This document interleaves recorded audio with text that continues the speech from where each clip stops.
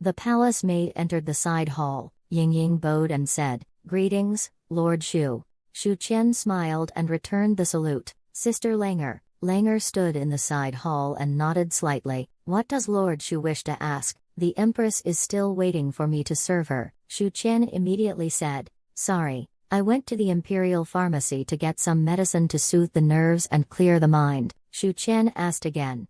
"Did you tear up the income and expenditure books of the Imperial Pharmacy?" He was just as straightforward with the other palace maids and eunuchs on the list. With the Qi watching technique, it's like having a foolproof lie detector, even better than surveillance. Langer simply and bluntly shook her head. "No."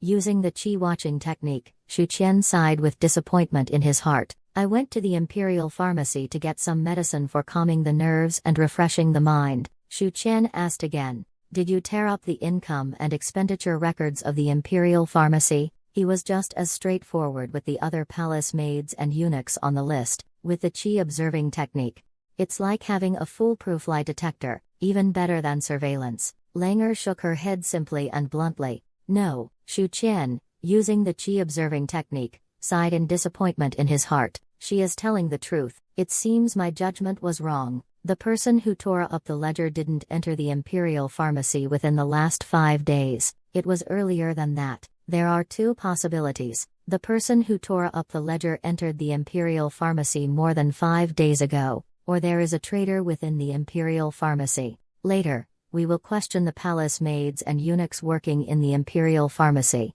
Thinking of this, Shu Qian cupped his hands and said, "I've finished my questions. But this case is not over yet. We might visit again in the future." Hearing this, Langer showed obvious impatience in her eyes. Shu Qian quickly said, "I'll bring some small gifts for Sister Langer next time. The mung bean cake from Gyue Tower in the capital is a signature snack." Langer shook her head. With detachment and slight resistance, she said calmly, "No need, I don't like eating mung bean cakes." Shu Qian was startled upon hearing this. The compliment he was about to blurt out abruptly halted, because he remembered that when he first entered the palace, the courtesan had clearly told him, this palace maid, who was deeply trusted by Consort Chen, loved mung bean cakes the most, but now she said otherwise, with a look of impatience on her face. Most importantly, his Qi observing technique showed that Langer's emotions were very stable. He didn't lie. He quickly thought of 2 possibilities. 1. Langer actually doesn't like mung bean cakes. The reason she pretends to like them is to win favor with Consort Chen. 2. She is lying.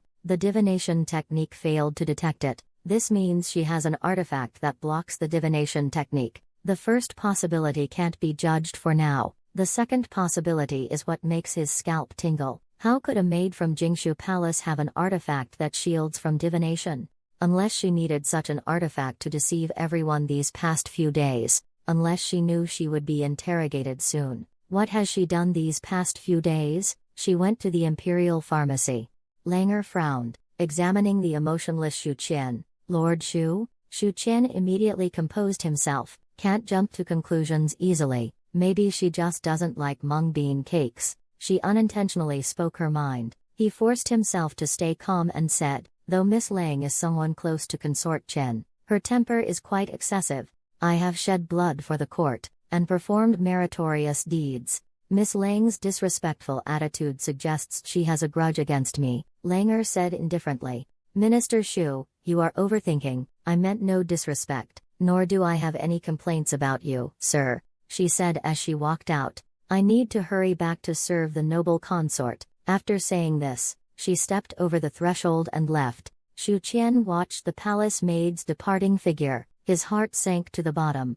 Just now, the feedback from the Qi watching technique showed that Langer still hadn't lied. Therefore, he could almost confirm that this palace maid had something to block the Qi looking technique. Thinking of this, a terrifying truth was revealed. The mastermind was her, Consort Chen. Shu Qian's scalp tingled. He hurriedly gave an order to a young eunuch, and walked out in a rush. Although he appeared calm on the surface, if you looked closely at Shu Qian's steps, it was obvious that he was flustered. Shu Qian cursed inwardly. This place was like a haunted house at midnight. Countless evil spirits seemed to be entertaining guests, and he was the passerby who accidentally stumbled upon their secret. He just wanted to pretend he knew nothing, then quickly leave before the spirits reacted. Fortunately, the way was clear. He arrived at the palace gates without incident. But then his steps suddenly froze. If noble consort Chen is the mastermind, then everything the empress has suffered is the price noble consort Chen is about to pay. Stripped of her title and confined to the cold palace.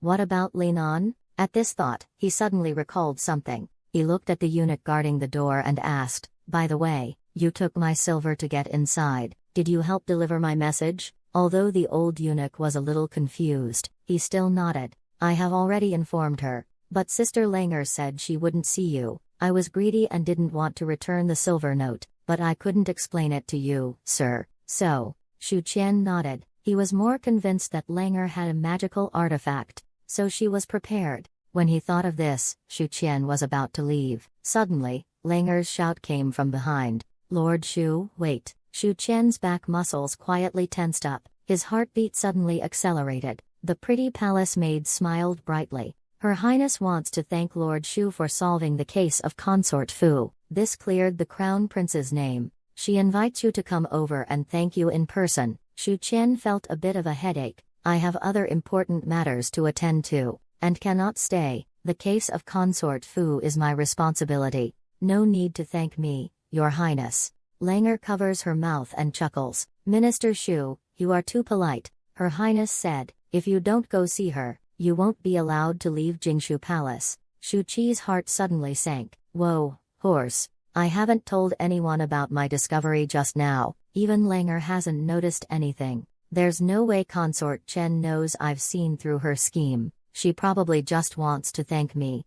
Putting on a show. But even so, this is the palace. There are imperial guards outside, and Linan inside. Consort Chen wouldn't dare do anything to me here. Besides, my blade skills are not to be trifled with." In the end, Shu Qian reluctantly nodded, but he didn't forget his other trump card, the little eunuch sent by Emperor Yuanjing to supervise. Though he might not play a crucial role in saving his life, he should be enough to deter. The two followed behind Langer, dressed in colorful palace attire, through the front courtyard corridor into the backyard. At this moment, the young eunuch coughed forcefully, to remind Shu Qian not to follow any further, and to wait here for a message. Langer kept walking, and entered the inner room alone. "Your Grace, Lord Shu is here." Consort Chen responded with a hum. "I have some words to say to Lord Shu. You all may leave. Go to the outer courtyard." Then saw Linan walking out angrily, because everyone included her. But she didn't dare to defy her mother consort. She could only vent her anger on Shu Qian as she passed by him. But Shu Qian thought she looked very cute like this. It's just a pity that this wasn't the time for admiration and flirting. The young eunuch who came in was in a dilemma, not knowing what to do. Then Langer said, "The Empress said everyone else should leave. Didn't you hear?" Suddenly, Shu Qian shouted, "The Emperor sent you to supervise me. You should act like an imperial envoy. Stand up straight." He deliberately spoke loudly. "I'm ultimately an outsider official. It's inappropriate to meet the noble consort privately. This little eunuch is here to supervise me. It was by His Majesty's decree." The room fell silent for a few seconds. Then Consort Chen's voice came through. "Wait outside, then." Shu Qian then waved at the young eunuch, indicating for him to stand further away. "Just stay within my sight." He speculated about what would happen next. If it was just to thank me, there's no need to dismiss everyone. In other words, what Consort Chen says to me cannot be heard by outsiders. That's also why he had the little eunuch stand further away. It's a compromise for Consort Chen, and also an extra layer of protection for himself. He cannot hear the conversation between the consort and me, but he can clearly see everything happening inside the room. This prevents Consort Chen from pretending to be the victim, while actually accusing me of bullying her. Although this method is rather crude, it's necessary. End of thought. Shu Qian entered the room, and saw Consort Chen sitting elegantly, in luxurious palace attire. This was Shu Qian's second time seeing this beautiful woman. The last time was at the ancestral worship ceremony last year. Consort Chen and Linan have the same face shape, a standard oval face with delicate features. At this moment, Consort Chen's clear voice rang out. "This morning, His Majesty proposed to depose the Empress in the court. Minister Shu must have heard about it." Shu Qian nodded succinctly. I am aware, concubine Chen responded with an "Oh." Then why has Minister Shu come to my Jingshu palace? For what reason? Shu Qian replied. There are still some doubts about this case, the beautiful woman said with a faint smile. What doubts? Shu Qian sneered. This humble servant is ignorant. I have no clues. The room fell silent briefly. Consort Chen stared at Shu Qian for a long time. The smile on her face gradually faded. The next moment, she slammed her teacup down heavily. Her voice was like frost. You're lying. Shu Qian feigned confusion to probe. What do you mean by that, Your Highness? You can use qi sensing to see others. Consort Chen sighed unhurriedly. I invited you here just to test you, but your lie just now leaves me no room for luck. Lord Shu, your mind is sharp. No matter how intricate the case, it's just a trifle to you. Various thoughts flashed through Shu Qian's mind. Is Consort Chen a sorcerer? This is impossible. Why would she confess to me? Isn't she afraid I'll tell Emperor Yuanjing? What's her purpose in inviting me over? Thinking of this, he sighed. Your Majesty, why? I can pretend I don't know anything. After speaking, he added in his mind, and then go find Duke Wei and He Jing to deal with you. At this point, they were quite frank with each other. Consort Chen was as calm as if chatting casually. When did you find out? Just now? Shu Qian nodded candidly. Yes, I noticed Langer was disguised. Consort Chen smiled. But you had your suspicions before, right? Tell me. Shu Qian pondered and said, I have many doubts after reviewing the case of concubine Fu. How could her ladyship casually place the 100 pieces sent by the Empress on the table? After all, this is the harem, using tonic wine to get the crown prince slightly drunk. Aren't you afraid he might do something wrong? This doesn't match your cautious style. Although the Empress could bribe Huang Sharo to set a trap for the crown prince, how could she ensure that the crown prince would definitely go to Quangfeng Hall? And you are the birth mother of the crown prince. No one knows a child better than their mother. You knew he had feelings for Consort Fu, so you sent Huang Sharo to lie in wait. This explanation makes perfect sense. After that, from the discovery of Huang Sharo's body, to the clues I found all pointing to the Empress, the manipulative traces are too obvious. But if Huang Sharo just disappeared, it wouldn't achieve your goal of framing the Empress. Of course, at that time, I hadn't realized it yet.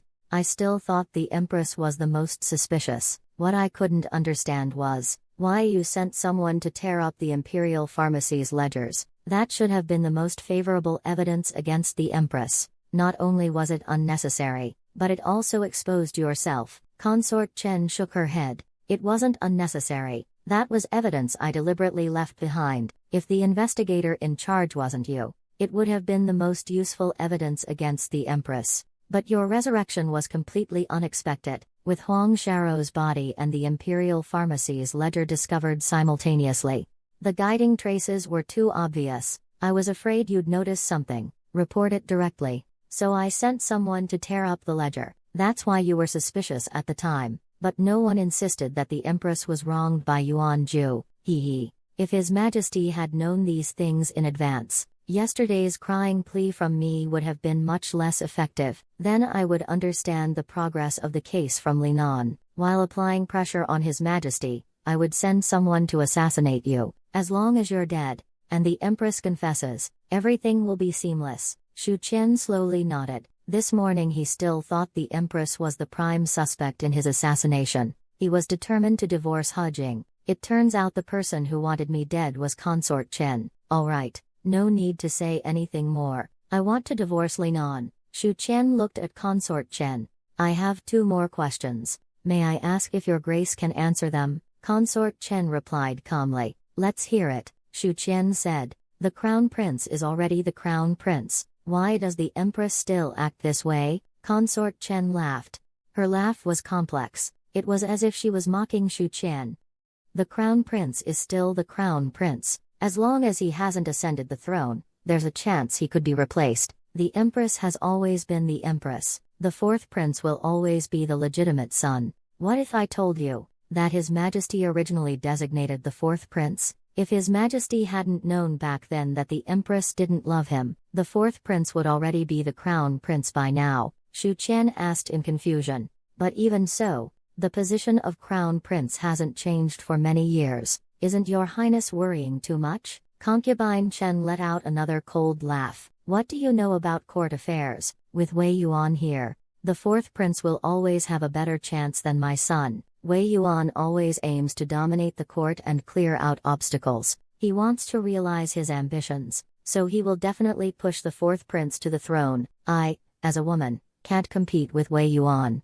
I can only make efforts through the Empress. The Empress is the head of the harem and the model for all women, the highest honor for a woman, and coveted the position of Empress. Regarding Wei Yuan's ambitions, Shu Qian had some understanding. He knew Consort Chen was telling the truth. He continued to ask, one last question. Who is the person behind you? Consort Chen shook her head and laughed. I'm growing more and more fond of you. It seems Li Nan has accidentally dug up a treasure. How are you so sure that there's someone backing me? Shu Qian thought. If the Empress had known about the prince's actions all along, why did she tolerate it for so long, and only act now? If the Empress only recently found out about the prince and Huang Sharo, then who told her? It certainly wasn't Huang Sharo. She could endure for so many years. There's no reason she would suddenly change and inform you. There must be someone acting as a go-between. Moreover, Your Majesty knows I lied. The astrology techniques of the Astronomical Bureau are not something ordinary people can perform. I just guessed another possibility. Your target is the Empress, and the person or force behind you is targeting Duke Wei. Concubine Chen's smile disappeared. Master Shu thinks. How is Li Nan? Shu Qian felt a stir in his heart. Of course, it's very nice. Noble Consort Chen gently guided. The Crown Prince told me that Li Nan is at the age to be married. I silently kept it in mind. Then I noticed that ever since she met you, whenever she came to Jingshu Palace, the person she mentioned the most was you. I, too, have been through the age of young love. I heard Lord Shu will soon be ennobled. Though a viscount is not high, it does mean you enter the noble class. I can promise you, within 3 years, your rank will rise. Then I'll marry Li Nan to you. Shu Qian hesitated. Such blatant wooing. This must be why Consort Chen was so frank with me. Seeing Shu Qian show interest, Consort Chen presses the advantage. Even if you know the secret, it's impossible to accuse me. Langer has been unwell recently. Sudden illness. The imperial physician couldn't save her. What do you think of this outcome, Lord Shu? Shu Qian is speechless. How could a pure and lovely child like Li Nan have a mother like you? You think you can fool me with empty promises? He pondered for a moment. 3 years is too long. Who knows if the consort is just tricking me? Consort Chen raised her eyebrows. The fastest would be 2 years. Bestowing a title is no small matter. You should be aware of that. Shu Qian waved his hand. That's not what I meant. We can get married in 3 years, but can we consummate the marriage before that? Shu Qian's rude request had just slipped out. Ice slowly crept up Consort Chen's face. Are you demanding me? Shu Qian shrugged and laughed. You see, no matter how good the promises sound, as soon as real commitment is needed, they turn hostile. Consort Chen picked up her teacup and took a sip. When putting down the teacup, her face had already returned to normal. My biggest flaw is Langer. As long as she is gone, there will be no evidence, and the towering Fengqi Palace will soon collapse. As the saying goes, a wise bird chooses the right tree to perch on. Lord Shu is a smart man. You know what to choose. Shu Qian nodded in agreement. The Crown Prince is still the Crown Prince, and the Empress is about to be replaced. The Empress also promised to marry Li Nan to me, so I choose Duke Wei. Consort Chen's face froze. She slightly tightened her grip on the teacup, barely resisting the urge to splash the hot tea on his face, or throw the cup. So, Minister Shu plans to take Langer away from Jingshu Palace. She wants to put me to death. As soon as she finished speaking, the atmosphere in the room dropped to freezing point. An invisible killing intent enveloped Shu Qian. Shu Zi, who was at the refining god stage, didn't detect the enemy's move, but the instinct of a 7th-rank martial artist sent him a signal. Danger? If he insisted on taking Langer away, it would mean perishing together with concubine Chen. In that case, she would definitely be driven to desperate measures. No longer caring that this is the harem to strike at me, my life cannot be guaranteed. Even though there is Monk Shen Shu, But Shen Shu is my last card. Shu Qian sneered, straightened his back, with disdain in his eyes. When I, Shu Qian, faced tens of thousands of rebels, fought alone and killed thousands, died without falling, your highness thinks, am I supposed to fear mere threats? I do not fear death.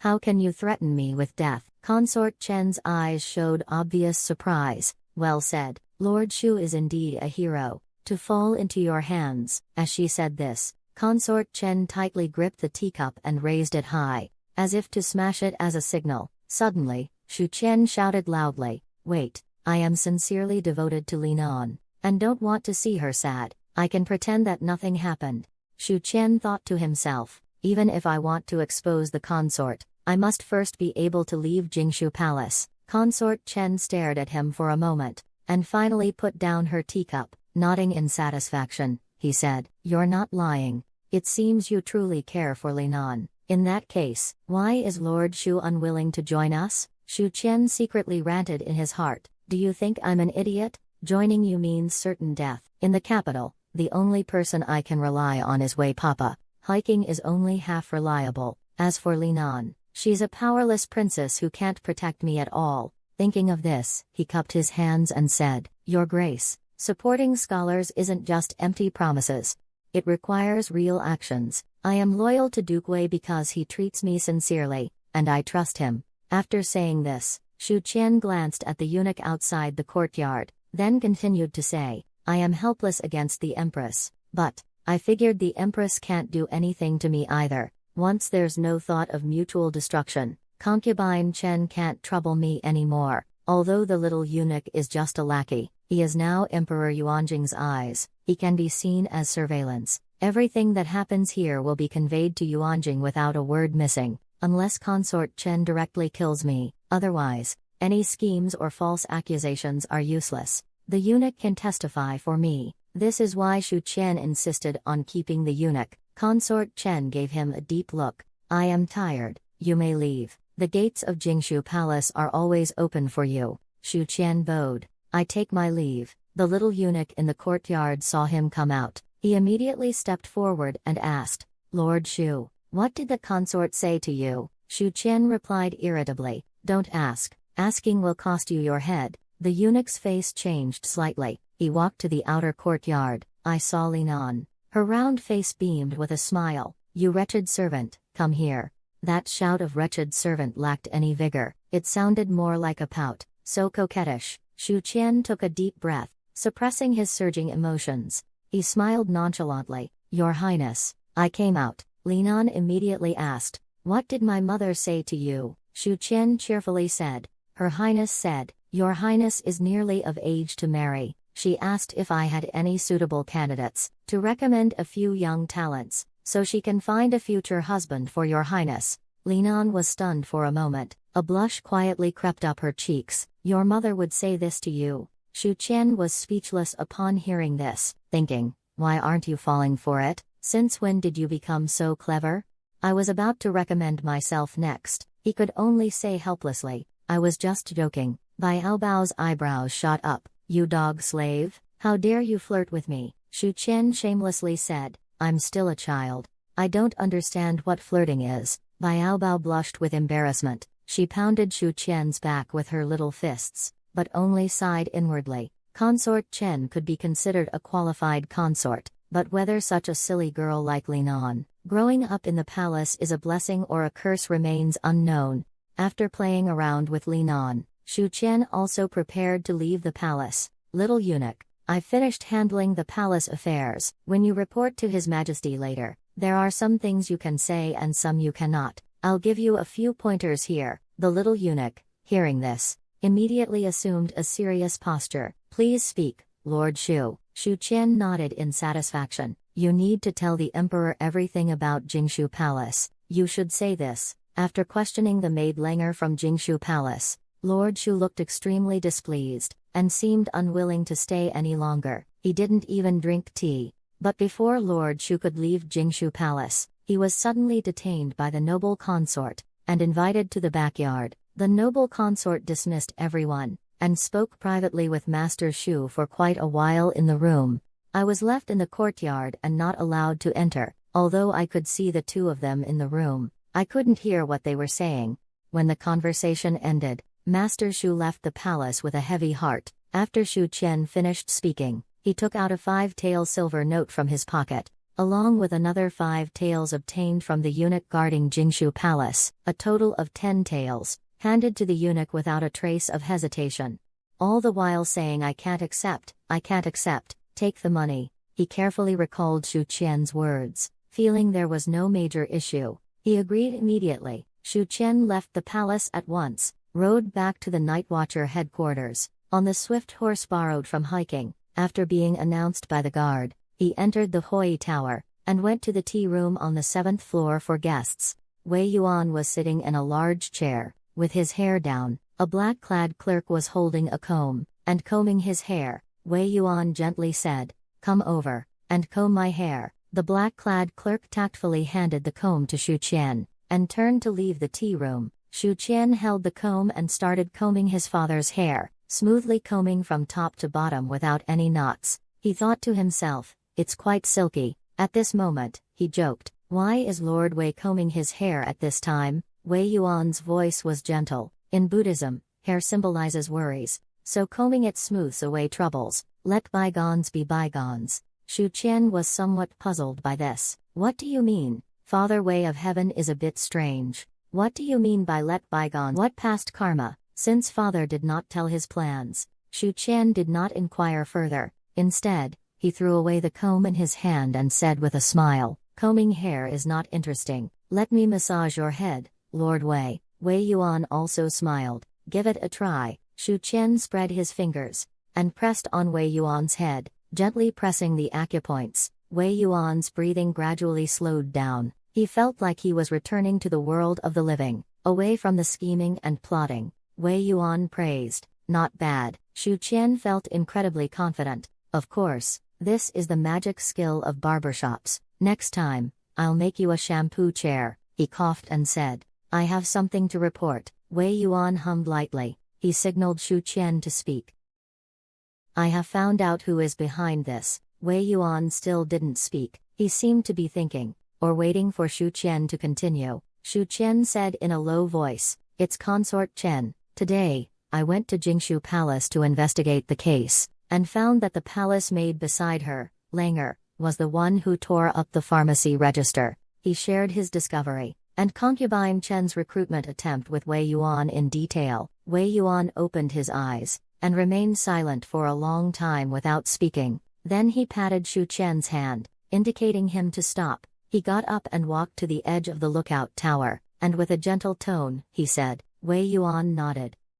"At first, I didn't think of it. She was ruthless. She even dragged the crown prince into this. After handing the case to you, I stopped paying attention. Until this morning, when I learned the Empress confessed. After hearing you recount the case, I guessed it was Consort Chen." Shu Qian stared at his back for a long time.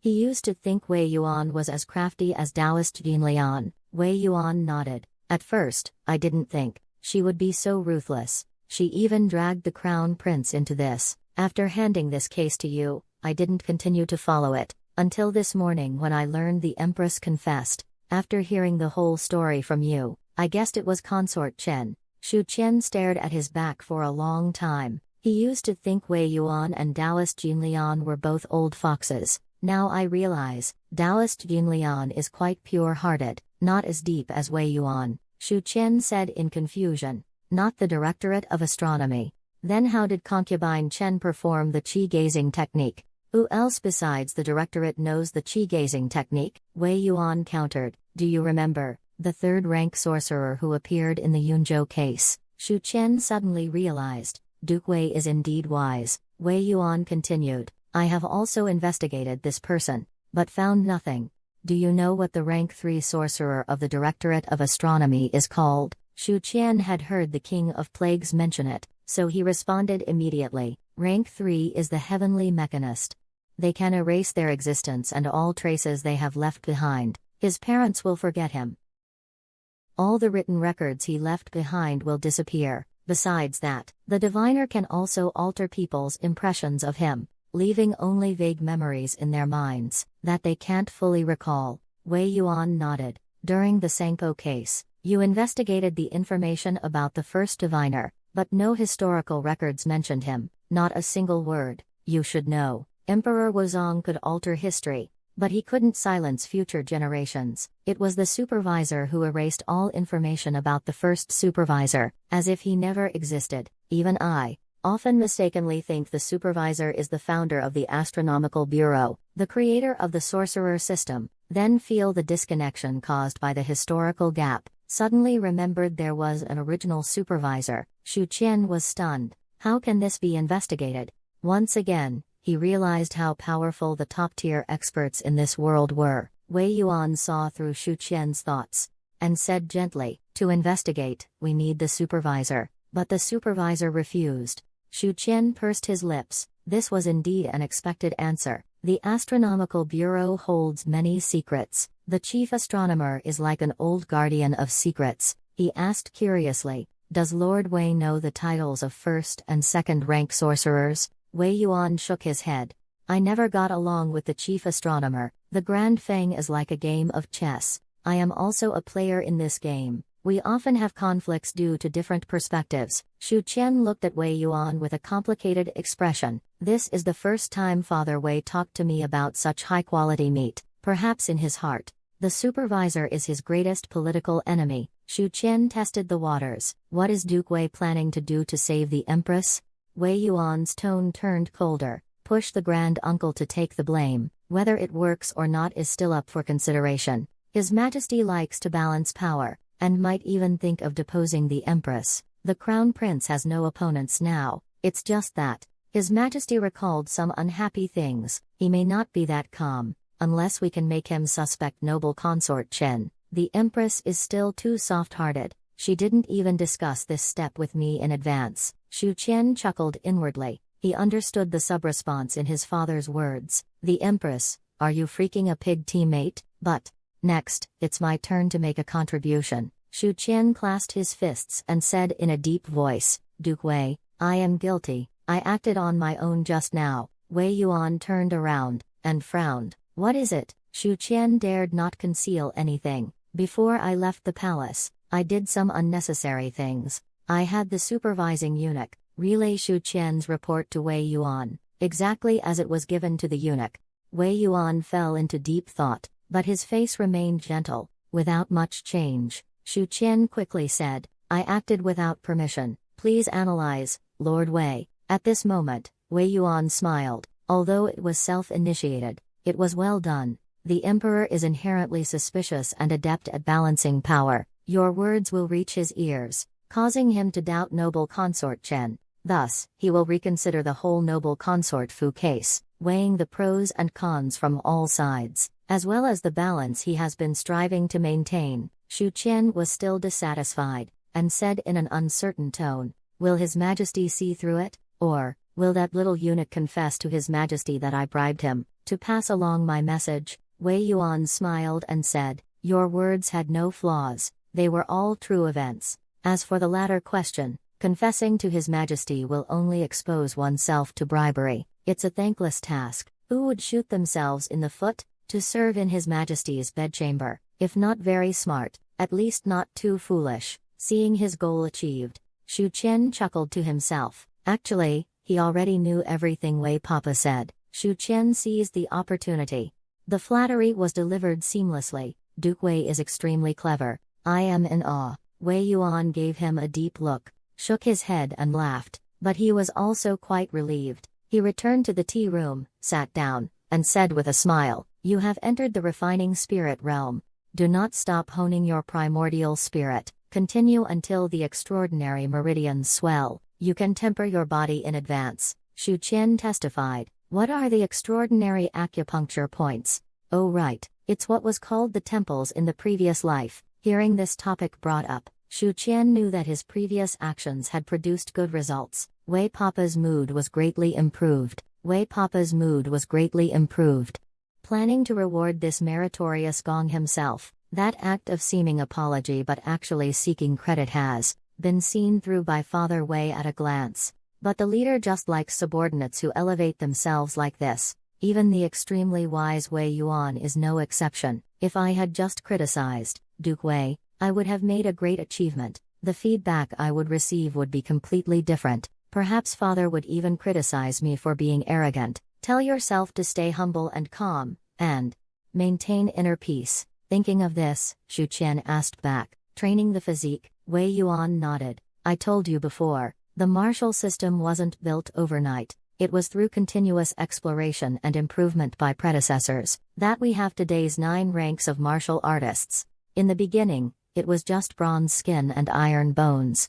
It's forged with blows and strikes, like a blacksmith's hammer, turning a piece of raw iron into fine steel. This process is extremely lengthy, and often targets vital spots. If the foundation isn't solid, it could be fatal. Shu Qian silently cursed. Dad, when you say vital spots, do you mean what I think you mean? Ruined and wasted. Wei Yuan continued. Later, someone created medicinal baths, using special natural treasures as the main ingredients, placing people in a large cauldron to be boiled, resisting high temperatures to absorb the medicinal power, to achieve the copper skin iron bone stage. Shu Qian asked excitedly, what's the mortality rate? Wei Yuan glanced at him. The danger is equally high. Sometimes as you cook, you get familiar with people. Shu Qian immediately pictured a scene in his mind. He was sitting in a large cauldron. Boiling water was all around him. Chu Tsai Wei, who was proficient in pharmacology, kept adding seasonings to the cauldron.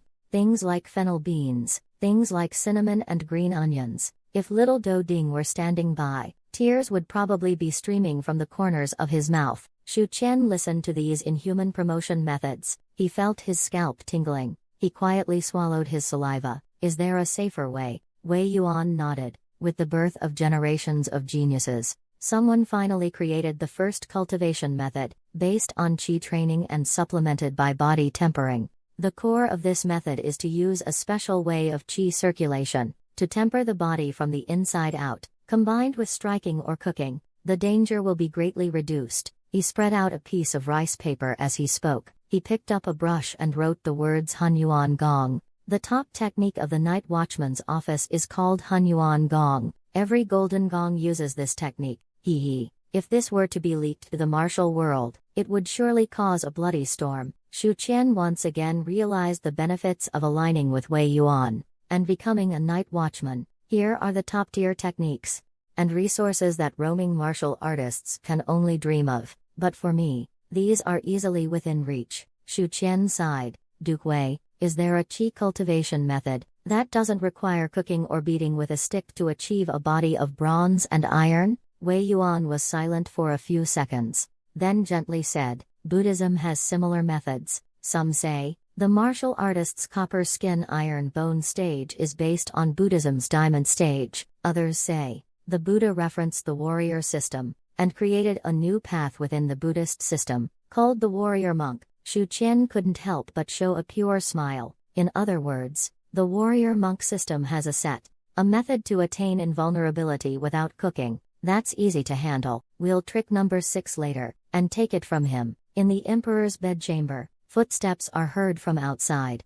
A young eunuch stops outside the chamber. An old eunuch shuffles to the door, lowers his voice. What's the matter? The eunuch whispered, Godfather, the Taoist from Lingbao Temple has invited His Majesty. The old eunuch was obviously taken aback. He calculated the time with his fingers, thinking to himself, the timing is right. It's these few days every month, when the national teacher is unwell and in seclusion for recuperation. Even His Majesty cannot disturb him. He can only practice breathing exercises in his own chambers. The old eunuch nodded. Understood, you may leave. He dismissed the young eunuch. He slowly walked back to the bedchamber. Emperor Yuanjing was sitting cross-legged on the couch, eyes closed, regulating his breathing. A stick of sandalwood incense was burning in the corner of the bed. The thin, straight smoke rose up. The old eunuch whispered, Your Majesty, the Grand Master sent someone to invite you to go and comprehend the Tao. Emperor Yuanjing instantly opened his eyes, slightly stunned for a moment. Immediately after, those calm and serene eyes radiated light. Prepare the carriage, let's go quickly. Every month, the Grand Master suffers from the burning of karmic fire, with emotions and desires surging endlessly. So, the Grand Master chooses to seclude himself for a few days during this time. No one is allowed to enter Lingbao Temple. But Emperor Yuanjing knew, if one day the national preceptor agreed to dual cultivation with him, it would definitely be these days. Emperor Yuanjing had been waiting for this day for a long time. Although his black hair has regrown now, and his body is as robust as a young man, he still couldn't achieve immortality. If he wanted to go further, he could only achieve it through dual cultivation with the national preceptor. Absorb her spiritual essence. Only then can you live forever and ever, truly become the eternal emperor of the Great Fang. He climbed onto the dragon chariot and left the bedroom. Emperor Yuanjing urged on the way, and soon arrived at Lingbao Temple. But when he saw the female state preceptor, he was disappointed to find she had really just invited him to meditate, just like their usual practice. The woman with features as delicate as a painting, the national advisor, sat cross-legged on the mat. Her voice was soft and charming. "Your Majesty, please sit." Emperor Yuanjing was unwilling. He said in a deep voice, "Since the national advisor is unwilling to dual cultivate with me, why invite me here at this time?" Luo Yuhing said lightly, "This month, I am not affected by the burning fire. I promise to teach your Majesty the art of longevity. I will certainly remember the promise, and not dare to slack off." Emperor Yuanjing was silent for a moment, then sat on his mat. He did not immediately start breathing exercises, but said, "State preceptor, the ingredients for the rejuvenation pill are ready. Tomorrow, I will send someone to Lingbao Temple." Luo Yuhing sighed. His Majesty's black hair has regrown. After years of breathing exercises and cultivation, he's already immune to all diseases. There's no need to practice the 4 seasons elixir anymore. But Emperor Yuanjing wouldn't listen. He closed his eyes and did breathing exercises. Every year he had to refine 4 furnaces of elixir. During the 4 solar terms of spring, summer, autumn, and winter, each furnace of elixir was worth a fortune, equivalent to 3 years of tax revenue from a county. In addition to the 4 large furnaces of elixirs, there are also 36 small furnaces. The enormous expenditure on silver is astonishing. These funds were not taken from the Ministry of Revenue's treasury. All were dispersed from Emperor Yuanjing's private treasury. Every court official knew about this, but no one spoke of it. After discussing with the national teacher Wu Dao until dusk, Emperor Yuanjing was in a bad mood. He returned to his quarters and remained silent. Suddenly remembered the case of Consort Fu hasn't ended yet, and said it impatiently, "Daban, go tell the cabinet to draft a decree. The case of Consort Fu has been delayed again and again. It's already been 10 days. Order the 3 departments to give a result within 2 days." The old eunuch knew. This was the emperor wanting the result of whether the empress was guilty. He hesitated slightly and said in a low voice, "That Shu Qian came to the palace again today." Emperor Yuanjing frowned. "Why is he here again?" "Tomorrow, send someone to the night watchman's office to retrieve the gold medal." The old eunuch nodded. He said softly, "Do you still want to question this servant this time?" Emperor Yuanjing thought for a moment, then slowly nodded. "Summon him." The old eunuch left the bedchamber.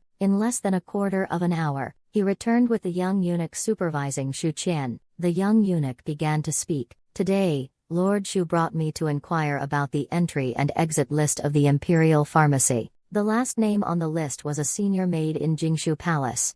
Beside consort Gaifei, Lord Shu took me to question her, but we were turned away, helpless. Lord Shu went to Shaoyan Palace, asked His Highness Linan for help. After inquiring with Langer of Jingshu Palace, Master Shu's face turned extremely grim. He seemed unwilling to stay any longer. He left in a hurry without even drinking tea. But before leaving Jingshu Palace, Langer came back, said the noble consort invited Master Shu to the courtyard for a chat, to thank him for solving the consort Fu case. Master Shu originally didn't want to go meet, but Langer forcibly kept him. Then the noble consort dismissed everyone. Even I couldn't enter the room. I could only wait in the courtyard. Emperor Yuanjing stared at him intently. After a few seconds of pondering, he slowly said, "Dismissed everyone?" The little eunuch answered truthfully, "Yes, Your Majesty, yes." Emperor Yuanjing's voice lowered a bit. "What did they talk about in the courtyard?" The young eunuch said, "It was too far away. I couldn't hear clearly. I could only see Lord Shu and the concubine talking in the room from a distance." Emperor Yuanjing said, "You just said." After Shu Qian questioned Langer, his face turned extremely grim. Before the little eunuch could reply, The old eunuch's face changed slightly. He scolded, "You dog, how were you taught?" His sub-response was, "When reporting, never mix in your subjective emotions. Don't think about misleading His Majesty. Be fair and objective." Emperor Yuanjing raised his hand, interrupted the angry old eunuch. Seeing this, the young eunuch felt a bit more confident. It was indeed very unsightly. Emperor Yuanjing nodded. After a moment of contemplation, he said, "Shu Qian wants to leave," but Langer forcibly kept him. The young eunuch noticed a change in Emperor Yuanjing's attitude. Carefully, he said, "Master Shu said he is investigating under imperial orders. It's his duty. There is no need for thanks, Your Majesty." Langer said, "Master Shu wouldn't be able to leave Jingshu Palace if he didn't meet with Your Majesty." Upon hearing this, Emperor Yuanjing's eyes seemed to flash with brilliance. He slowly returned. When Shu Qian left, "How is the mood?" The young eunuch didn't answer immediately, but pretended to think for a moment, and then said, "Lord Shu left the palace with a heavy heart." To add credibility, he added, "In the past, when leaving the palace, Lord Shu would always chat a bit with this servant, but today was especially different." Not a word was said. Emperor Yuanjing said sternly, "Leave." After the young eunuch left the bedchamber, Emperor Yuanjing sat in silence for a long time, his fingers tapping aimlessly. After a quarter of an hour, he commanded in a deep voice, "Bring Langer from Jingshu Palace to me." The old eunuch acknowledged. The old eunuch responded, and slowly exited the bedchamber. He took a squad of guards, and passed through layers of palace walls to Jingshu Palace. The eunuch guarding the gate recognized the chief eunuch from a distance. He went up to greet him with a smile and said, "Please wait a moment, Your Excellency. I will inform the noble consort." The old eunuch slapped him aside, and entered the courtyard with the guards. "We're running out of time." An old eunuch stood in the inner courtyard and shouted loudly, "Your Grace, the noble consort, this old servant requests an audience." At this moment, from Consort Chen's room, emerged a palace maid with slightly red eyes. In a soft voice, she said, "Her Grace invites you in." The old eunuch followed the palace maid into the room, but the scene before him made his heart skip a beat. I saw Consort Chen sitting on a large chair, holding a silk handkerchief, occasionally wiping her eyes, her face full of sorrow. The old eunuch asked in surprise, "Your Highness, what is the matter?" Consort Chen said sadly, "A servant by my side suddenly fell ill and passed away just like that. Not even the imperial physician could save him."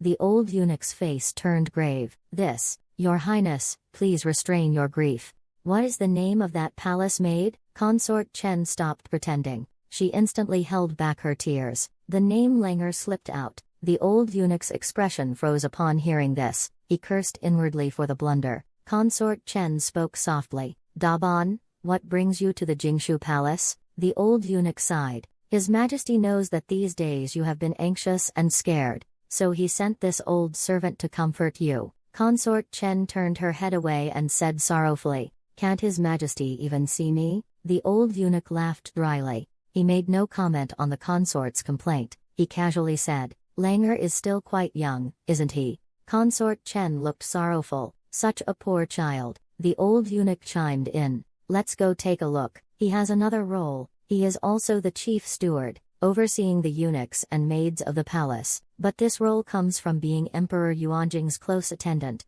The deputy steward is the real power holder. After all, the chief steward is very busy. It's impossible to always attend to the emperor. "Farewell, noble consort Chen." The old eunuch, led by the palace maids, entered the south wing. He saw Langer lying on the bed with a ghastly pale face. The old eunuch said in a deep voice, "Have you called for the imperial physician?" The palace maid next to him replied, "Yes, sir, he's been seen." The physician said it's a brain disorder, incurable. The old eunuch stared at Langer for a long time, and ordered, "Hand him over to me." He commanded the guards to take Langer's body, and hurried back to report. Returning to Emperor Yuanjing's bedchamber, the old emperor was still sitting solemnly at the large desk covered with bright yellow silk, staring expressionlessly at the door. The old eunuch whispered, "Your Majesty, Langer is dead." Emperor Yuanjing didn't say a word, just sat there motionless, as if in deep thought,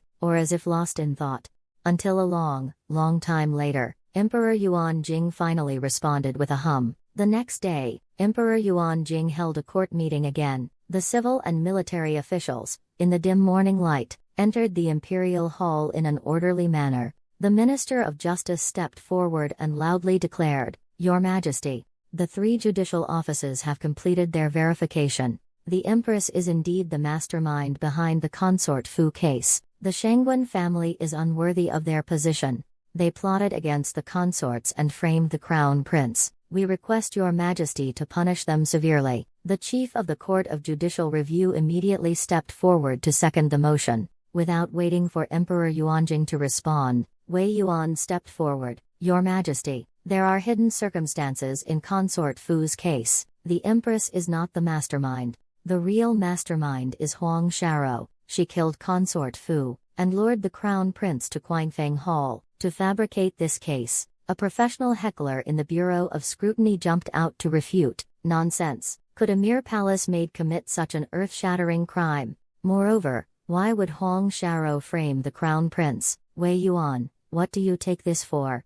He added after finishing, "Your Majesty, please execute this scoundrel." The other ministers all scolded Wei Yuan. The hall was in an uproar. The old eunuch, holding a whip, lashed out vigorously. He shouted, "Silence!" Wei Yuan ignored the surrounding gazes, and slowly said, "Yesterday, Gong Luo Shuqian, who is investigating the case of Consort Fu, found that Huang Sharo had been pregnant." Before he finished speaking, the hall was filled with an uproar. Palace maid Huang Sharo was pregnant. In the palace, aside from the guards, the only one who could make a woman pregnant was Emperor Yuanjing. The guards are certainly impossible. Those who guard the harem are all loyal to the royal family. They are the elite, carefully selected. Moreover, they always work in teams, supervising each other. There's no possibility of having an affair with the palace maids. Then there's only one possibility. Emperor Yuanjing's stern face twitched slightly. He said in a deep voice, "Wei Yuan, continue." After investigation, it was discovered that the one who caused Huang Sharo to lose her innocence and become pregnant was the current dynasty's duke, Shangguan Ming. Next, Wei Yuan told the court officials a story he had embellished. Palace maid Huang Sharo was humiliated by the duke and unfortunately became pregnant. Afterwards, she secretly had an abortion. Thus, she bore a grudge. Enduring for many years, she finally hatched a plot. Taking advantage of being the favored concubine's personal maid, she secretly sabotaged the guardrail of the watchtower. Taking advantage of the favored concubine being drunk, she tricked the crown prince into going to the Breeze Pavilion, setting up the most shocking scheme in the palace in over a decade. When the duke heard about the favored concubine's case, he found out that Xiao Ru was implicated. Fearing his beastly actions would be exposed, he sought help from the Phoenix Palace. Only then did the Empress learn of the Duke's heinous deeds. Considering the bonds of kinship, he tearfully took the blame for the Duke of State. In the end, Wei Yuan summarized the case, stating the facts as they were. "The Duke of State has confessed. Your Majesty can summon him for trial at any time."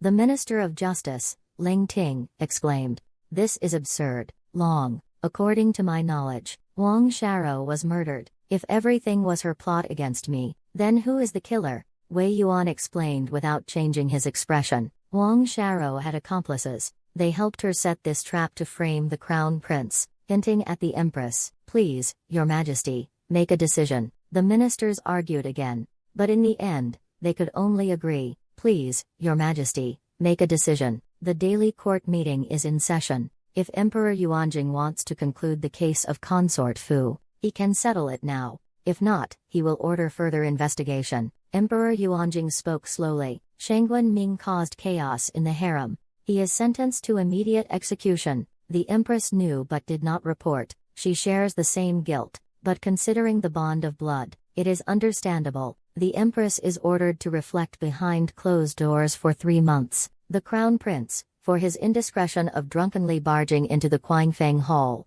is ordered to reflect behind closed doors for 6 months. Consort Chen encouraged the Crown Prince's drunkenness, resulting in a great disaster. She is demoted to Lady Chen. The hall fell silent. The officials looked around in confusion. "I can't understand why the Empress involved in the case is to reflect for 3 months. while the crown prince is to reflect for half a year, and the entirely unrelated noble consort Chen is demoted from noble consort to consort Chen. That's a 2-rank demotion. Could it be that this case is related to noble consort Chen?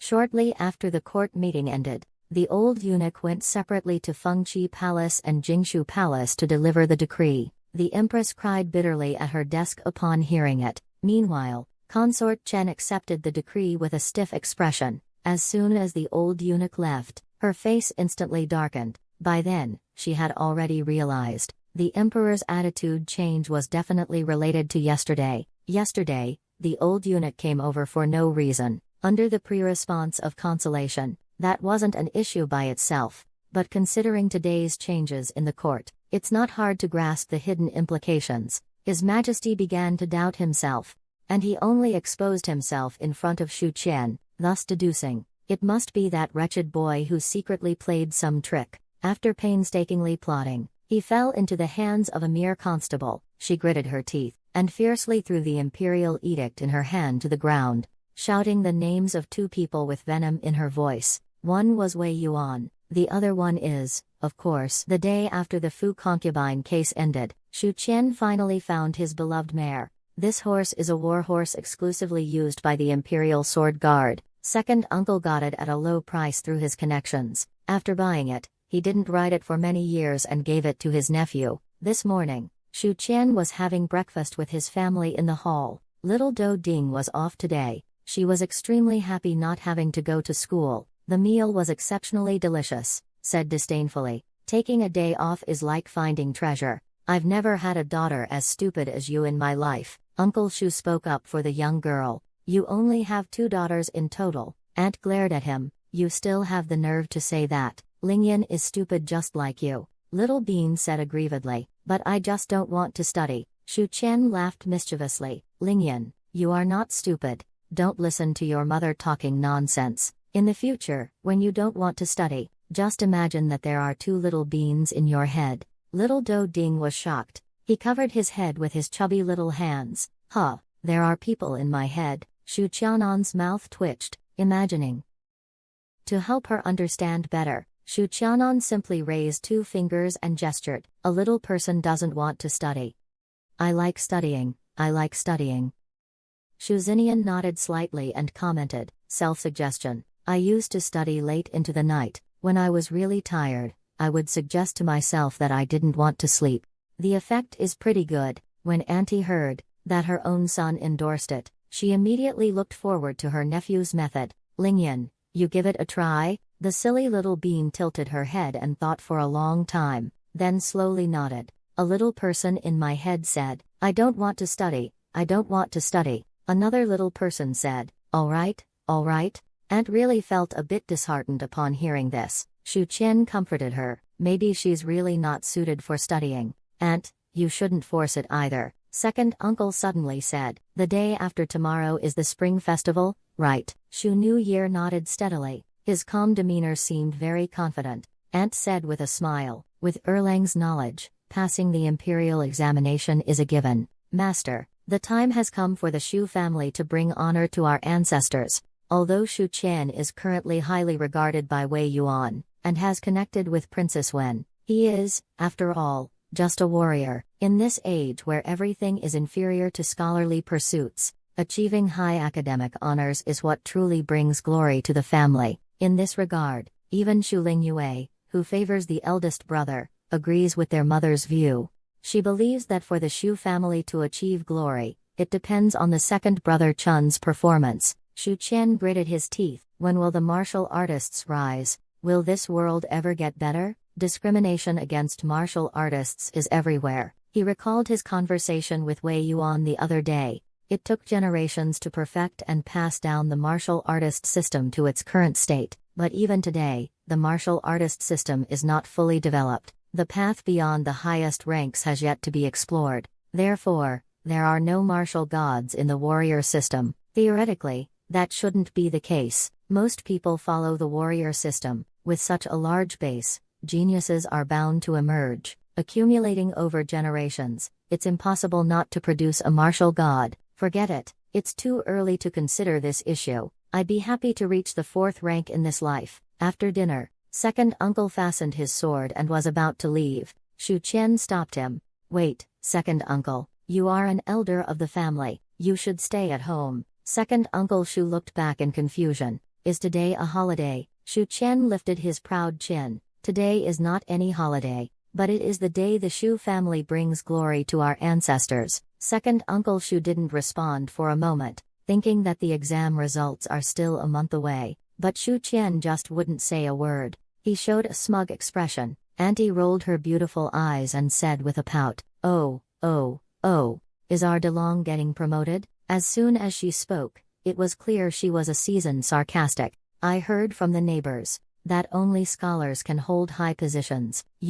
No matter how much you get promoted, you're still just a night watchman. Shu Qian glanced sideways with disdain. Auntie, you don't believe me, Auntie replied nonchalantly. I believe you. Promoted to a package, Shu Qian said in a deep voice. Not promoted, but ennobled. Auntie burst into laughter, laughing so hard she was swaying like a flower, charmingly beautiful. Second uncle Shu waved his hand irritably and said, stop talking nonsense. Back in the day, I fought enemies at Shanhaiguan, fighting from the south to the north, covered in blood. Even then, I was still a bit short of getting a title, Shu Qian silently retorted in his mind. Fighting from the south to the north. Second uncle, don't your arms get tired? At this moment, Shu Zinian shook his head. The matter of conferring titles is of great importance. The last time Dafeng conferred a title was during the Battle of Shanhaiguan 20 years ago. Now, with peace across the land, where would the war merit come from to confer a title? Shu Qian patted the little girl's head. Conferring a title doesn't necessarily require war merit, isn't that right, Lingyan? Aunt snorted. All right, don't I know you well enough, Aunt? If you're not taking a day off today, hurry to the Yamen. It's almost past the Mao hour. And don't delay your second uncle's appointment. Don't worry about bringing glory to the family, DeLong. After this spring, the Shu family will have a new scholar. Then we'll hold a banquet at home, and invite the clan members for a meal. At that time, old Zhang, the doorman, came running hurriedly, with a panicked expression as if a beast was chasing him. Master, there's an imperial edict. Shu Pingja didn't hear clearly. A what edict? Old Zhang instinctively replied. An imperial edict. Shu Qian didn't care anymore. He pushed his second uncle out. The emperor's decree has arrived. Let's go. After the Fu Fei case ended yesterday, Wei Yuan mentioned to him that the cabinet had already drafted the decree for the title. It was set for today. Shu Pingja walked from the inner courtyard to the outer courtyard, feeling like he had traversed half his life. His emotions were very complex at this moment. He had experienced similar feelings once before. On his wedding night, from afar, he saw a eunuch in a robe standing in the courtyard, holding a yellow silk imperial edict embroidered with a 5-clawed golden dragon. Tongluo Shu Qian, receive the edict. Second uncle knelt first, then pulled Shu Qian to kneel together. The eunuch led and proclaimed loudly, by the mandate of heaven, the emperor decrees, I rule by civil virtue in times of peace and by martial prowess in times of chaos, and the generals and commanders are indeed the pillars of the court and the bulwark of the state. Shu Qian solved multiple major cases, and killed 200 rebels in Yunzhou,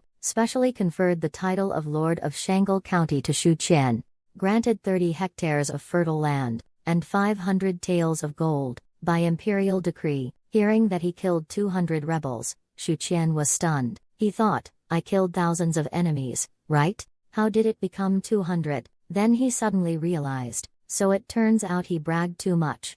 And even started believing it himself. Shu Qian shouted a slogan, thank you for your majesty's great kindness, then stood up to receive the decree. Mong Pao Thailand smiled and said, congratulations, Sir Shu. No, it's Lord Shu. Shu Qian received the imperial decree. He handed over a 100-tael silver note. Thank you, eunuch. Due to Shu Qian's understanding behavior, the decree team did not linger. They came hurriedly and left hurriedly. Second uncle Shu held the decree, reading it over and over for a long time, clearly illiterate, but reading it seriously. Finally, he laughed a few times, and hopped inside cheerfully. Our Shu family has produced a viscount, madam. Quickly write to the Shu clan. Our Shu family has produced a viscount. I must throw a grand banquet. A grand banquet for 3 days and nights. Shu Qian then picked up the chest of gold and jade bestowed by Emperor Yuanjing, sneaking back to his room,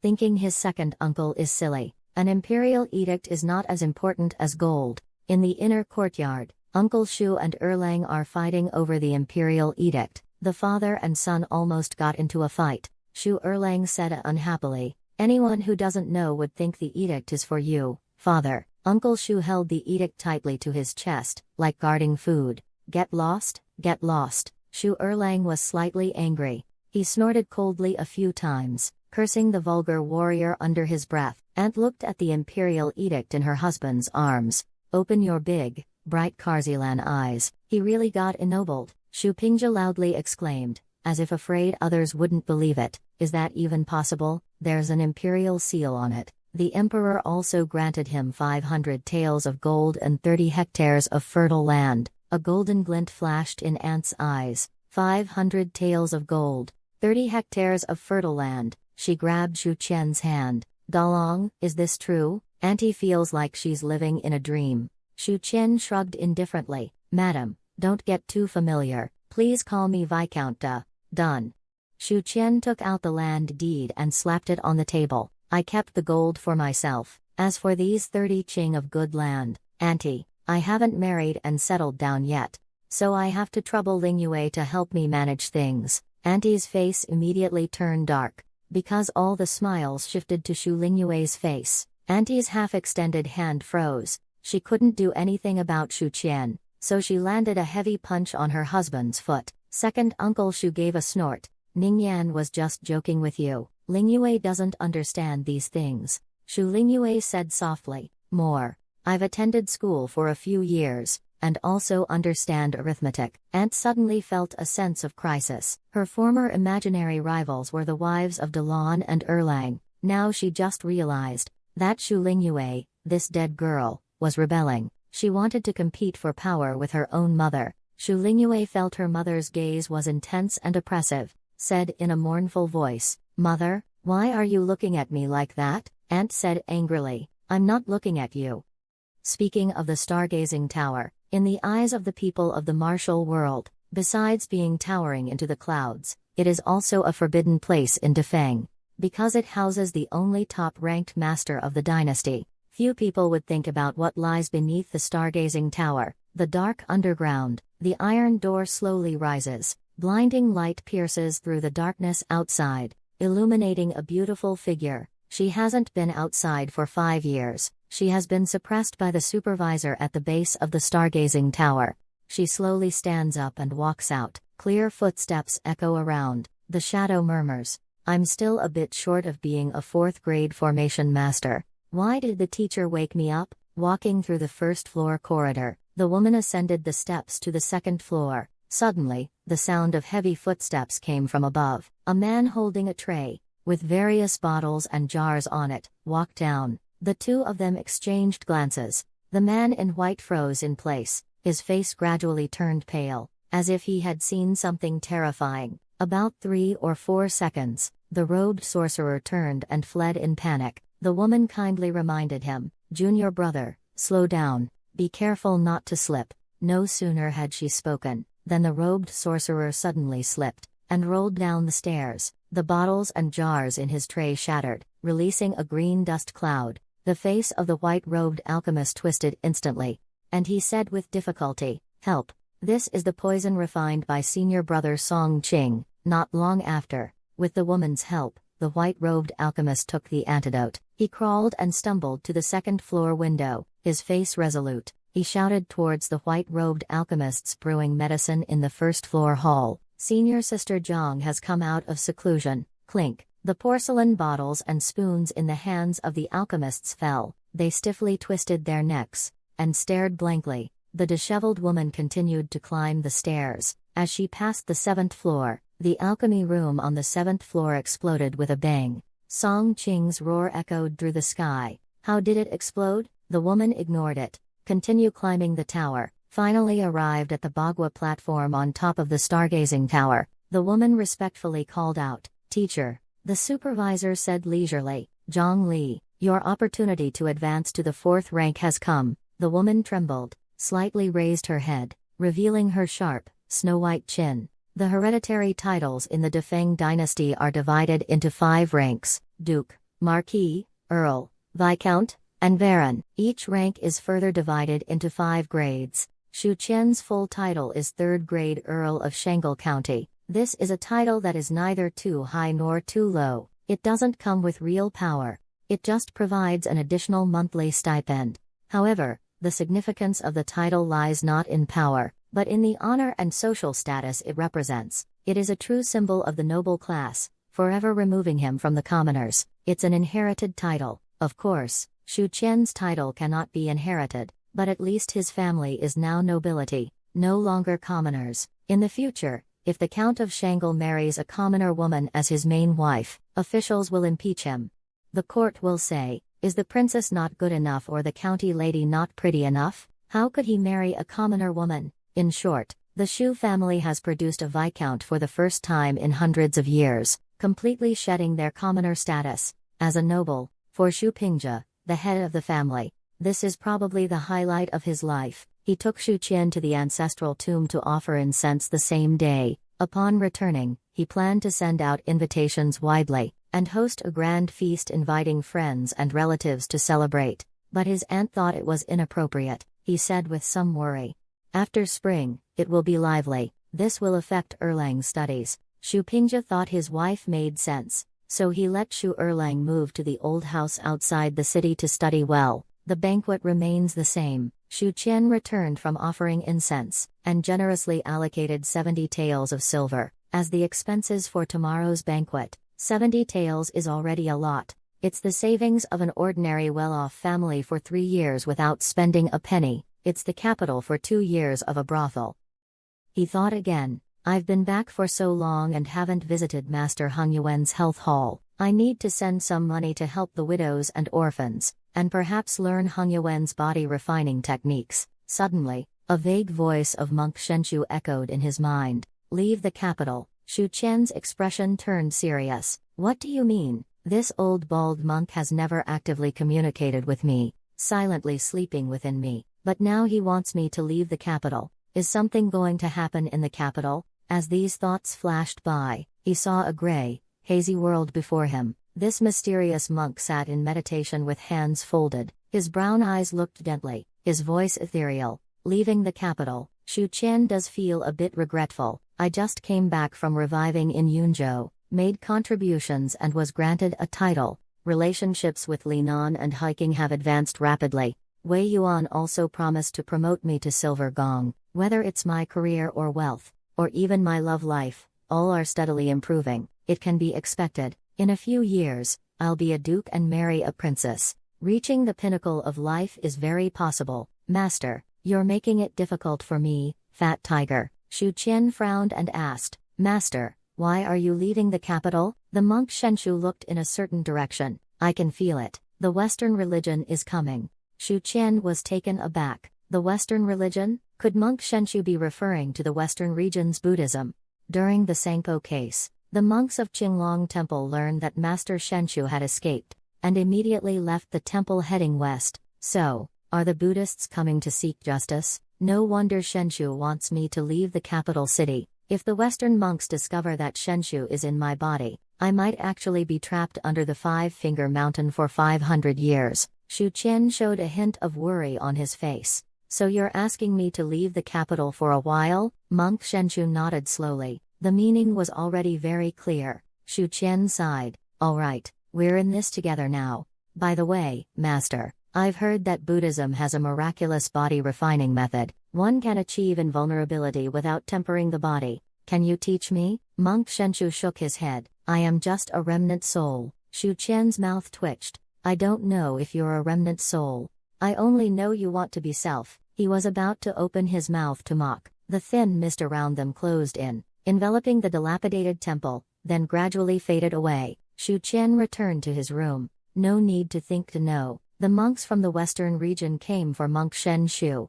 It's been over a month now. At most, they will look at the files, just to understand the case. They won't stay long in the capital, So my leaving the capital is only temporary, I might even return soon. In that case, I can accept it. Just think of it as a vacation, going to a prosperous city. In a few days, the boring life of the rich. Actually, it's the leave request that's hard to write. Leaving the capital without reason is not allowed by the government office's rules. Right. Find Taoist Jinlian, that old silver coin, to discuss. Let him come up with a random reason, like someone in the Dishu chat group is in trouble and needs my support. But before that, there are some loose ends to tie up. For example, attending tomorrow's banquet. For example, instructing the jailers to watch over that couple. Whether Erlang can stay in the capital depends entirely on them. Then, for example, probing how Wei Yuan plans to retaliate against noble consort Chen. Although the Fufei case is over,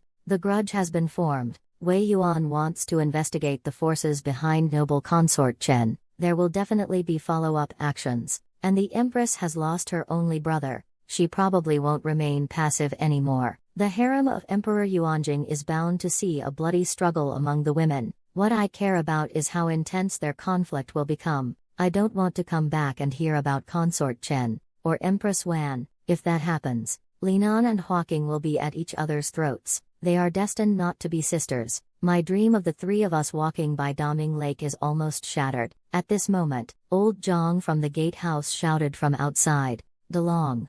Wei from the Celestial Supervisor is visiting. Shu Qian attests. Why is she here? Though it's true I haven't seen that girl for quite a while. In the living room, Chu Wei carefully sets down the pastries, as if they were some kind of treasure. Suddenly, a small child appears out of nowhere. She looked at her eagerly. The big-eyed beauty still remembered her, as a gluttonous little child. Take whatever you want to eat. Big sister has plenty. The little one was overjoyed. Her eyes turned into little hearts. Then the big and little foodies coexisted peacefully. You eat yours, I'll eat mine, in perfect harmony. But while eating, Chu Wei suddenly noticed something was wrong. This girl is eating faster than me. No way. That's too unfair. I need to eat faster too. Little Do Ding noticed. This sister suddenly started eating faster. Clearly, she's competing with me for food. So her hand movements sped up a lot too. Big-eyed cute girl fell behind once again.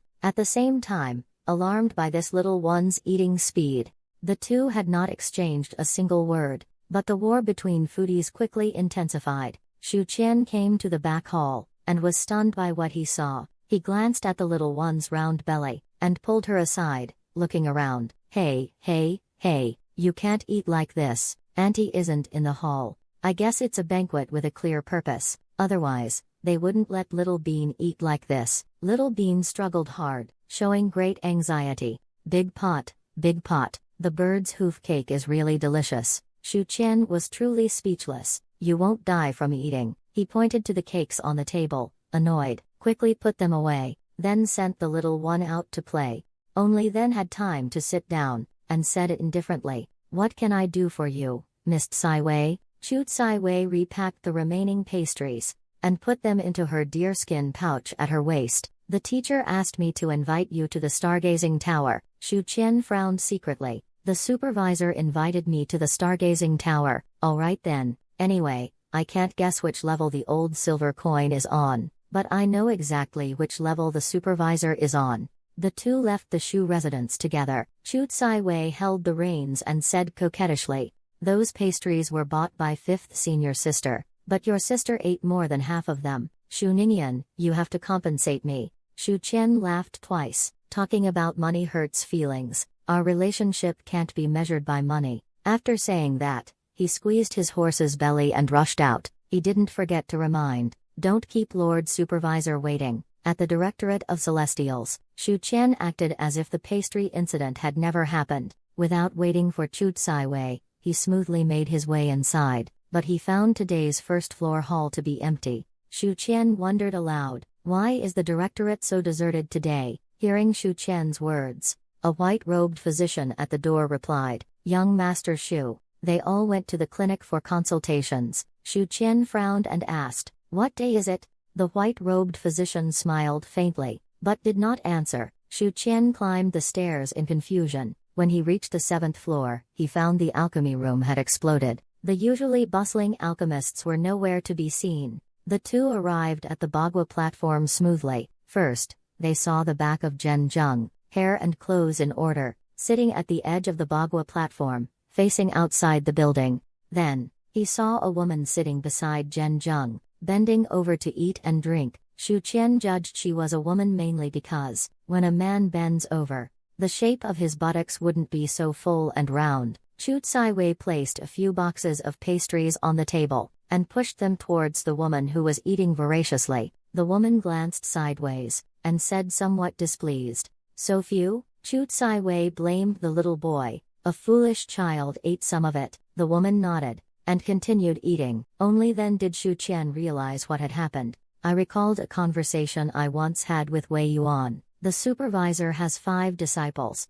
Those unfamiliar with the astronomical supervisor all think that Chu Wei is the only female disciple. This must be the 5th senior sister." At this moment, the supervisor's mellow voice rang out. "How is this knife?" Shu Qian respectfully replied, "Very useful. Thank you, supervisor." At the same time, he thought to himself, "Isn't this sword tailor-made for my heaven and earth slash? Isn't this all within your calculations? Just saying some useless words." The supervisor asked again, "How is the effect of the rebirth pill?" Shu Qian pondered and said, "Very good. It's just that the drastic change in appearance has caused me some trouble. Not as modest and unassuming as I used to be." The monitor nodded and smiled. "I see. I can help you return to your original state." Shu Qian quickly waved his hand. "No need to trouble you, monitor. Actually, this state is pretty good too." The monitor nodded slowly, changing the topic. "Zhang Li is my 5th disciple, 5th rank prophet. She will train with you for a while." Chu Wei was taken aback. She glanced at the supervisor. Shu Qian was also somewhat surprised. So 5th rank warlocks are called prophets, but why does she need to train with me for a while? Shu Qian asked tentatively. May I know the reason, sir?" The astronomer did not answer his question, and called out Zhang Li. A woman in a long robe stood up, and saluted Shu Qian. "Teacher, you said luck is good. Following you, my misfortune would be somewhat reduced. You are my opportunity." Shu Qian stared intently at her face. He couldn't help but ask, "Misfortune?" Zhang Li paused for a moment. "Prophets can glimpse the secrets of the heavens, but they suffer backlash from the heavens and are plagued by misfortune. Only by overcoming 3,600 tribulations can they ascend. If they can't withstand it, they perish. Those who can endure the heavenly backlash are people of great fortune." After hearing Zhang Li's explanation, Shu Qian thought of 2 things first. First, he finally understood why the Directorate of Celestial Observers had a 6th grade alchemist. Above the 6th grade, he had only seen one person, Yang Qianwan. The second thing, the King of Pretentiousness actually has great fortune. Unbelievable. Shu Qian asked curiously, "In what form does divine retribution manifest? I need to assess how terrible this so-called retribution is. After all, I'm just an ordinary constable." He wasn't wrong in his predictions. The astronomer royal knows about that strange luck on him. Zhang Li thought for a moment and said, "Disaster comes from the mouth. Sometimes an inadvertent word from me can turn into a substantial disaster affecting those around me, including myself. Sometimes an inadvertent action can also bring about unforeseen disaster, and the scale is uncontrollable. It could be that just stepping back a bit brings a life-threatening calamity." Speaking, she symbolically took half a step back. Just such a simple action. An accident happened. A dignified 5th rank expert actually slipped and fell off the 8 trigrams platform. This is like absurdity's mother opening the door for absurdity. It's utterly absurd. Shu Qian's face changed dramatically, instinctively shouted out, "Help!" At the same time, a line from a song uncontrollably floated through Shu Qian's mind. "Are you serious about stepping back? Such a small move, but so hurtful." The supervisor sighed. He gently raised his hand from under his wide sleeve. Zhang Li, who was falling, was instantly enveloped by a force. Her falling figure immediately halted. Then I was pulled back up, and avoided falling to my death this time. She lowered her head and spoke calmly. "Actually, if I were prepared, even if I jumped from the stargazing tower, I wouldn't get hurt. But earlier, for some reason, my mind went blank, and I had no thought of self-rescue. If someone else helps me overcome bad luck, it won't work. Only by facing the trial myself can I succeed. Shu Qian nodded in realization, understanding the true reason supervisor invited him. So, you need someone lucky like me to help someone unlucky like you. Minimize the bad luck. Thinking of this, he shook his head and refused. Sorry, I need to leave the capital soon. I have important matters to handle. Inconvenient to bring people along. Suddenly, the supervisor flicked his finger. A cup of wine on the table floated in the air. Shu Qian instinctively reached out to catch it, as if he already knew it was meant for him. As he caught it, he heard the supervisor's voice in his ear. Drink it, and you won't have to leave the capital. Shu Qian drank the wine in the cup, and had a corresponding guess. Does the supervisor know why I want to leave the capital? He indeed knows that the monk Shenshu is in my body. The wine is ordinary, but how does he plan to help me? Suddenly, his expression froze. A bold idea came to mind. Blocking fate, a sorcerer's specialty. Yunzhou, thousands of miles away from the capital city, from the military camp outside the imperial city, the breathtakingly beautiful Susu commanded a group of ghosts to help pack valuable items. In a delicate voice, she said, "Master, everything is packed." Li Miaozhen nodded slightly. She opened the sachet tied to her waist. A whirlpool-like suction emerged. The general's tent was filled with a dozen ghostly figures. Susu sighed. What a pity, you still haven't broken through to the 4th grade realm. Otherwise, no disciple from the human sect would be your match. Li Miaozhen sighed helplessly. I've been stuck at the Golden Core realm for 2 whole years. Forming a nascent soul is not so easy. By now, the bandit problem in Yunzhou had been completely eradicated. Li Miaozhen cooperated with the local army of Yunzhou and 2 golden gongs to attack the mountain stronghold. Flatten the largest villages. There are dozens of smaller villages. Of course, the bandit problem in Yunzhou is like a persistent illness. It has been breeding and surviving in this land for hundreds of years. It's not something that can be eradicated easily. In a few years, it will resurface again. The current result is the maximum the local army can achieve, but Yunzhou can be stable for a few more years. Li Miaozhen is very satisfied with this result. Next, she will go do her own thing.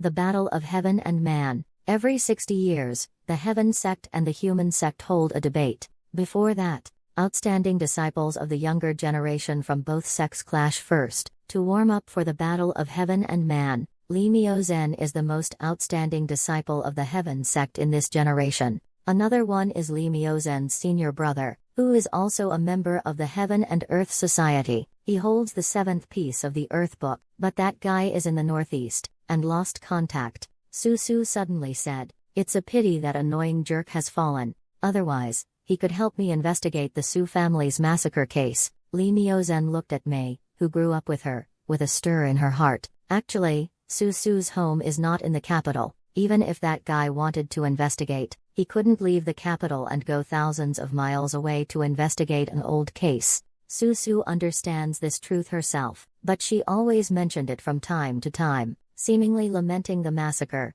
but actually lamenting that shameless man. Li Miaozhen sighed inwardly. So, one must let go of emotions. When relatives pass away, grief is overwhelming. When lovers change their hearts, resentment intertwines. The 7 emotions and 6 desires of the human world are all karmic fire. That's why they say deep affection doesn't last long. Only being heartless can endure through the ages. Take Susu and leave the military camp. More than 400 Feiyan soldiers gathered in the square, waiting quietly. The soldiers all removed their armor. Li Miaozhen slowly scanned the soldiers. At this moment, some of them had changed into casual clothes. Some were dressed in coarse linen, and some were in rags, like beggars. This is how they originally looked. The Feiyan army was a motley crew. Its members came from all over. Among them were gang disciples, wandering warriors with no home, and chivalrous thieves who robbed the rich to help the poor. They all gathered in Yunzhou because of one person. That person was Lady Feiyan. Now that Li Miaozhen is leaving, this army will naturally disband.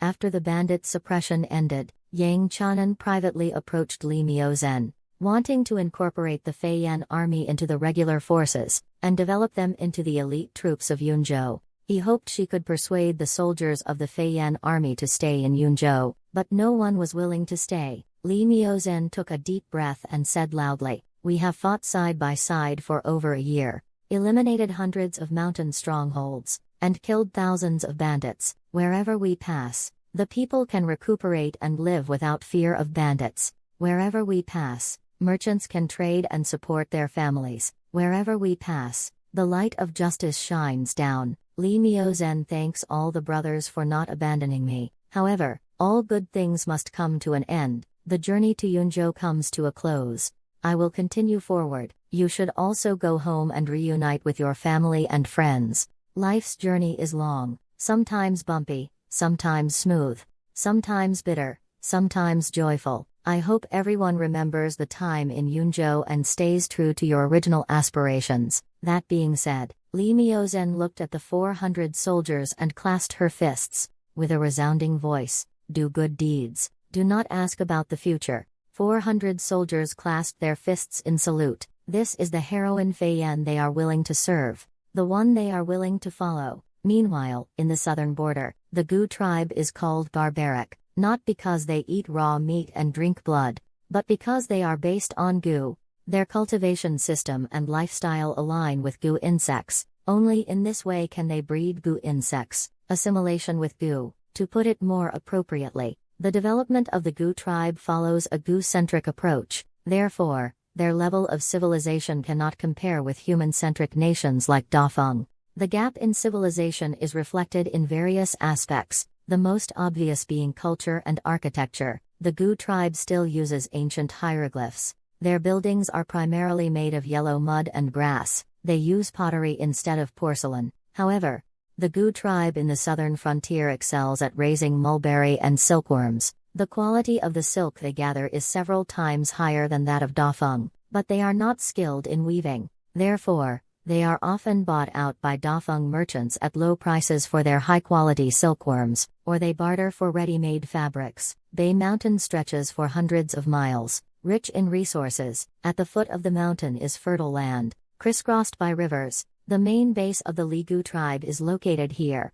They cultivated thousands of acres on this plain. Some tribesmen farmed, bartering with each other. Mosan returned from hunting with a group of men. "Lena, yesterday Granny Tian Gu sent a snow eagle with a message, asking you to see her today. Why are you still dawdling here?" Lena was obviously taken aback. Then she patted her head. "Oh no, I forgot. Ma Song, why didn't you remind me earlier?" Lena hurriedly got up and ran to the Tiang tribe. Seeing this, Ma Song quickly shouted, "The Tiang tribe's dam has a breach. Remember to help fix it." Compared to the Li Gu tribe, the Tiang tribe is more like a county town from the Dafeng dynasty, although it's a bit crude, but they got rid of the grass houses, mainly using mud houses and brick-tiled houses. The Tian Gu tribe is built at the foot of Luoxia mountain. From the foot to the waist of the mountain, terraced fields are densely packed.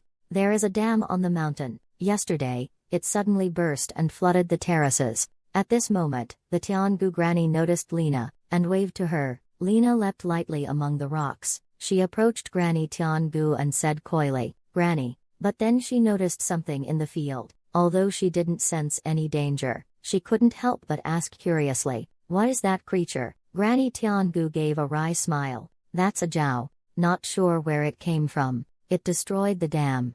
The newly planted rice seedlings in the tribe were all washed away. This was the first time Lena saw a Zhao, but she had heard of it. This kind of monster lives in the dense, intersecting waterways of the southern frontier. It roams around along underground rivers. One of her uncles was said to have been eaten by a Zhao while swimming. At this moment, the heavenly Gu granny said, "Help gather some stones. Seal the gap as soon as possible." Lena is best at hard labor. She immediately ran away. In less than a quarter of an hour, everyone heard the dull sound of footsteps. They looked in the direction of the sound. A stone mountain was slowly moving. This stone mountain was over 20 zhang high. Throwing it into a reservoir would cause massive waves. The stone mountain didn't move by itself. It was being pushed by Lena, but compared to the 20 zhang boulder, she is as insignificant as an ant.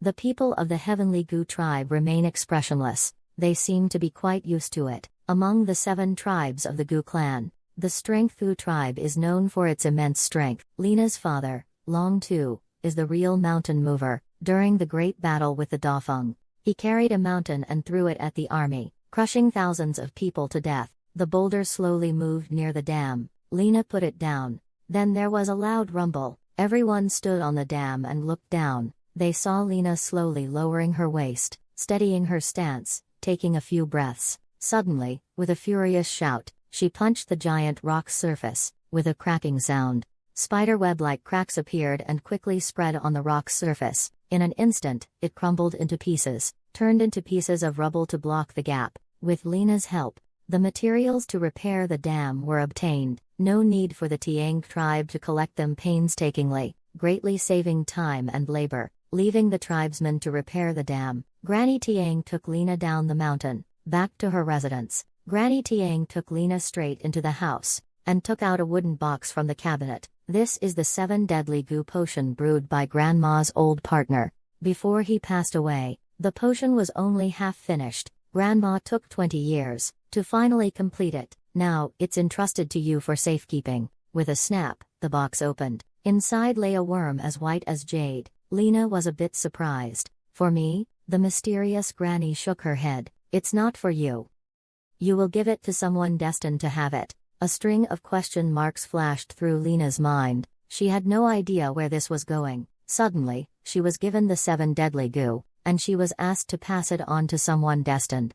The mysterious granny said, "Do you remember the story I told you about the 2 thieves?" Lena nodded vigorously. Grandmother Tiangu's eyes revealed a complex expression. There is a legend in the Tiangu tribe. On the day the goo god awakens, the entire southern border and even the 9 provinces will become a world of goo. Although the goo tribe survives by raising and refining goo, goo is merely a tool. We are still human. As for the legend of the goo god, it is not just alarmist talk. It is the doomsday scenario deduced by generations of the Tiangu tribe. To glimpse this future, many predecessors suffered from the backlash of the heavenly machine, to keep the goo god asleep forever. 20 years ago, the old man came up with an idea. He wanted to steal something, to suppress the goo god, so it would sleep for generations. So he left the southern region, and was never heard from again. Not long after, the life goo he left in the tribe withered. I just found out that he was already dead. Lena's eyes sparkled with curiosity. What was stolen? Grandma Tiang shook her head. Her voice was kind. Grandma is old, can't withstand the backlash of the secrets. Grandma Tiang stared at her intensely. Last night, I glimpsed a change in fate. That thing is about to be born. Lena, you are involved too. Lena blinked her blue eyes. She couldn't understand how an ordinary child like her could appear in the story of the heavenly goo granny.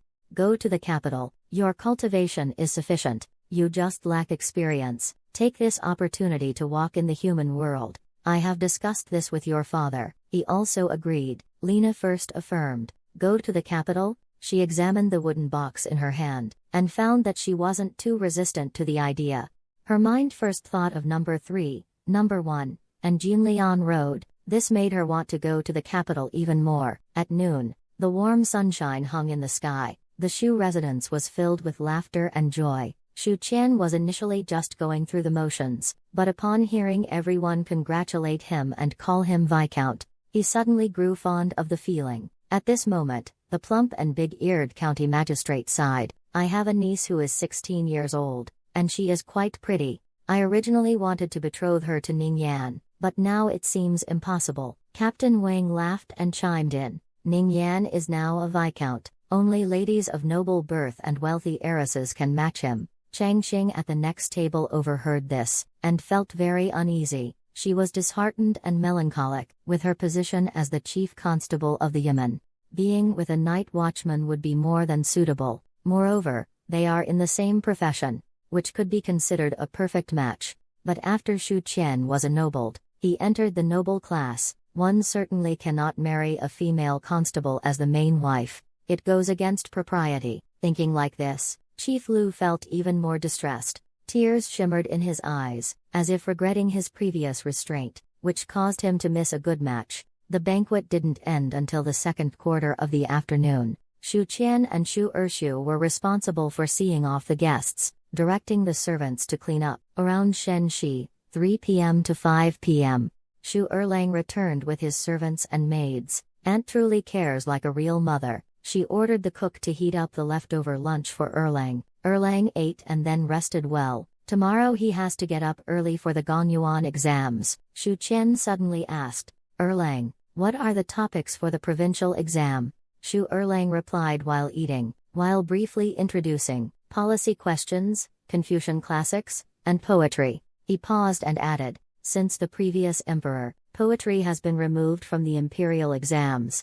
Until the 11th year of Yuanjing when Wang Zhenwen entered the cabinet, it was through his efforts that poetry was reinstated in the exams. If you were to take the imperial exams, no doubt, you would at least revive the poetry scene. Then he turned to his father and said quietly, since the end of last year, elder brother has become famous in the poetry circles. Father's reputation has also gradually risen. Xu Pingzhi showed a joyful expression and laughed heartily. Actually, it's because DeLong himself is extraordinarily gifted. I didn't really train him much. These scholars just love to make a fuss over small matters. How did they praise me? Xu Xinian's lips curled up. They insult you beyond reason. Xu Pingzhi slams the table in anger. Outrageous. How dare they say that about me? Xu Erlang chuckles. The more poems you write, brother, the more infamous our father becomes. Who knows, he might go down in history. That night, Xu Pingzhi couldn't sleep from worry. Cursed. They're not dead yet, and you're already worrying about their reputation centuries later. Pointless worry. Xu Pingzhi sighed. Women's views. Erlang has the qualities of a prime minister, and DeLong will also be remembered in history. When future generations evaluate them, they'll praise them. But when it comes to me, not acting like a son are 4 words.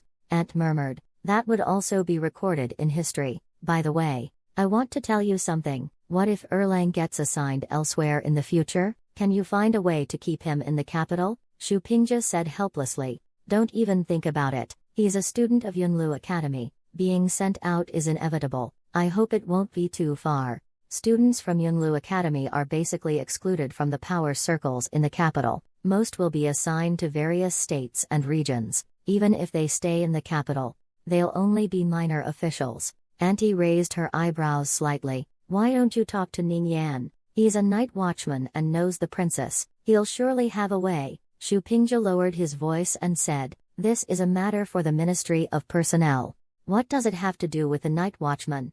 It only attracts more hatred from civil officials. Ning Yan stepping in will only backfire. Hearing this, her tightly furrowed brows couldn't relax. She felt extremely anxious. She sat on the bed, hugged her knees, and said nothing. On the other side, the door of the side room was knocked on loudly. Xu Xinian, who was about to go to sleep, heard the knocking. He opened the door and saw Xu Qian standing outside. A bit annoyed, he said, Big brother, what do you want? Xu Qian scrutinized his fair and handsome little brother, and grinned. Come guess the riddles. Upon hearing this, Xu Xinian, he had no choice but to reluctantly invite the elder brother in. Then he said, no need to guess the questions. Several great scholars from the academy have already given us hints. Xu Qian nodded slowly. What about poetry? Xu Xinian frowned and replied, poetry is not considered. I am not good at poetry myself. Xu Qian laughed. Preparedness averts peril. Brother came here just to guess poetry. Xu Xinian twitched his mouth. So, how does brother intend to guess? Xu Qian gave a mysterious smile. Draw lots? Xu Xinian cut a sheet of Schwinn paper into dozens of small squares. He wrote themes like flowers, birds, fish, and insects on them, then shuffled them randomly. Brother, you go ahead. Xu Xinian thought his elder brother was being ridiculous, but seeing him so enthusiastic, he couldn't refuse. He just wanted to quickly get rid of his annoying elder brother, so he could sleep. Xu Qian closed his eyes, grabbed randomly, and Xu Xinian saw that his elder brother had grabbed 2 slips of paper. 2. Xu Qian took a photo of the note. 2 it is, then, he said, unfolding the note. They were aspiration and patriotism. Xu Xinian looked at his elder brother with some anticipation, because his poetry was quite to his liking. Tonight he could finally feast his eyes, but Xu Qian scratched his head, looking extremely troubled. In the end, he could only sigh helplessly. He couldn't recall any poems on this theme at the moment. He could only go back and think it over. Xu Xinian felt extremely disappointed. His resentment towards his elder brother deepened. He returned to his room. Shu Qian lit a candle. He sat down at the table. He looked up at the beam and said, "Aren't you a prophet? Can't you just predict the topic for the spring festival?"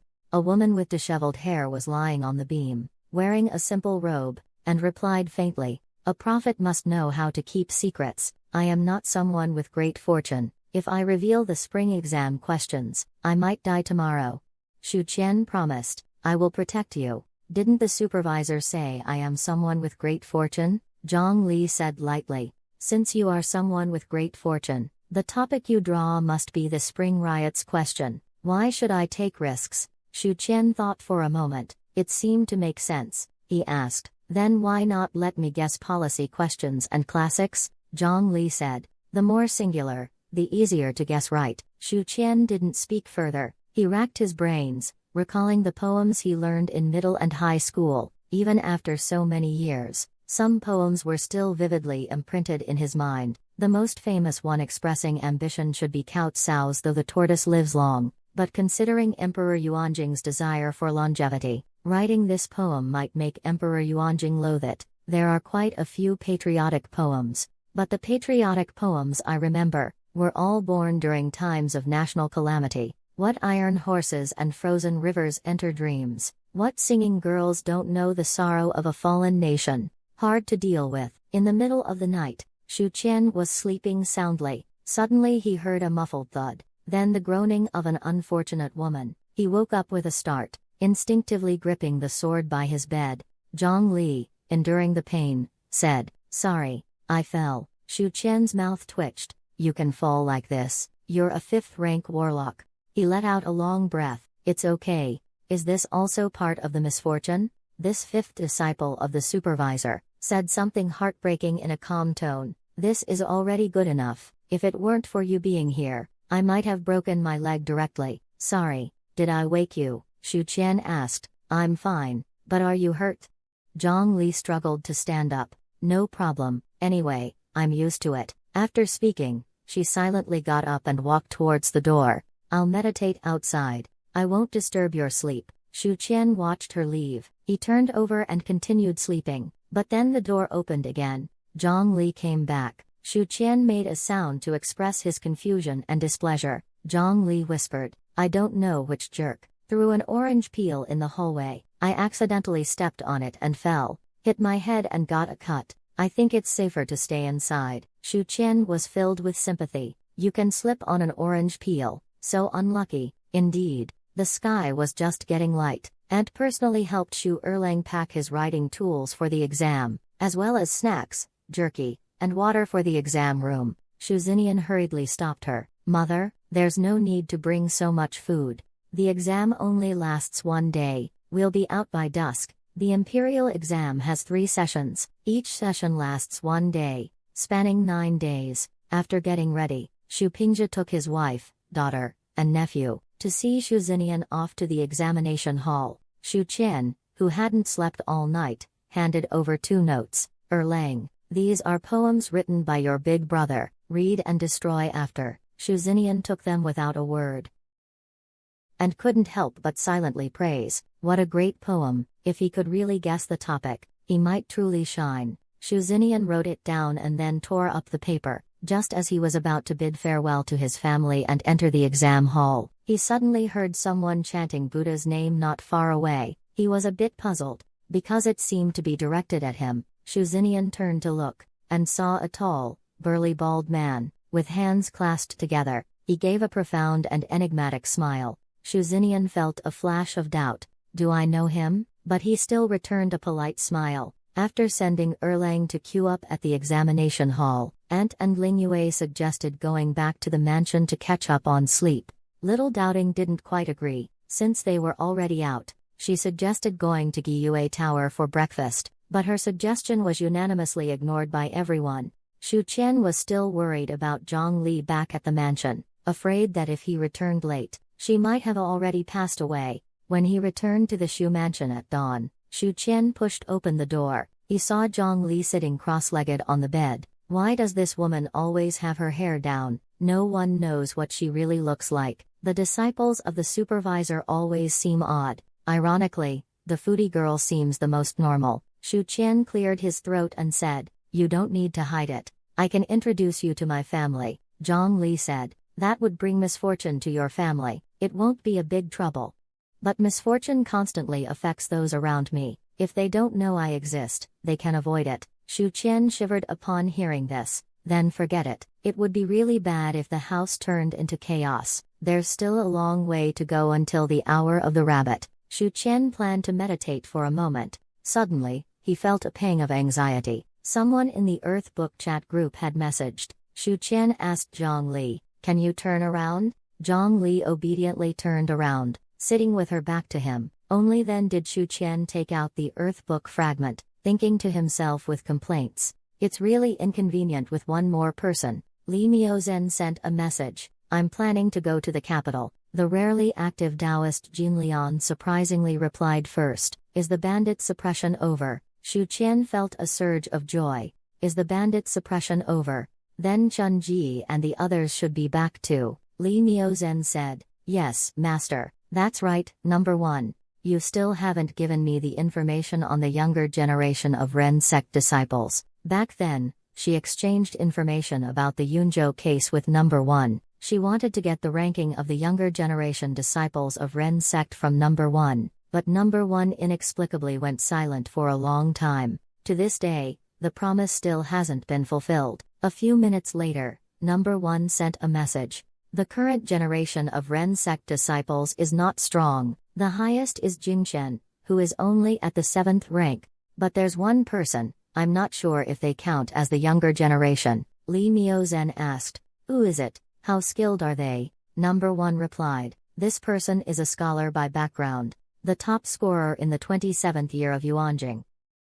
He is both a mentor and a friend to Lingyun Daoheng, Luo Yuheng's senior brother. He received the teachings of Renzong swordsmanship and the Heart Sutra from Lingyun Daoheng. This person is highly gifted. After abandoning literature to practice swordsmanship for 3 years, he reached the realm of sword clarity. He then challenged Jin Luo Chen Kaitai. After a crushing defeat, he wandered away. Wei Yuan praised him as the best swordsman in the capital. He has no master-disciple title with Taoist Lingyun. It's uncertain if he counts as a disciple of the human sect." Shu Qian was stunned. A scholar by birth, abandoned literature for swordsmanship, the best swordsman in the capital. He is truly a disciple of Taoist Ren. Why does this feel so familiar? At this point, Number 4 said, Hee, I've already returned to the capital." Shu Qian suddenly sat up in shock. It really is him. Taoist Yinlian is definitely up to something. He knows that the heavenly and human sects are like water and fire, yet he still wants to drag them into the book fragments together. Interesting.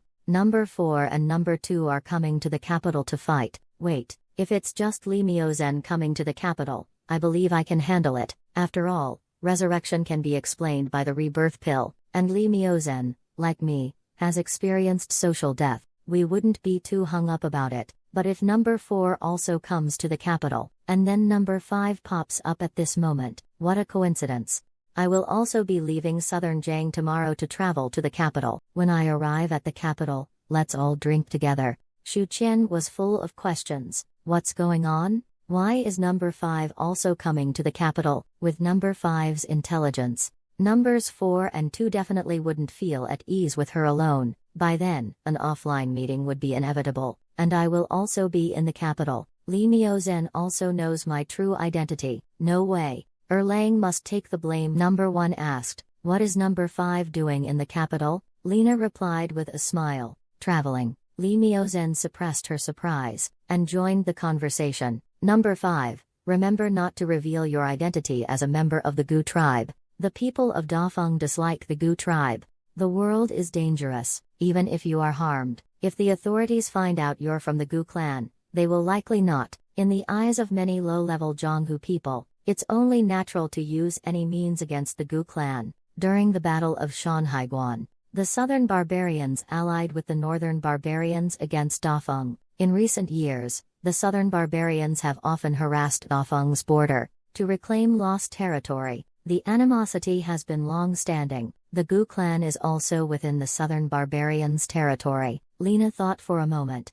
I think I'm neither afraid of poison nor force. there's nothing to be afraid of, but since number 2 is so keen to remind me, she sent a letter of thanks. Okay, I'll be careful. Then Li Miozhen said, Number 4, although we are all members of the Heaven and Earth Society, the sex grievances must come first. I won't show mercy when we meet. Number 4 responds instantly. Life and death are your own responsibility, Shu Qian said calmly. This isn't good, we're all in the same group. Is there really a need for this? Shu Qian put away the book fragment. He looked up at Zhang Li, who had her back to him. Is this woman the one bringing me bad luck? I should ask the supervisor for a refund. In a small courtyard, Taoist Jinlian collects the fragments of the Earth Book, frowning in silence. Everyone in the Earth Book chat group is a person with great fortune. He doesn't want to see any of them harmed. The conflict between heaven and man is an elder's affair. There's no need for the younger generation to fight to the death, if he doesn't intervene. With Li Miozhen's stubbornness and number 4's sharpness, one might indeed die. Our Earth sect is not convenient to intervene in the conflict between heaven and man. Number 6 is not good with words, and number 1's identity is inconvenient. As expected, they pushed Shu Qian to mediate. Let him intervene in the dispute between the two factions, to reduce the hostility between Li Miozhen and number 4. This way, they can answer to the sect, without needing a fight to the death. But his cultivation is a bit weak. He is not qualified to intervene in the battle between Li Miozhen and number 4, unless he can quickly achieve a body of steel. Taoist Jinlian was momentarily frowning. After thinking for a long time, she couldn't come up with a suitable idea, until a sharp cat's meow came from the yard. A moment later, an orange cat happily left, its tail held high. Inside the house, Taoist Jinlian lay peacefully on the bed. After finishing breakfast, Shu Qian rode his mare and took Zhang Li to the night watchman office. I need to go back to the Yamen for duty now, but I can't guarantee you can enter the night patrol Yamen, especially the Hoki Tower. Zhang Li nodded slowly, accepting this outcome. She didn't ride a horse. She walked step by step beside the little mare, strolling leisurely as if taking a walk after dinner. Shu Qian noticed this, feeling silently envious in his heart. A spell to shrink the earth into inches. Not long after, the two had just stepped into Night Watcher Street, when a silver gong hurried out and bumped into Shu Qian. He curiously asked, Is this a Zhonghu person who broke the law? Why isn't he bound? Shu Qian was taken aback, and asked, Why do you say that? The silver gong explained, You weren't on duty yesterday, so you don't know. Lord Wei issued a notice yesterday. In 3 months, there will be a once-in-60 years heaven and human battle. And before that, outstanding disciples from the human sect and heaven sect will compete first. For many martial artists in the Zhonghu, this is a once-in-a-lifetime spectacle. Therefore, many people from the martial world have come to witness the showdown between the disciples of the two sects. Colleagues from the Yamen are stationed at the city gate registering people entering the city from the Zhonghu. They are identifying potential spies from other countries. Shu Qian nodded and bid farewell to the silver gong. At the same time, he felt a little puzzled. So, the status of number 4 and number 2 in the Zhonghu is so high, I didn't notice at all. Maybe it's because I'm the second generation of the cabinet. He arranged Zhang Li at Liu Chun's Chunfeng Hall, and went to Hoki Tower himself. After being announced by the guards, Shu Qian ascended to the 7th floor tea room. Wei Yuan stood with his hands behind his back. He spoke without turning his head. Your appointment letter is on the table. Take it to the literary selection department to receive your badge and duties. He turned his head only then, and gave Shu Qian a meaningful smile. From today onwards, you are a silver gong. As a silver gong, you won't need to patrol the streets anymore. You can sit in the hall, and have more free time. You have good talent. Your time shouldn't be spent on official duties. Shu Qian was really moved. It was the first time he heard someone say, You shouldn't waste your time on such trivial work. He regretted not meeting such a good leader in his previous life, having diligently worked as a corporate slave for nearly 10 years. The night watchman is Wei Yuan's autocracy. He can promote whoever he wants.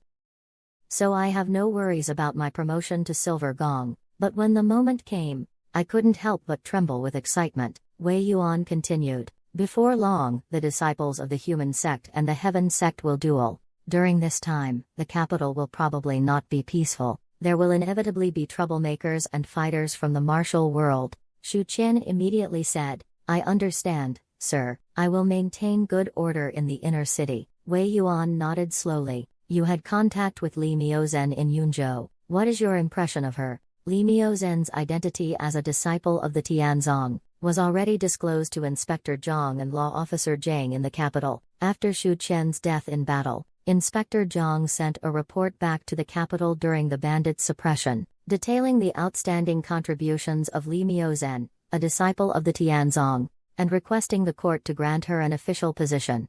Of course, the proposal was denied. Luo Yuheng is the national master of Dafeng, and the Ren sect and Tian sect are like fire and water. Isn't that a joke? Shu Qian thought for a moment. He felt it could be summed up in one sentence. I undress the general's battle robe, and spend a warm spring night in the hibiscus tent. Thinking of this, Shu Qian said, it's just 2 disciples. Wei Gong, there's no need to be so concerned. Wei Yuan said seriously, it's about the attitude among disciples. The leader of Tianzong is of the first rank. Shu Qian was both shocked and unsurprised by this answer. Among the 3 sects of Taoism, Tianzong is the most powerful. The leaders of Renzong and Daizong are of the second rank. If Tianzong didn't have a first-rank leader, how could they be so powerful? However, this way, isn't Renzong's Luo Yuheng destined to lose? If this competition between disciples isn't handled well, there might be a deadly fight between the Dao leaders of the 2 sects. First and second grades are the pinnacle of worldly power. Even the incredibly wise Wei Yuan wouldn't dare to be careless. And Jinjiang, the hidden ace of the capital, is just. Shu Qian plans to report the secrets of the Tian Di Hui.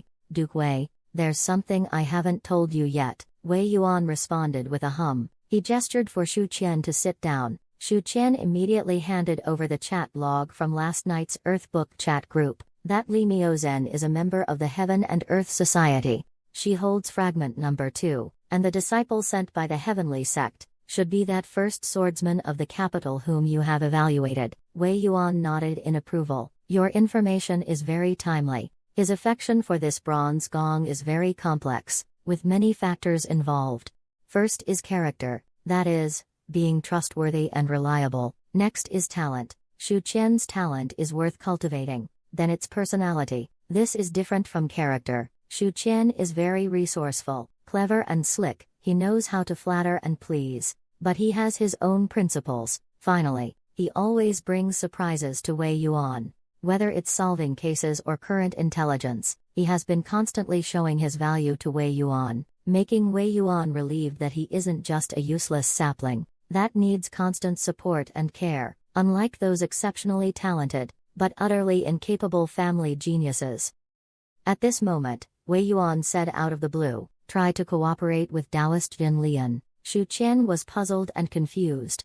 Wei Yuan patiently explained again. Jin Lian founded the Heaven and Earth Society to search for the holders of Earth Book fragments across the 9 provinces. The initial purpose was to purify the sect and eliminate the demonic sect leaders, so he certainly wouldn't just watch the holders of the Earth Book fragments. He would try to find a way to help Han Xuan. But he is a member of the Earth sect. The Earth sect has always remained neutral, and is not convenient for direct intervention, so they will most likely ask you for help. Shu Qian chuckled twice. What can I help with? However, at this moment, the sound of drums and faint shouting suddenly came from downstairs. Fire! Fire! Shu Qian's eyebrows tightened. A fire? He had joined the night watchman for half a year, and it was his first time encountering such a thing. Shu Qian rushed out of the Haoran Tower in a panic, and glanced around momentarily. He saw clerks and night watchmen carrying buckets to put out the fire. A bad feeling suddenly rose in his heart, because the area outside the Chunfeng Hall had already been scorched black. A quarter of an hour later, the fire was extinguished by a Jinluo on duty at the Yamen. Chunfeng Hall was reduced to ashes and rubble. Fortunately, there were no casualties. The Jinluo was very angry, ordered the night watchman to investigate the cause of the fire. Shu Qian directly rushed inside, searching for something everywhere. In a secluded courtyard, he finally found Zhang Li with singed hair. She said with lingering fear, I was staying in the room just fine. I don't know how it caught fire. If you had been a moment later, I might have been cooked. Shu Qian was greatly surprised. Ninkali is a 5th rank warlock. Can mere mortal fire hurt you? Zhang Li said. I was meditating just now. Something went wrong while I was circulating my qi. Shu Qian felt compassion. Let me take you to bathe first. Change into new clothes. At dusk, Shu Xinian left the examination hall after finishing his first exam. As the students poured out of the gate and onto the street, he turned his head and looked around for a moment, only to find that neither his parents, elder brother, nor sister had come to pick him up.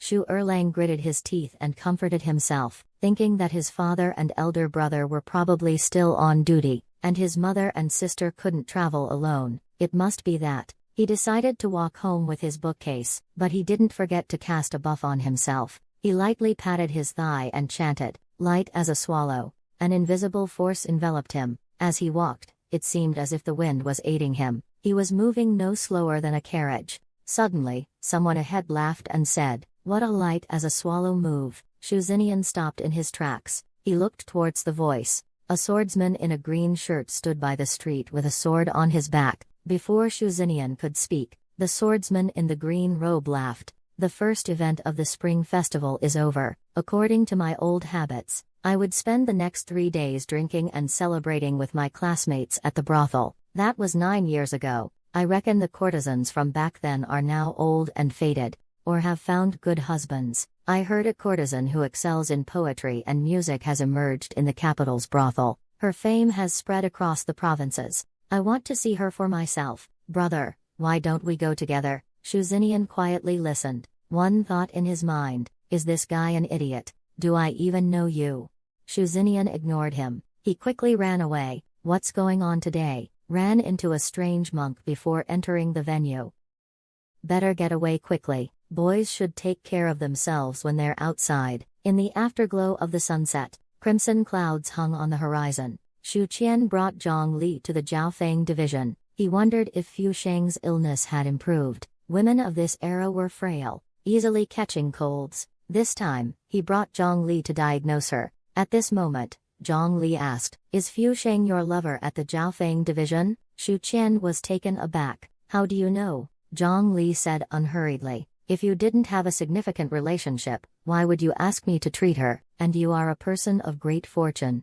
You wouldn't be like those men who fall for a courtesan. Shu Qian took a deep breath. He thought to himself, 5th senior sister, you have the potential to be a detective. He responded with a hum. This place, Fu Sheng, is a confidant of mine. In my youth, I was exceptionally talented and had a photographic memory. I was a natural-born scholar, but my second uncle had my life planned out early. As a result, the great Feng missed out on a literary giant. I was 14 that year. I took my cousin to a literary gathering organized by the Imperial College. That day, the sky was raining and snowing. I made a stunning debut at the gathering. Everyone praises my poetry. It was at that literary gathering that Fu Sheng fell deeply in love with me. Since then, we've often corresponded, embarking on a platonic love affair. Absolutely no vulgar physical relationship, Zhang Li interrupted lightly. Why are you telling me this? Shu Qian pleaded. Promise me, don't tell Tsai Wei. Zhang Li turned her head and looked at him for a moment. Then she withdrew her gaze and continued walking forward. It wasn't until they were near the Yingmei Pavilion that she said, I can see auras. Shu Qian suddenly felt like dying. Before they even reached the Yingmei Pavilion, they already heard the sound of musical instruments. Shu Qian was curious why the Yingmei Pavilion was hosting a tea party so early today. He led Zhang Li to the courtyard gate. Seeing the 2 black lacquered courtyard doors tightly shut, he knocked on the door loudly. From inside came the voice of a young servant in green clothes. Yingmei Pavilion is reserved, Shu Qian shouted. It's me. The courtyard door opened. The young servant in green clothes, with a look of joy, said repeatedly, Young Master Shu, you're finally here. Tonight the Dafeng division has a remarkable guest. He's inside the house. Shu Qian frowned. An extraordinary guest. The young servant in green explained. Yes, as soon as he arrived at the Dafeng Sea, he headed straight for Yingmei Pavilion. He said he wanted to witness our madam's zither skills. So she politely declined, but guess what? The madam herself came out, talking with Fu Sheng behind closed doors for a long time. I don't know what they talked about, It made the lady reluctantly accept, unwillingly performing a piece. The most unbelievable thing is, 12 of the courtesans from the music bureau suddenly arrived, and they all came uninvited. Shu Qian was shocked, thinking even that old fellow Wang Shoufu didn't have this kind of treatment. Unexpectedly, there are such people in the capital. No way. The Dafeng division must be a place where I stand out alone. I need to meet this guy. Thinking of this, Shu Qian nodded without changing his expression. Take me to see him. At this moment, in the hall where guests are entertained with drinks, Fu Sheng sat in the center, head down, playing the chin. Gentle, beautiful, and charming. The piece ended. Fu Sheng gracefully rose and bowed. Sorry to have embarrassed you. A man in casual clothes laughed. Madam Fu Sheng, you are too modest. In the capital's Jiaofeng division, when it comes to musical skills, almost no one can match you. Another portly man chimed in. Please, take your seat. Our great hero Chu is waiting. Some even made definitive statements, joking that, ever since that Plum Blossom quatrain, Lady Fu Sheng has stopped entertaining guests. But since Chu Do is back, this might be another story. Lady Fu Sheng, don't keep Brother Chu waiting. Lady Fu Sheng's eyes charmingly swept over the patrons. These people were no ordinary guests. They were officials with real power in the 6 ministries, including the Hanlin Academy's Shujishi and the Censorate's Yushi. And that man in the green robe is even more extraordinary. He was the top scholar in the 27th year of Yuanjing. Now, he is the top swordsman in the capital. He satisfies the courtesan's desire for both a talented scholar and a romantic hero, fulfilling their fantasies of a chivalrous warrior, a dual aura. Therefore, as soon as news of his arrival at the music bureau spread, 12 courtesans came uninvited to accompany him with drinks. Fu Sheng gives a reserved smile. Please forgive me, gentlemen, I am not feeling well, and cannot drink today. Several officials frown, feeling displeased. Fu Sheng seems too high and mighty. It's just drinking with her, not asking for anything else. But the swordsman in blue smiles wryly. No problem. Today is for reminiscing with old classmates. At this moment, Mingyan raises a bright smile. To warm up the atmosphere, he says, Our Lady Fu Sheng, since getting along well with Mr. Shu, no longer accompanies drinks. She is waiting for Mr. Shu to redeem her. So, sirs, please don't trouble her. As soon as he finished speaking, the drinkers restrained their displeasure. Although they are all powerful officials, in front of the night watchman, they are all juniors. The top scholar of Chu raised an eyebrow. Which Mr. Shu?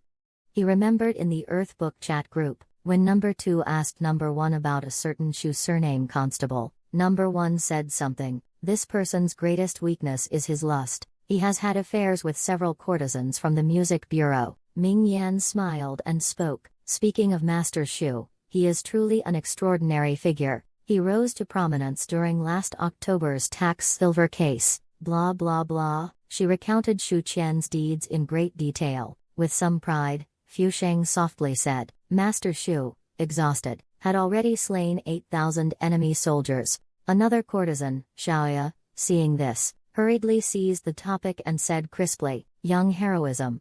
Befriend 5 heroes, with hearts wide open, hair standing on end, in a brief conversation, live and die together, a promise as weighty as gold. The Chu top scholar loudly praised. Great words. At the same time, a doubt flashed in his mind. Didn't number 2 say there were over 400 rebels besieging the provincial administration? Did Shu Qian die of exhaustion after killing 200 enemies? How did it become 8,000 people? An official said, It is indeed a good poem. Such talent is wasted if not educated. That Shu Pingja is unworthy. The other guests nodded in agreement, and said, It's a pity Shu Qian didn't come to the Jiaofeng division today. Otherwise, he would surely recognize our top scholar's talent. Hearing these words, Chu Zhuangyuan's mind was filled with a series of questions. What are they talking about? Wasn't Shu Qian killed in battle in Yunzhou? It's been over a month. There's no way the capital hasn't received the news. At this moment, Fu Xiang joyfully exclaimed, Shu Lang. Chu Zhuangyuan suddenly turned his head to look. A strange face appeared in front of him. He wondered if this was Shu Qian. Shu Qian strode in and said with a smile, Sorry to disturb you all. The officials present all smiled, calling him Viscount. inviting him warmly to sit down, as if they were very familiar with Shu Qian. Scholar Chu was stunned at this moment. His guesses were confirmed by the reactions of those present. He was now absolutely certain that the person in front of him was Shu Qian.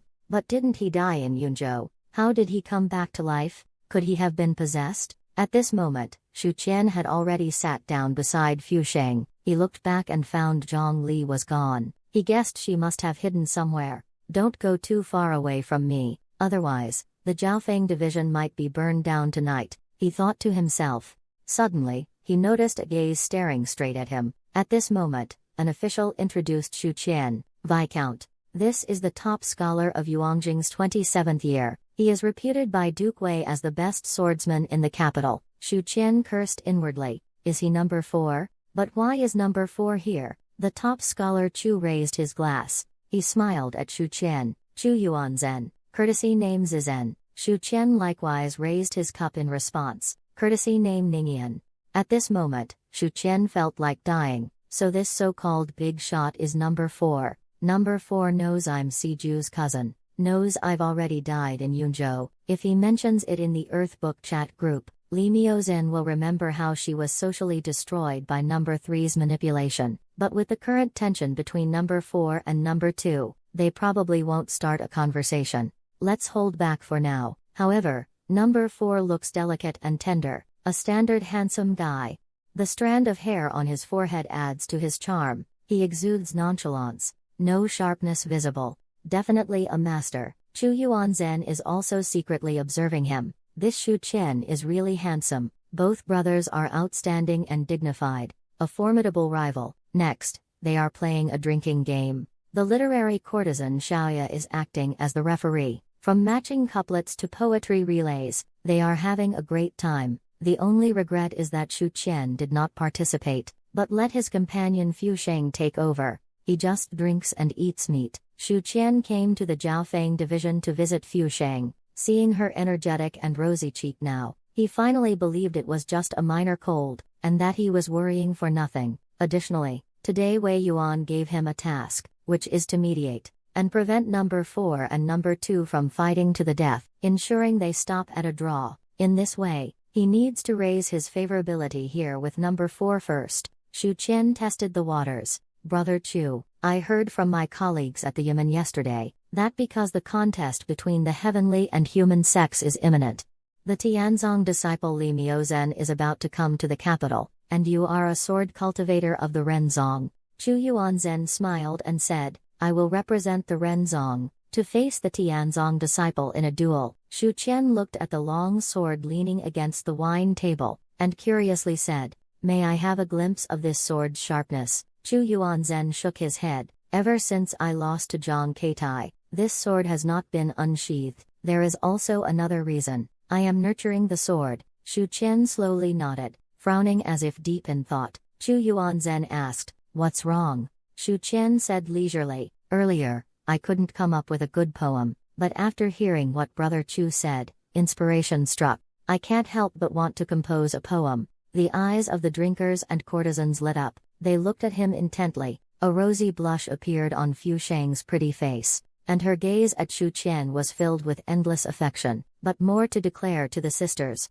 Look, this is my man. Chu Yuanzhen was somewhat surprised and delighted. He straightened his posture, and listened attentively. Shu Qian copied more and more poems, gradually figuring out the knack of showing off in front of scholars. He was not in a hurry to speak. Instead, he pretended to walk 7 steps in the living room. Then he said leisurely, 10 years to sharpen a sword. Chu Yuanzhen said, I just said I was nurturing the sword. Shu Qian immediately responded with this line, No doubt, this poem was made for me. He was suddenly a bit moved. He had never met Shu Qian before. After a few drinks, he was willing to write a poem for him. Treating others with such kindness and enthusiasm really makes one feel ashamed. Number 3 is a chivalrous scholar. Although he has some minor flaws of seeking profit, overall, he is someone worth befriending. His cousin is even more warm-hearted, truly worthy of being brothers. Shu Qian looked around at everyone, and slowly recited the second line. The frosty blade has yet to be tested. The officials present chewed on this verse, with their eyes slightly brightening. a sword honed for 10 years, its frosty blade yet to be tested. This brief line brings forth a spirit of ambition and pride on paper. Chu Yuanzhen's eyes brightened, and he unconsciously straightened his back. This sense of self-importance is something only someone as young and accomplished as him could possess. I could write it. It's really spot on.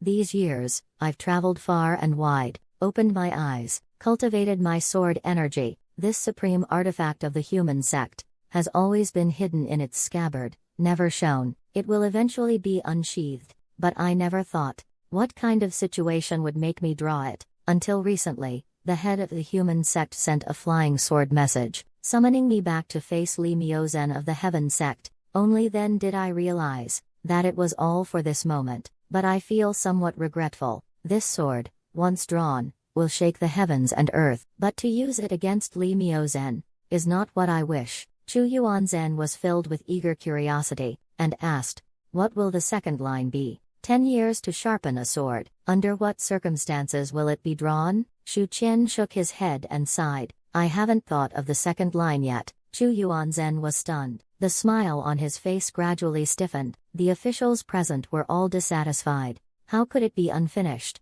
It can't be left incomplete. How can a poem have only the first line? Master Shu, don't be so capricious. We're still waiting, Shu Qian said helplessly. I really haven't thought of it yet. How about this? I'll write half of it first, and I'll complete the other half later for Chu. How about that? Chu Yuanzhen said disappointedly.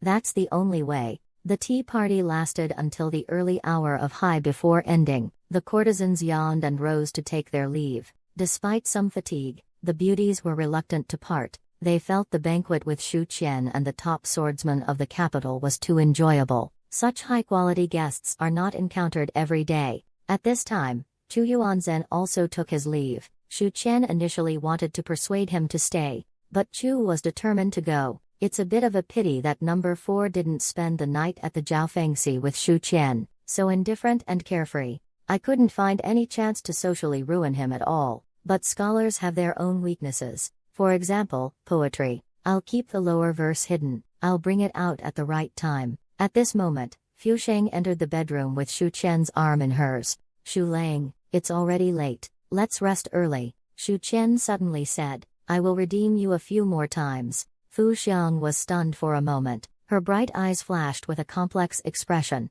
but it quickly settled down. She sighed lightly. Shu Lang just became a viscount. Taking a concubine now would be bad for your reputation. Shu Qian embraced her smooth waist. He lifted her chin and smiled. All right then, there's no rush. As he spoke, he and Fu Sheng rolled on the bed. The bed creaked loudly. Just as they were about to go further, suddenly, there was a cracking sound, followed by a feeling of weightlessness. The bed collapsed. Fu Sheng screamed and clung to Shu Qian.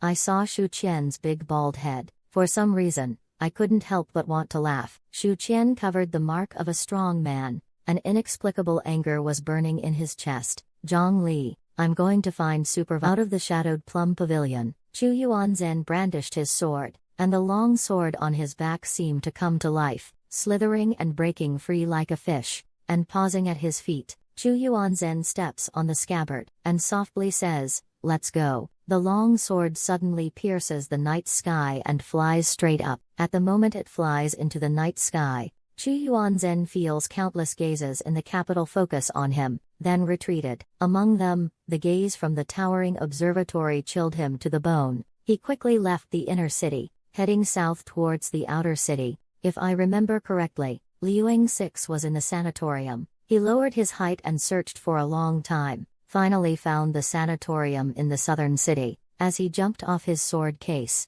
he heard the sound of Buddhist scriptures chanting under the eaves.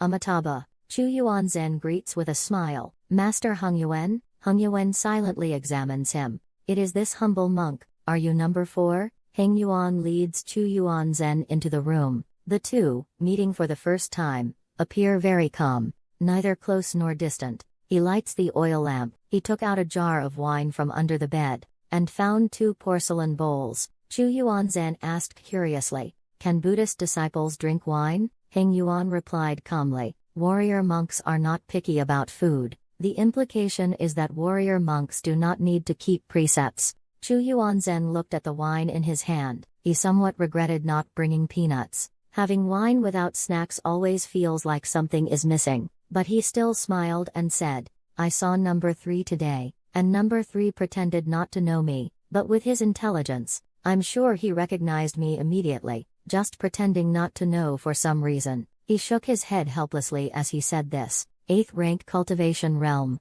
The cultivation is a bit shallow, but he knows the secret of number 3. Number 3 is related to the pure air of the holy temple. We cannot judge number 3 by appearances alone. Master Hung Yuan took a sip of wine and pondered. Compared to number 3, I feel a stronger connection with Lord Shu. You may not know this, he didn't die in Yunzhou. He immediately told number 4 the cause and effect of Shu Qian's resurrection. Led by Chu Yuanzhen.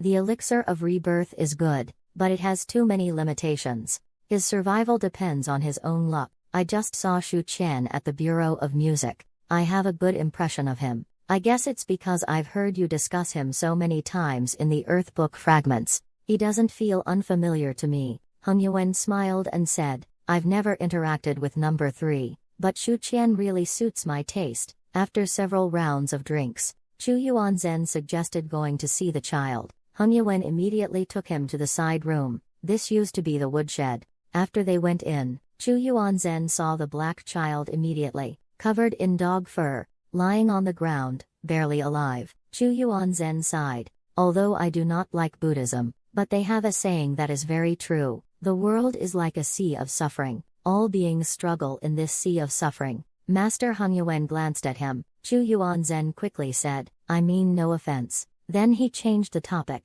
The second round of the examination is in 3 days. Let's go together to see number 3. Hung Yuan said. Number 3 is unwilling to reveal his identity to us. He said if we meet, a smile is all that's needed. Chu Yuanzhen suddenly realized. He understood why number 3 pretended not to know him. 3 days passed in a flash. Shu Erlang arrived at the examination hall with his family. Shu Qian patted his shoulder and encouraged him. Confucian scholars of the 9th rank have a photographic memory. This exam tests the classics. Erlang must not be under any pressure. Shu Xinian said, I did very well on the policy questions on the first day. I am naturally good at policy questions. The second round's classics should also be no problem. He said this while slightly raising his chin, and said arrogantly, although there are many talented students in the world, we must not be careless. There may not be anyone stronger than me. Shu Qian thought to himself, you are even better at showing off.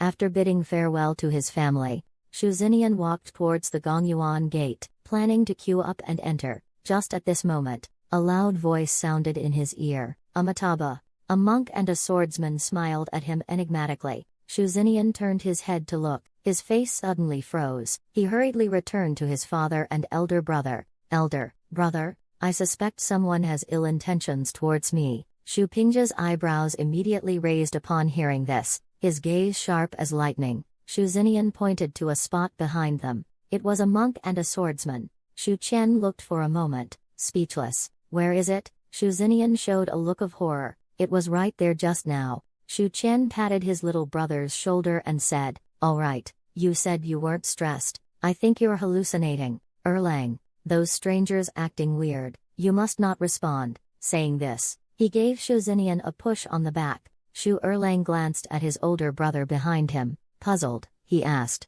Big brother, what do you mean by this? Shu Qian smiled awkwardly. It's nothing, just helping you take the blame. Early spring is a season of wind and rain. A 3-masted ship sails through the wind and waves. The wind fills the sails taut. Song Tingfeng looks north and says, we'll reach the capital in 10 days. Zhu Guangxiao responds with a hum. He's still taciturn, except his demeanor has become more stable and sincere. Not much has changed. On the contrary, the glib-tongued Song Tingfeng seems like a completely different person. With the military achievements I've established in Yunzhou, enough to exchange for a visualization diagram of the spirit refining realm. I plan to advance to the spirit refining realm. If it were in the past, Zhu Guangxiao might have been surprised to hear him say this. Because they have been colleagues for many years, he knows Song Tingfeng lacks ambition. He's satisfied with being a bronze gong, patrolling during the day, visiting brothels at night. living quite comfortably. What's more, if this military merit in Yunzhou turns into silver, that's enough for him to stay in the Dafeng for a year. But now, especially after that incident, he's no longer surprised by anything Song Tingfeng does. Zhu Guangxiao nodded. He hummed softly again. Song Tingfeng seemed not to hear. He continued to gaze northward. After a long time, Song Tingfeng exhaled and said, I have decent talent, stuck at the peak of qi refining for so many years. The foundation is solid enough. Advancing to the spirit refining realm by the end of this year won't be hard. I've been thinking during this time, if I weren't so lazy. Song Tingfeng lowered his head. His voice also trembled a bit. I won't go to the Jiaofeng division anymore. Zhu Guangxiao remained silent, patted his shoulder. Here in the capital, the public security has been chaotic in recent days, making Xu Pingjia, 100 households officer of the Imperial Guards, and Xu Qian, the watchman, extremely busy. People in the martial world like to be brave and combative. There are indeed heroes who uphold justice, but more are lowlifes. Who among decent people would mix in the martial world? In just 4 or 5 days, Xu Qian alone has caught several drunk and fighting outsiders. According to second uncle, they can catch thieves every night in the outer city. The inner city, however, is peaceful. The 5 guards of the capital on night patrol, if they encounter someone traveling at night, they will shoot an arrow as a warning. At this time, if you choose to flee, you will be shot on the spot. And if it's a suspicious person walking on the roof, there's no need to shoot a warning arrow. They have the authority to kill first and report later. Encountering troublemakers, usually they are detained,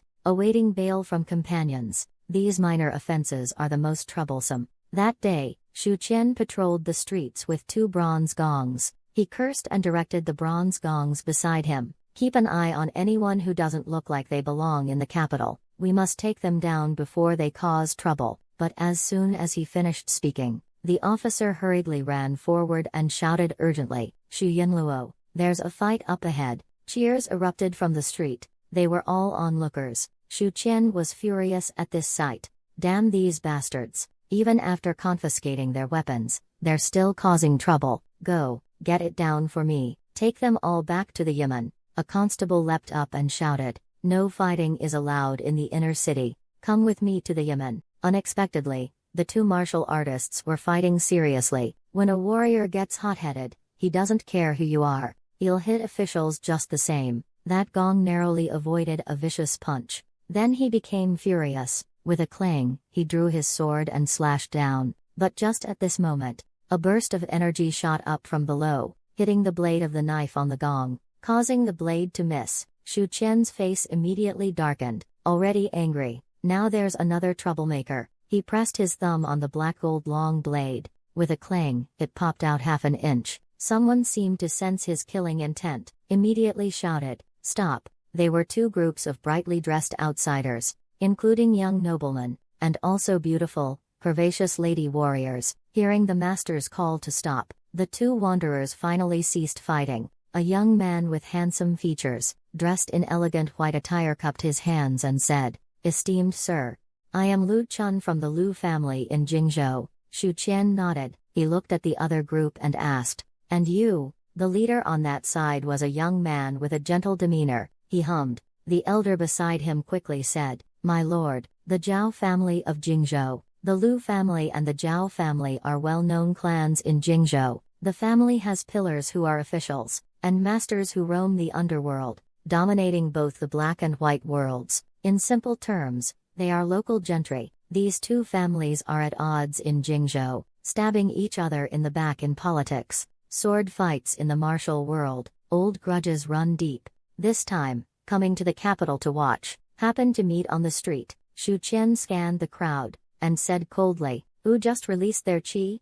The young master with a delicate demeanor raised his chin. It was me. Xu Qian slowly nodded. All right, all of you, follow me to the night watcher's office. The handsome young master from the Lu family frowned slightly. What? The effeminate young master sneered. We civil officials don't fight in the streets. Just take these 2 back to the Yamen. Xu Qian said disdainfully. If I tell you to go, you go. Stop babbling, or I'll cut you down. The refined young master remains untroubled. Why, under the emperor's rule, even the night watchman must obey the law. Suddenly, there was a clanging sound. The black gold long knife was drawn in an instant. A dark golden thread flashed and disappeared. The effeminate young master hadn't reacted yet, seeing that he was about to meet his end. A beautiful woman beside him, with a gentle demeanor, was the first to react. She took off the silver hairpin from her head and pointed it at the sword energy. Then, with a bang, the silver hairpin shattered. The sword energy cut the delicate hand. Shu Qian sprang up, kicked the woman away. She flew like a meat shield toward the effeminate young master. Shu Qian used internal force with this kick. The bone didn't break, but it injured the opponent's internal organs. Shu Qian didn't look at the effeminate young master. He thrust his long knife forward and sneered, "Do you dare to make a move, even if you have impenetrable skin? If I don't want you to, you still won't leave this capital." The old man's face turned ashen. He looked down at his chest, where a trace of light red had already seeped out. The members of the Liu family re-evaluated Shu Qian. Even his copper skin and iron bones were breached, let alone that casual sword and kick just now. Directly defeated the Zhao family's eldest daughter in the spirit refinement realm, then casually broke through the body defense of the copper skin iron bone realm with one slash. This silver gong could become a silver gong at such a young age, worthy of the capital. Any silver gong from the capital would be considered a prodigy outside. This level of cultivation is terrifying, and the natural talent is even more astonishing. Shu Qian turned back to look at the Liu family. "Are you leaving or not?" The handsome young master didn't dare to disobey. "It's up to you, my lord." Shu Qian escorted two groups of people back to the yamen. He called the managing yamen officer and said, "These two groups, make each person pay 100 taels of silver, not a penny less, release no one. 300 taels go into the account, 50 taels will be shared among you and your colleagues, 50 taels each to the two patrolmen with me, the rest, deliver to Spring Wind Hall tomorrow." The attendant hurriedly said, "Don't worry, I will get it done." Shu Qian nodded with satisfaction, and then went to the stables, riding his beloved mare towards the imperial city. The sun was high. He planned to get a free lunch at Lingbao Temple, and take the opportunity to ask Luo Yuheng about the Heart Sword Manual. To Shu Qian, it didn't seem difficult. When performing, you only need to attach your mental power to the sword, and slash out like an air current. The difficult part is how to smoothly integrate it with the air current. It's like drawing a circle with one hand is fine, but drawing with both hands together is too much for the brain to handle, often gets stuck, forgets to control his breath when striking. Now he is a silver gong, can freely enter and exit the imperial city, just flashes his token. The guards at the city gate immediately let them pass. They arrived at Lingbao Monastery. The young Taoist guarding the gate went to report. Shortly after, Shu Qian followed the young Taoist into the monastery, but then he was stunned, because besides Luo Yuang, there was also a swordsman in a green robe standing next to her. This was Shu Qian's first thought. Damn, Luo Yuheng knows that I am the wielder of the Earth Book fragment. She wouldn't sell me out, would she? Shu Qian maintained a calm expression and saluted. "Greetings, national teacher, top scholar." Chu Yuanzhen was also a bit surprised. He voiced his inner curiosity. How did Lord Shu come to know the national teacher? Luo Yuheng nodded. Just as she was about to answer, Shu Qian hurriedly coughed forcefully. His guilty conscience was almost written on his face. He hastily transmitted a message to the national teacher, but it was bounced back. He tried again. Got bounced back again. Shu Qian felt a bit depressed. The attitude of his sister-in-law was obvious. "We're not that close. No private chats." Shu Qian was getting a bit anxious. But he also knew that using voice transmission, an intimate gesture, with the national teacher was indeed quite forced. Chu Yuanzhen glanced at Shu Qian. "Do you need me to step aside?" Luo Yuheng's beautiful, spirited eyes looked at Shu Qian, and said calmly, "What is it?" Shu Qian finally breathed a sigh of relief, and respectfully said, "I have encountered some difficulties in practicing the heart sword. Please enlighten me, master." Luo Yuheng nodded. "The heart sword technique is indeed difficult to master. Yuan Zhen, help me guide Lord Shu. I need to see His Majesty." That's all. Luo Yuheng's figure disappeared. This woman just vanished into thin air in the quiet room. Shu Qian felt a bit envious. What kind of magic is this? Chu Yuanzhen shook his head and explained, "It's not a supernatural power, that was just a thought from the head of the Tao. Just now, it was taken back." Shu Qian gasped in shock. The methods of high-level experts are godlike and demonic, but then he got upset. "Today I finally waited for Zhang Li to return to the Xiqiangjian. Only then could I come to the Lingbao Temple. Unfortunately, I still couldn't have a meal with the national teacher." The two left the Lingbao Temple one after the other. Shu Qian kept asking about the secrets of the heart sword. Chu Yuanzhen said, "The heart sword is indeed difficult to master. After all, martial artists aren't skilled in the primordial spirit domain." Suddenly, Shu Qian interrupted him, said reservedly, "Sure, I'm very sorry for causing you to misunderstand. Actually, I've already mastered the basics of the Sword of the Heart." Chu Yuan nodded and didn't pay much attention, asking, "How long have you been practicing the mind sword?" Shu Qian thought for a moment. "About 10 days. Chu Yuanzhen was startled. He focused intently on Shu Qian. 10 days to master the heart sword technique. What level of primordial spirit is this? Even disciples practicing the Taoist mental methods wouldn't dare claim they could master it in 10 days. Shu Qian smiled and said, "Shu never lies." Chu Yuan said differently,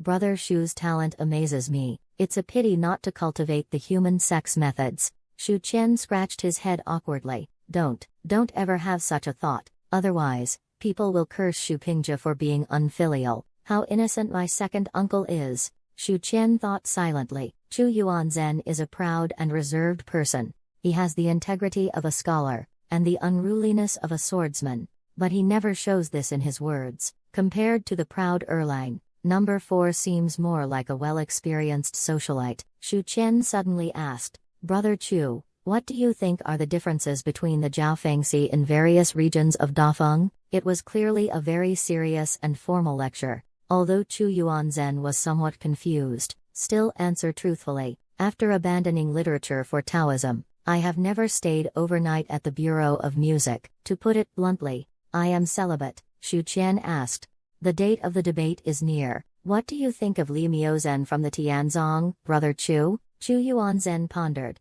"Heroic and righteous. I greatly admire you, Mr. Chu." Shu Qian thought to himself, "Damn it, there are no flaws at all." He smiled and said, "Brother Chu, the national teacher has been tormented by karmic fire. Have you also suffered similar torments?" Chu Yuanzhen said in surprise, "You know about this?" Quick-witted Shu Qian hurriedly patched it up. "Duke Wei mentioned it to me." Chu Yuanzhen suddenly realized, accepted this explanation as reasonable, because Wei Yuan indeed nurtured him carefully, considered a confidant. Chu Yuan Town thought for a moment and said, "I only practice the sword techniques of the human sect, but not its mental techniques." Shu Qian didn't understand. "What does this mean?" Chu Yuanzhen said, "If judged by the martial artists system, I am at the spirit refining stage, but I mainly practice the human sex heart sword, chi sword, and sword mastery." Shu Qian asked, "How do you get promoted? What is the next rank?"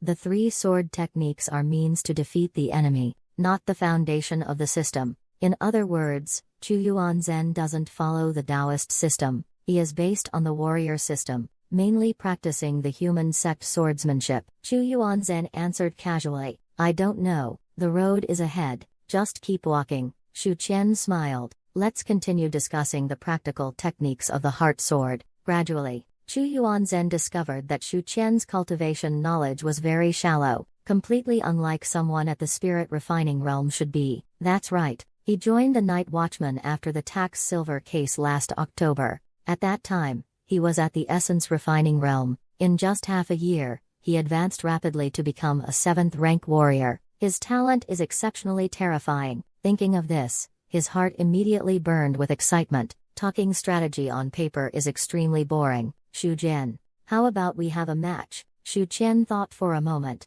He felt this was an opportunity to gauge number 4. He immediately nodded. On the other side, Emperor Yuanjing and Luo Yuheng sat facing each other. "That little fellow from Tianzong is coming to the capital. Can Chu Yuan be confident in defeating her?" Luo Yuheng's expression was cold. "Hard to say. Although Li Miozhen is of the 5th rank, it's highly likely she'll use this opportunity to step into the 4th rank nascent soul stage. If Chu Yuanzhen doesn't draw his sword, the outcome will be uncertain." Emperor Yuanjing sighed.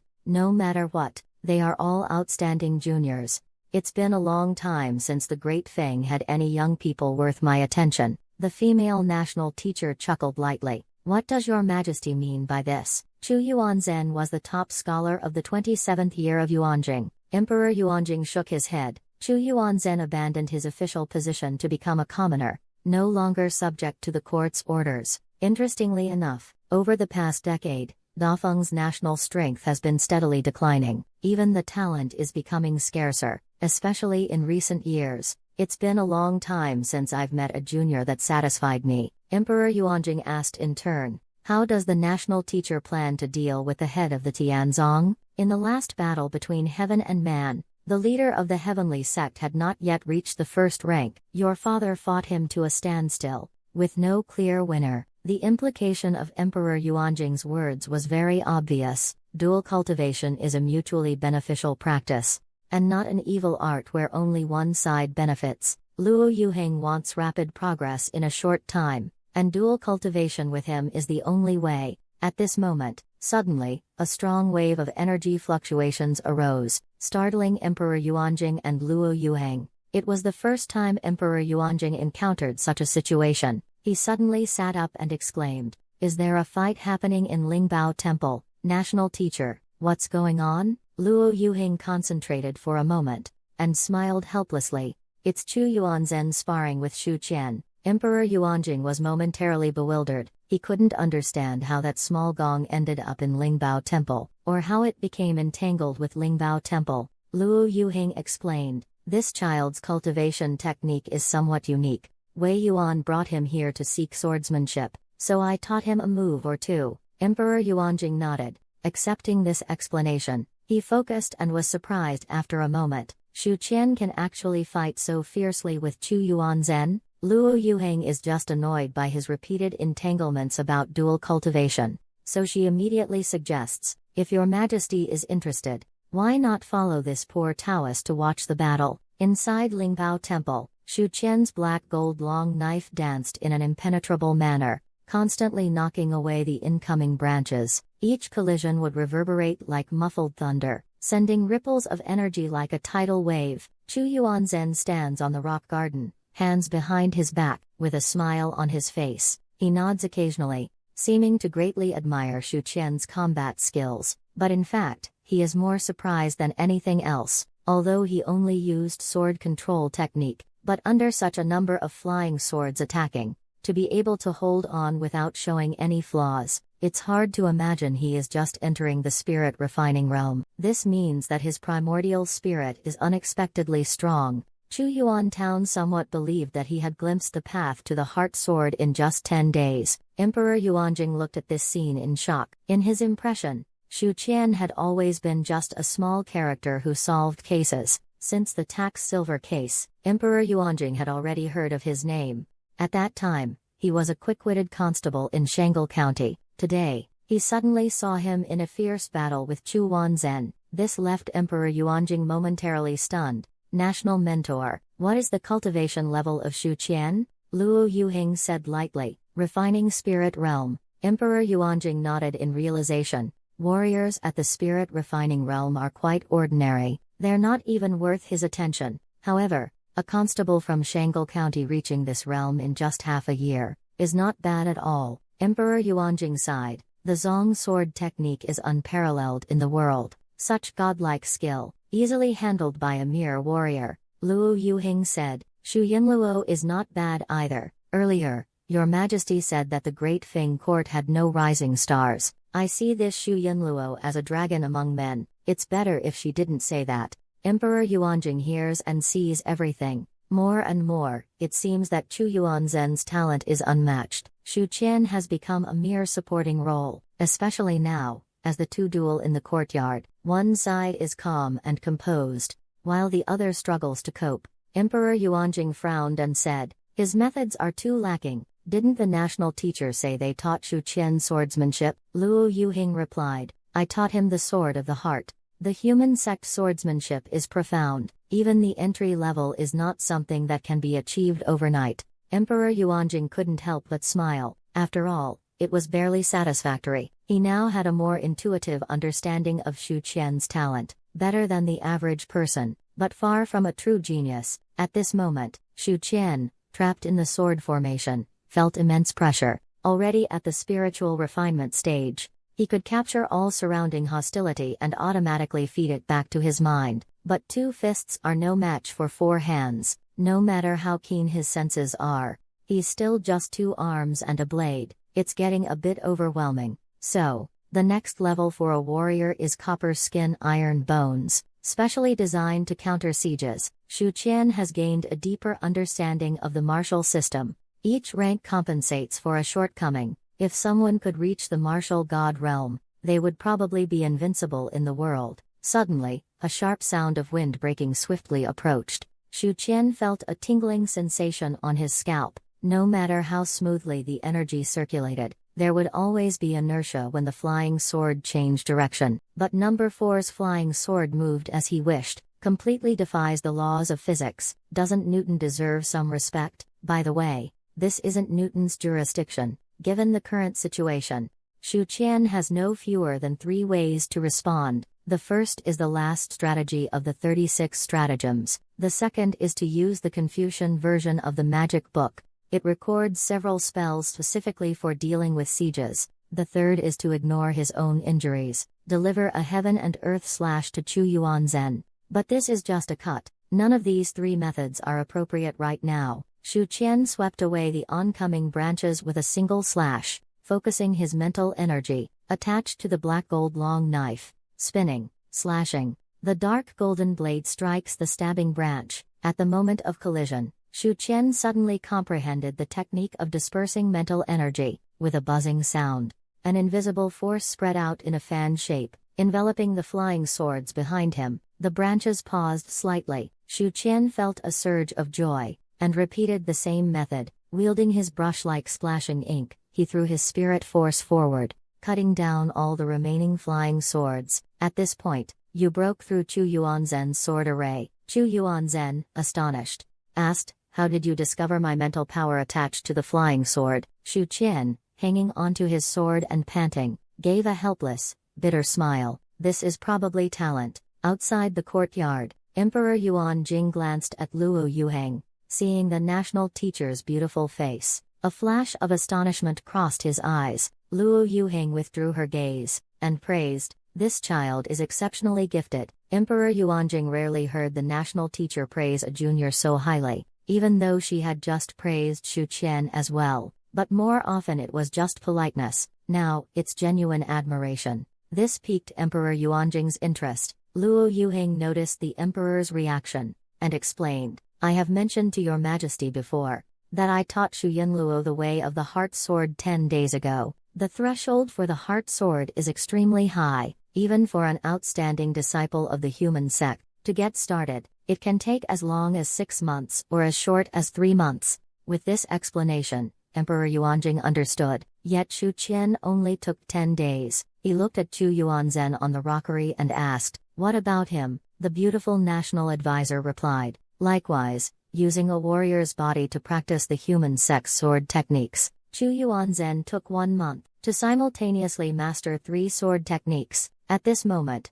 Chu Yuanzhen smiled and said, "What is your ultimate skill?" Shu Qian asked in return, "My ultimate skill." Chu Yuanzhen nodded and said, "From beginning to end, you have never used your ultimate skill. If I don't show some skill, this duel will be too boring." Shu Qian hesitated a bit. Although he really wanted to try, he still worriedly said, "You are about to face Li Miozhen. I'm afraid I might accidentally hurt you."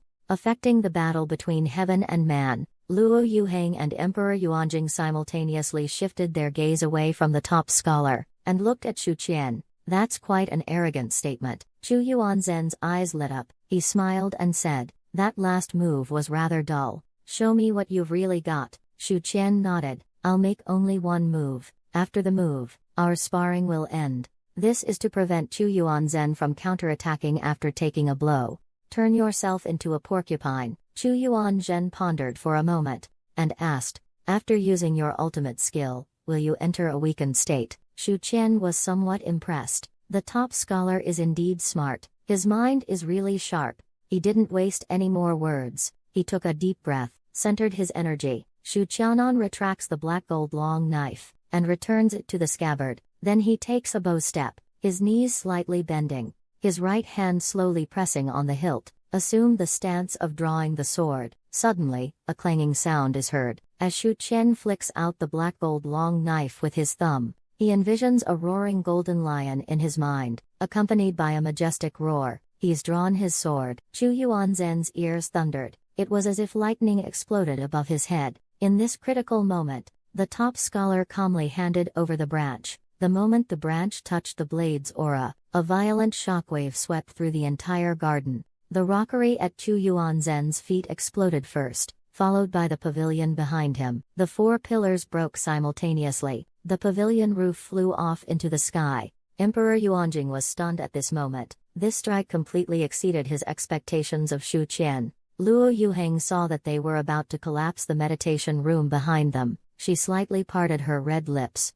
Stop! The violent shockwave instantly froze, and then disappeared. In the field, Shu Qian sat cross-legged, holding the knife with one hand, his expression listless. Chu Yuanzhen's half-sleeve was blown apart, revealing a muscular, powerful forearm. He slowly curled his 5 fingers. Wei sighed. Impressive? Impressive? If you were at the 5th rank, this strike could have seriously injured me. Shu Qian's face immediately darkened. Damn it, I put all my strength into that strike, and it was all for nothing. But complaints aside, I can't lose in terms of momentum. Shu Qian raised his head, imitating Shu Erlang's expression. He said calmly, you are indeed worthy of being a match for Li Miozhen. I, Shu, am humbled. Chu Yuanzhen smiled and nodded. He knew Shu Qian was also very proud. This pride is no less than that of the scholars of Yunlu Academy. Emperor Yuanjing revealed a hearty smile. Chu Yuanzhen is indeed a distinguished disciple of the human sect. This level of cultivation is rare. Shu Qian is still far behind, but after all, he's just a silver gong. He still has room for improvement. Luo Yuheng did not refute. She just forced a couple of laughs. Emperor Yuanjing became even more pleased. I have matters to attend to in my palace. I cannot stay long. National advisor, see me off. At this moment, Shu Qian in the yard suddenly shouted, your subordinate pays respects. Chu Yuanzhen also saluted, but did not speak. Emperor Yuanjing rarely did not have a stern face.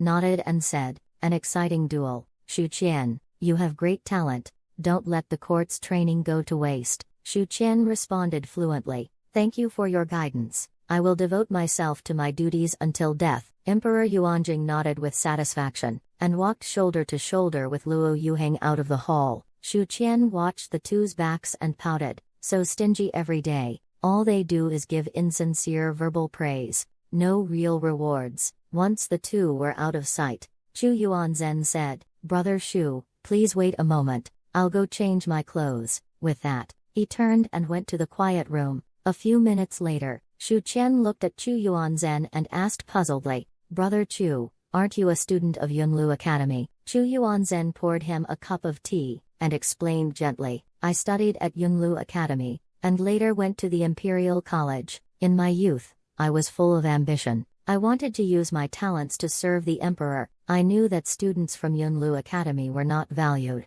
Then left the academy to study at the Imperial College. Shu Qian asked, then why did you resign later? Chu Yuanzhen sighed, because a scholar is useless. Scholars cannot save Dafeng. So he resigned and became a commoner, traveling the world with a sword. Shu Qian slapped the table in approval. Truly free-spirited. No wonder Chu Yuanzhen just gave a slight bow when he saw Emperor Yuanjing, and did not greet him. It seems that the one who truly disappointed Chu Yuanzhen back then, was this emperor obsessed with Taoism. The two of them drank tea and chatted. It was all Chu Yuanzhen talking, telling Shu Qian about his years of travel experiences. The northern barbarians number no more than 1 million, while just one province of our Great Feng has tens of millions. But for thousands of years, the barbarians have always been a major threat to our Great Feng. Do you know why? Because the northern barbarians carry the bloodline of ancient gods and demons. Shu Qian is puzzled. Ancient gods and demons. Chu Yuanzhen continued. It is said that when the world first began, a group of gods and demons were born who could move mountains and fill seas, and pluck stars and hold the moon. Later, they somehow went extinct. The northern barbarians being called demonic gods is not without reason. They are naturally strong and powerful. Occasionally, babies with atavistic traits are born among them. Their bodies grow scales. A single horn grows from their foreheads. Grew a giant snake tail. It was 2 jong tall at the age of 3. Various anomalies confirm this statement. According to these phenomena, the historians of Dafeng inferred, there must have been an era of gods and demons in the primitive times. In those times, humans were as weak as ants. They could only survive by clinging to gods and demons. This is how the current northern barbarians came to be, and we are the humans who rose up later. Shu Qian argued in his mind. No, don't gods and humans have reproductive isolation? He asked aloud. I suspect it's a hybrid of human and demon, and not some kind of gods or demons. After all, the northern barbarians and northern demon tribes are allies. Regarding this issue, Chu Yuanzhen pondered for a long time. Then he said, about whether gods and demons exist, I heard a saying. The Gu god sleeping in the extreme abyss of the southern border is a god and demon that survived from ancient times. Shu Qian suddenly felt a stir in his heart. I have a thought. Is Gu god an ancient demon god? We can ask number 5 about this. He asked for confirmation. So, in the Battle of Shanhaiguan back then, the northern and southern tribes are allied? Chu Yuanzhen said excitedly. This is a good idea. We only know that the northern and southern tribes have always maintained relatively friendly relations, only separated by a large dafeng in between, all concentrated on Liang Liang's pancake.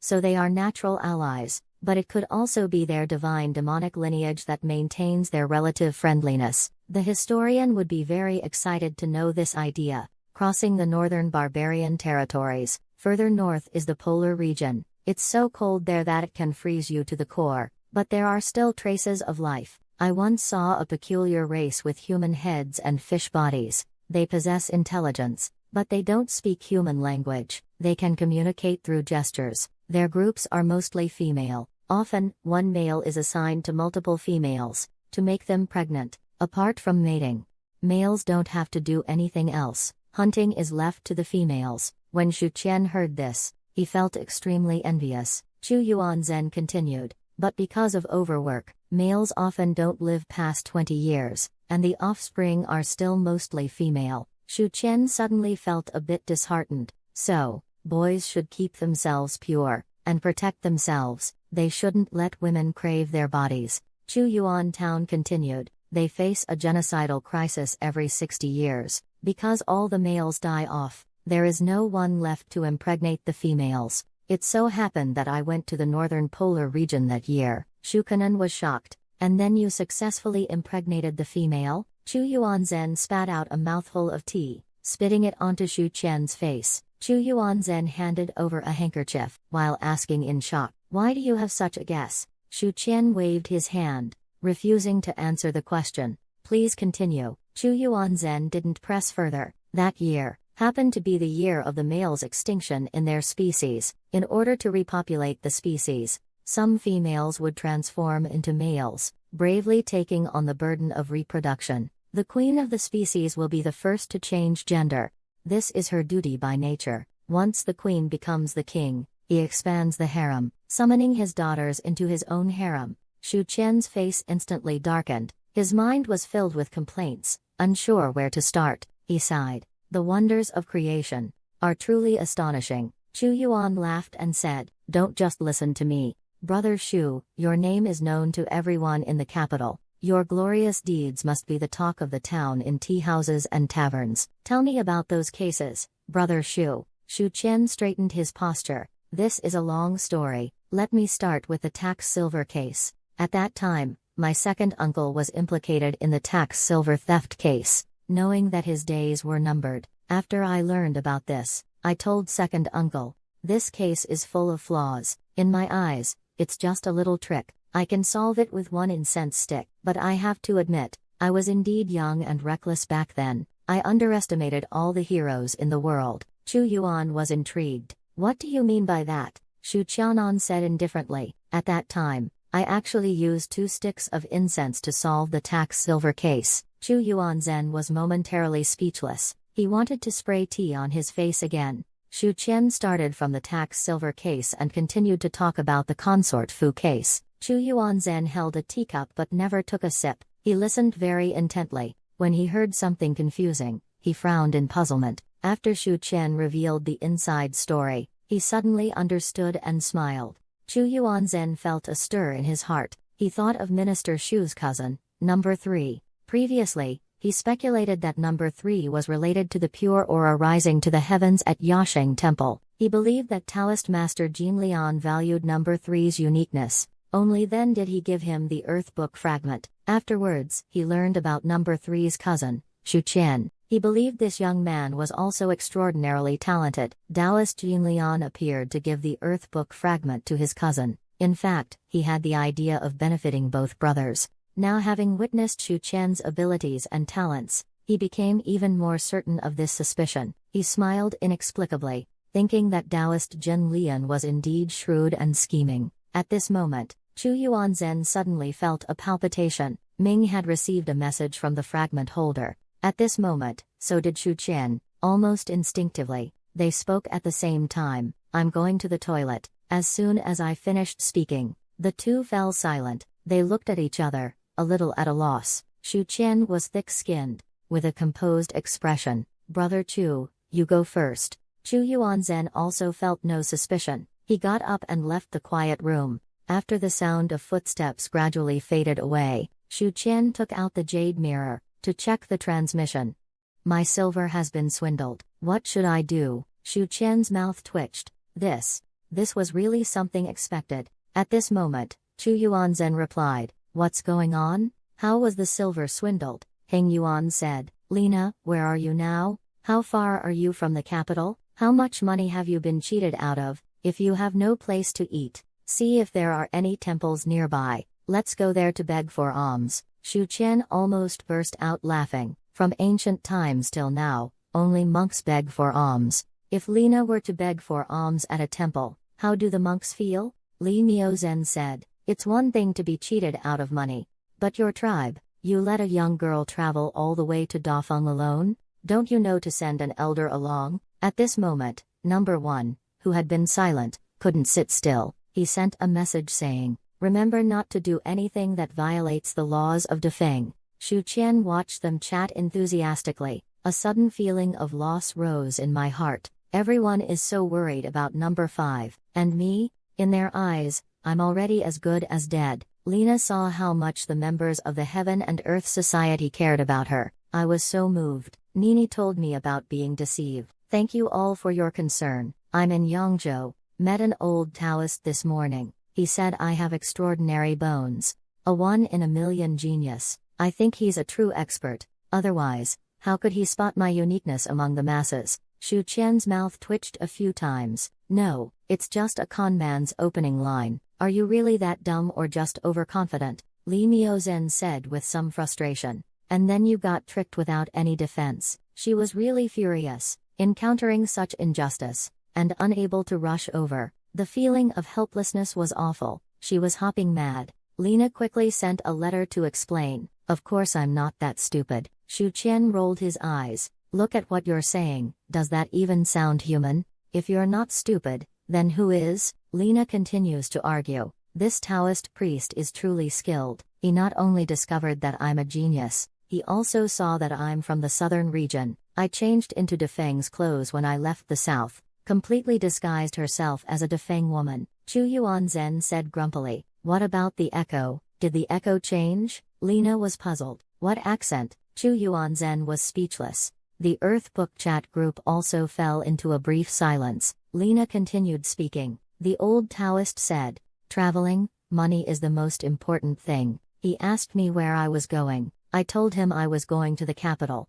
The old Taoist then asked how much silver I had. I told him I had 60 taels. He then said that the journey to the capital is long, and 60 taels are not enough, but he has a treasure bowl that can make the silver increase continuously. Put in 1 coin. The next day, you can harvest a whole basin of copper coins. Put in 1 tael. The next day, it's a whole basin of silver. Chu Yuanzhen asked. Did you believe it? Lena said. At first, I didn't believe it, but the old Taoist demonstrated it in front of me. He asked me to put in a piece of silver, cover the treasure bowl with a cloth strip. Sure enough, after an hour, there were several more pieces of silver, the old Taoist said. His magic item is only given to those with fate, so he sold it to me cheaply for 60 taels of silver. I put my last 2 coins into the treasure bowl, but it's already been more than 2 hours, still no silver has appeared. Shu Qian is really impressed. With this level of intelligence,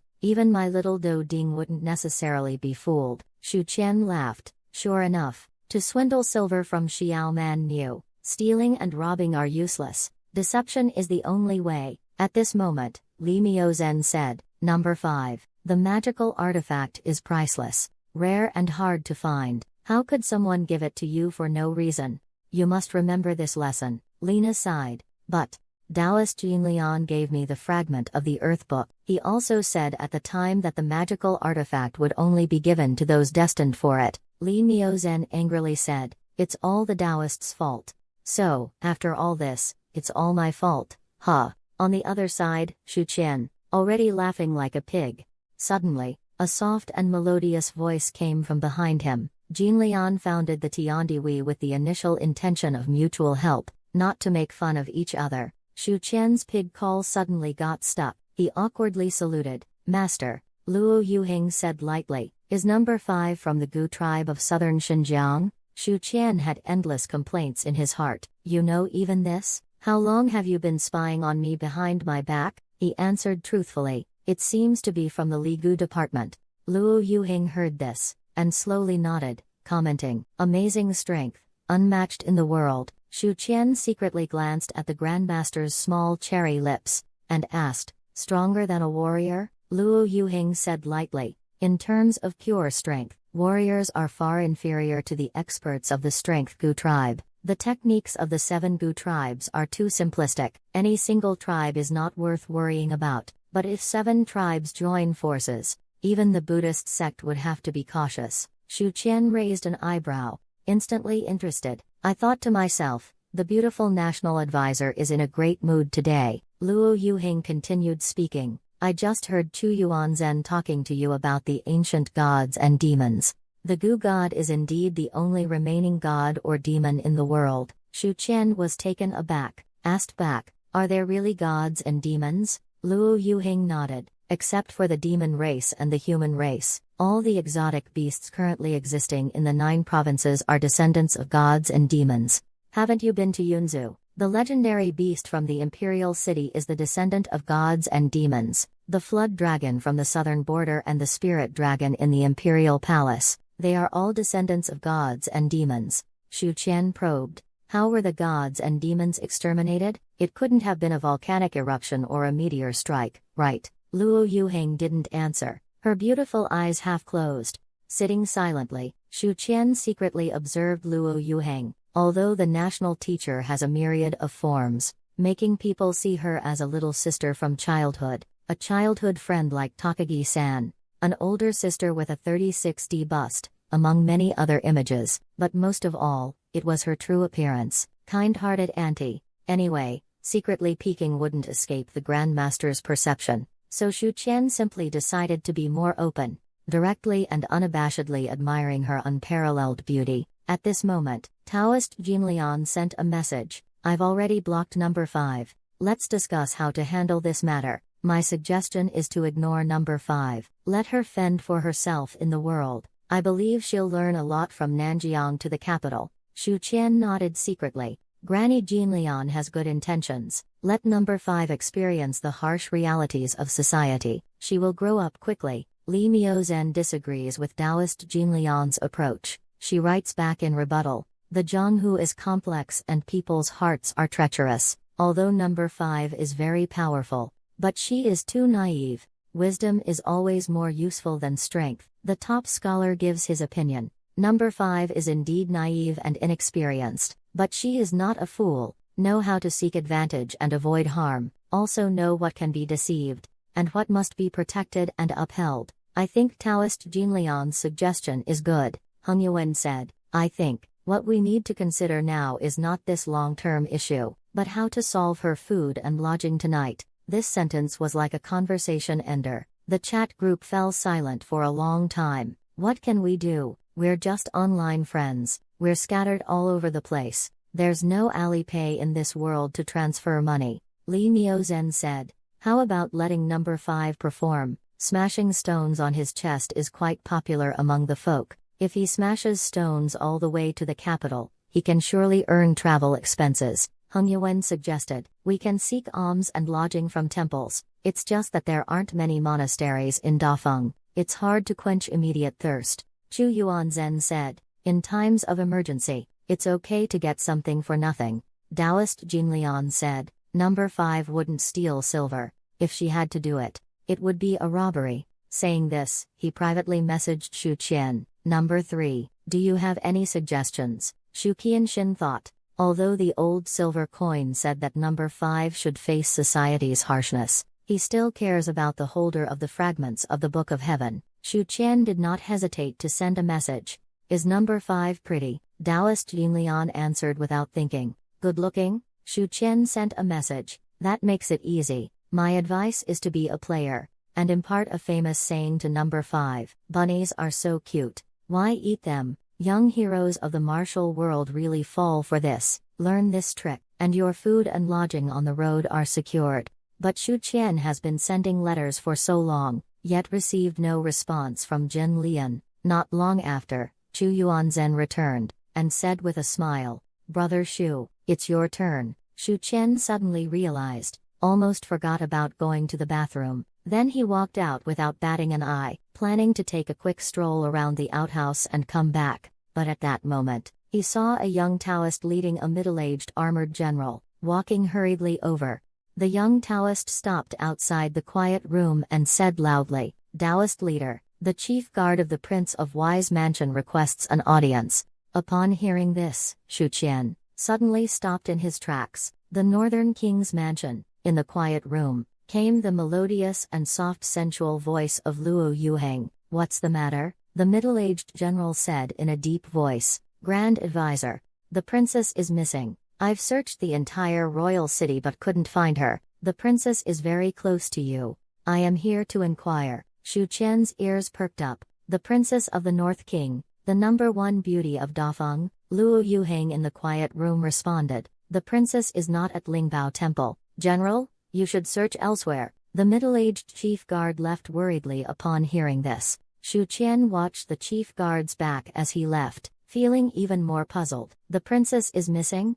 Returned to the gate, Shu Qian discovered that the 2 groups of Zhonghu guests had already paid the silver notes to ransom themselves. Now he has 600 taels of silver notes in his pocket. Feeling extremely satisfied, seeing outsiders dressed as wandering martial artists on the streets is like seeing fat sheep. Unfortunately, for the next half day, we didn't encounter any brawls. After the shift, we returned to the mansion. At dinner tonight, Uncle Shu told an amusing story at the table. Today, the princess consort of the Northern King ran away from home. All 5 guards of the capital were mobilized. The white-robed officials from the observatory assisted in the search. We searched all afternoon but couldn't find her. He asked. What happened then? Uncle Shu sighed. She went back on her own. So, she ran away from home.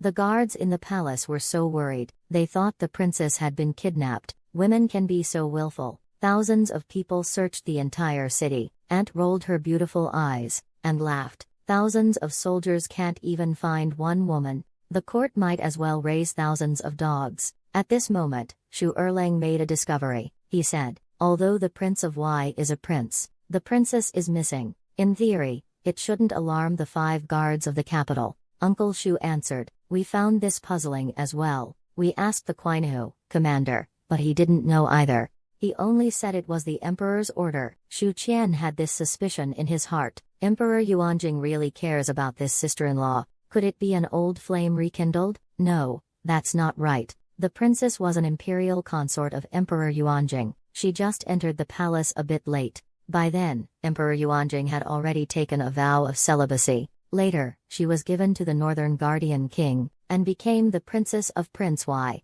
Perhaps there's some inside story behind this, but such trivial matters are not worth my concern. He turned his head to talk to Erlang. Tomorrow is the final match. Shu Erlang nodded, looking confident. Shu Qian said boldly, do your best. In the realm of poetry, Big Brother can confidently say, no one in 5,000 years of Zhizhou can rival me. At the break of dawn, Shu Erlang, accompanied by his father and Big Brother, he came to the examination hall with a lantern. Once again, he saw the bald man and the swordsman in green. This time, Erlang was very calm. He just thought they were fools, and he couldn't avoid them anyway. He simply returned a cold smile, as if in defiance. Chu Yuanzhen was somewhat displeased at this sight. He said in a deep voice, Number 3, that smile is quite arrogant. Hung Yuan didn't think much of it. Instinctively explained to Number 3, the last session of the imperial exam. He probably thought he was sure to win. Chu Yuanzhen snorted softly. I almost thought it was a provocation.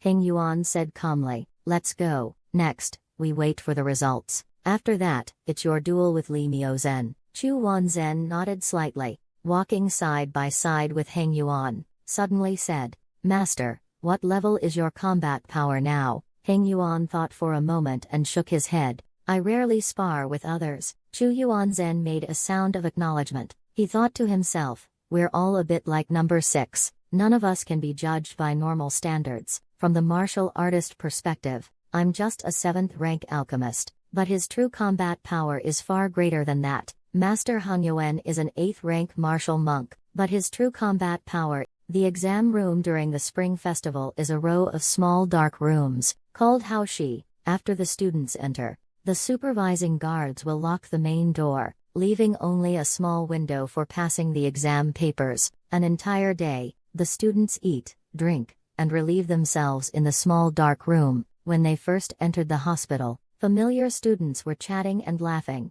feeling at ease, because since ancient times, the imperial exams have emphasized classics over poetry. Coupled with the long decline of the poetry scene in Dafeng, this last session of the imperial exams is merely a formality for most students, but others can take it easy. Shu Erlang knows he cannot be careless, because he is a student of Yunlu Academy. After passing the imperial examination, he could either be sent to remote areas or be delayed in getting an official post. Shu Erlang has his own ambitions. He didn't want to be sent to a remote and poor area, nor did he want to be sidelined in the capital. He sighed. The road ahead is long and uncertain. At that moment, the bugler outside knocked on the small window, and said in a muffled voice, Sir, the papers have arrived. Impatiently unfolded to check. By the orange candlelight, Shu Xinian took a clear look. The topic was a quote from Chengxi's War. The commander of an army can be captured. The well-read Shu Erlang instantly extracted the core. Yangzhe. He stared at the test paper. His expression was uncontrollably dazed. His eyes were filled with disbelief. Shu Erlang murmured, Did Big Brother step in dog poop before entering my room that day? How did he even guess that? With Big Brother's poetic talent, since he guessed the exam question correctly, then in the third round of the imperial exam, I, Shu Erlang, will dominate. I might be able to compete for the top scholar. Thinking of this, Shu Xinian's expression turned into sheer joy and excitement. Truly, if heaven did not give birth to me, Shu Xinian, the imperial examination would be as dark as the endless night. Could Big Brother really be my lucky star? His hand trembled slightly as he held the pen. Calm down, calm down. What was the poem Big Brother gave me to inspire me? Shu Xinian forced himself to calm down. Such a lack of ambition. It's just an exam. Why are you so excited? Father and elder brother have both said that I have the potential to be the prime minister. He suddenly straightened his back. After making a self-deprecating joke, I felt more relaxed. My hands stopped shaking. I quickly wrote on the paper, Golden goblet of fine wine worth 10,000 coins. Jade plate of delicacies worth 10,000 more. Stopped drinking and eating, drew my sword and looked around, my heart confused. Wanting to cross the Yellow River, ice blocks the stream. About to climb the Taihang Mountains, snow fills the peaks. Idly fishing along the clear stream. Suddenly I dream of riding a boat to the edge of the sun. The journey is difficult and filled with obstacles, so many winding paths and vast distances. Where am I now? Lost. There will come a time to ride the waves and break through. Hanging the sails straight to cross the vast sea, Shu Xinian finished writing the poem. He read it repeatedly, to ensure he hadn't made any mistakes, but new doubts arose in his mind. What is the Yellow River? Fishing idly by the clear stream, suddenly I dream of rowing a boat by my eyes. Do these two lines have any historical allusion? Shu Erlang frowned. Big Brother is really something. He didn't leave any notes when writing poetry. How am I supposed to understand his mindset when he wrote these poems? The Yellow River and Taihang should be river and mountain names. This can be replaced. As for leisurely fishing by the blue stream, even without historical references, it's not hard to understand the intended meaning. No big issue. So, Shu Xinian changed the Yellow River and Taihang, then picked up the pen to answer. Composing traveling is hard. The chief examiners for this spring examination are Grand Academic Scholar Zhao Ting, and Right Censor-in-Chief Lu Hong, and the Imperial Academy Scholar Tu Quanking's book. Right Censor-in-Chief Lu Hong cursed loudly. Nonsense. What kind of lousy poem dares to make a fool of itself in the imperial exam, using bamboo as a metaphor to express ambition? The angle is quite good, but it praises the bamboo more than the ambition. It's putting the cart before the horse. Grand Scholar Qian Quangshu of Wying Palace sighed deeply, and looked for a long time. Not a single astonishing poem. Zhao Tingfeng from Dong's University said calmly, "Isn't it the same every year? We're all used to it." The examiners are also called the curtain officers. They review the exam papers while commenting. Unlike the scholars, the examiners have not left the examination hall since the start of the exam. The main gate is locked, unless they grow wings. Otherwise, don't even think about leaving. At this moment, an examiner sighed. If Shu Qian were to participate in the imperial exam, without a doubt, at least this year's exam would produce a timeless poem. Who says it isn't so? It's a pity Shu Qian is not a scholar. In future historical records, the best poetry of the Yuanjing era will be attributed to him. Where will we scholars save face? They were talking, and all pointed their fingers at the same person. All the mistakes are Xu Pingzhe's fault. He's truly despicable. At this moment, a grading officer suddenly sat up in shock. His lips kept muttering repeatedly. Who said scholars of Dafeng can't write good poetry? Who said that? The grading officer said excitedly, "I dare say, this poem will surely become famous. This year's exam will be recorded by historians." The examiners beside him cast curious glances. They all rushed over to read it. One of them grabbed the paper, and read it carefully. His body started trembling with excitement. Dong's University's elder with graying hair frowned. He was attracted by the noise. He immediately coughed a few times in displeasure. "How can you be so noisy?" An examiner immediately stepped forward, respectfully handing over the paper. East Pavilion University took the paper and glanced at it. "I couldn't stay calm immediately. This child is definitely a great talent. If both the classics and policy questions are excellent, I will surely appoint him as the top candidate. The next subject after the spring festival ends." Shu Xinian found that his treatment at home had plummeted. In the past, every morning, his mother would have the kitchen heat a bowl of steaming hot milk. At noon, it was aromatic chicken soup. In the evening, ginseng soup. But since the last event ended, the milk is gone.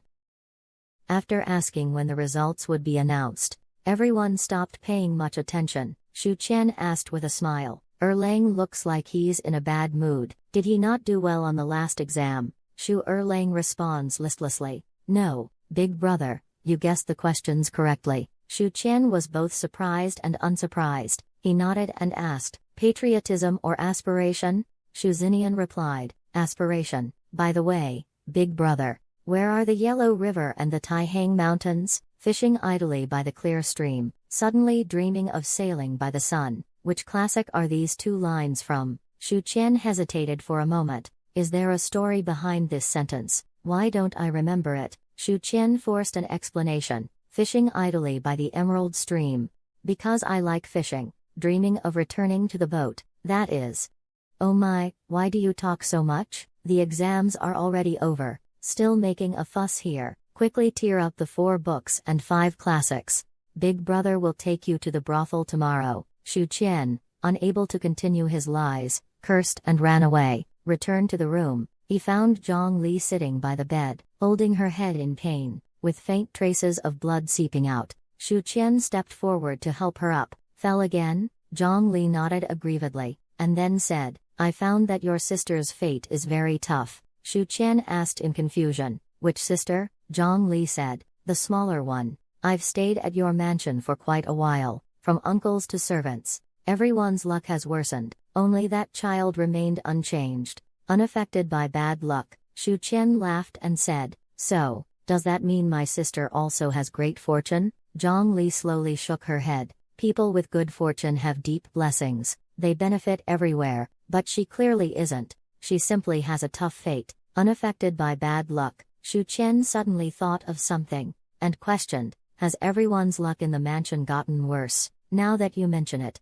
I suspect I haven't picked up any silver these days. Is it because of you? Zhang Li answered honestly, I don't know. Shu Qian thought for a moment and suggested, I suddenly have an idea. If Lingyan can be immune to your bad luck, then I'll take her with me when I go out. I'll be able to find silver again. How about we test it out? Shu Qian immediately left the room, and called little Do Ding to follow beside him. He then went to the front hall and brought out the orchid bonsai that his aunt loved. He placed it on the wall of the corridor, and then put little Do Ding underneath it. Shu Qian gently guided, sit here and eat the pastries. After eating, we'll go back. Originally, the clever little Do Ding would find it strange. Why eat outside?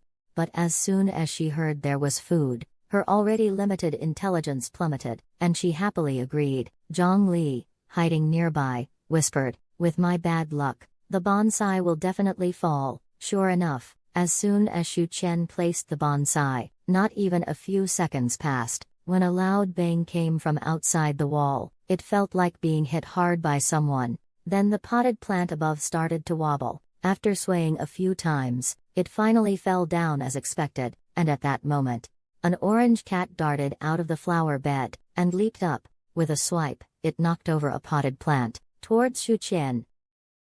He hurriedly crouched down to dodge it, but Zhang Li, behind him, didn't dodge. The potted plant smashed right on her head. Shu Qian had no time to care for the unlucky Zhang Li. He stepped forward and looked at the orange cat, puzzled. Taoist, why are you here? The orange cat spoke human words, and asked, what were you just doing? Shu Qian awkwardly smiled, just a little experiment. The orange cat didn't ask further, but looked at Zhang Li and said, is that the astrologer from the Si Tian Zhen? Shu Qian responded with a hum. With the Taoist's eyesight, you should be able to see the dark clouds gathering above her head. The orange cat looks serious. It's more than just dark clouds gathering. She seems to be someone cursed by the heavens, also revealing heavenly secrets.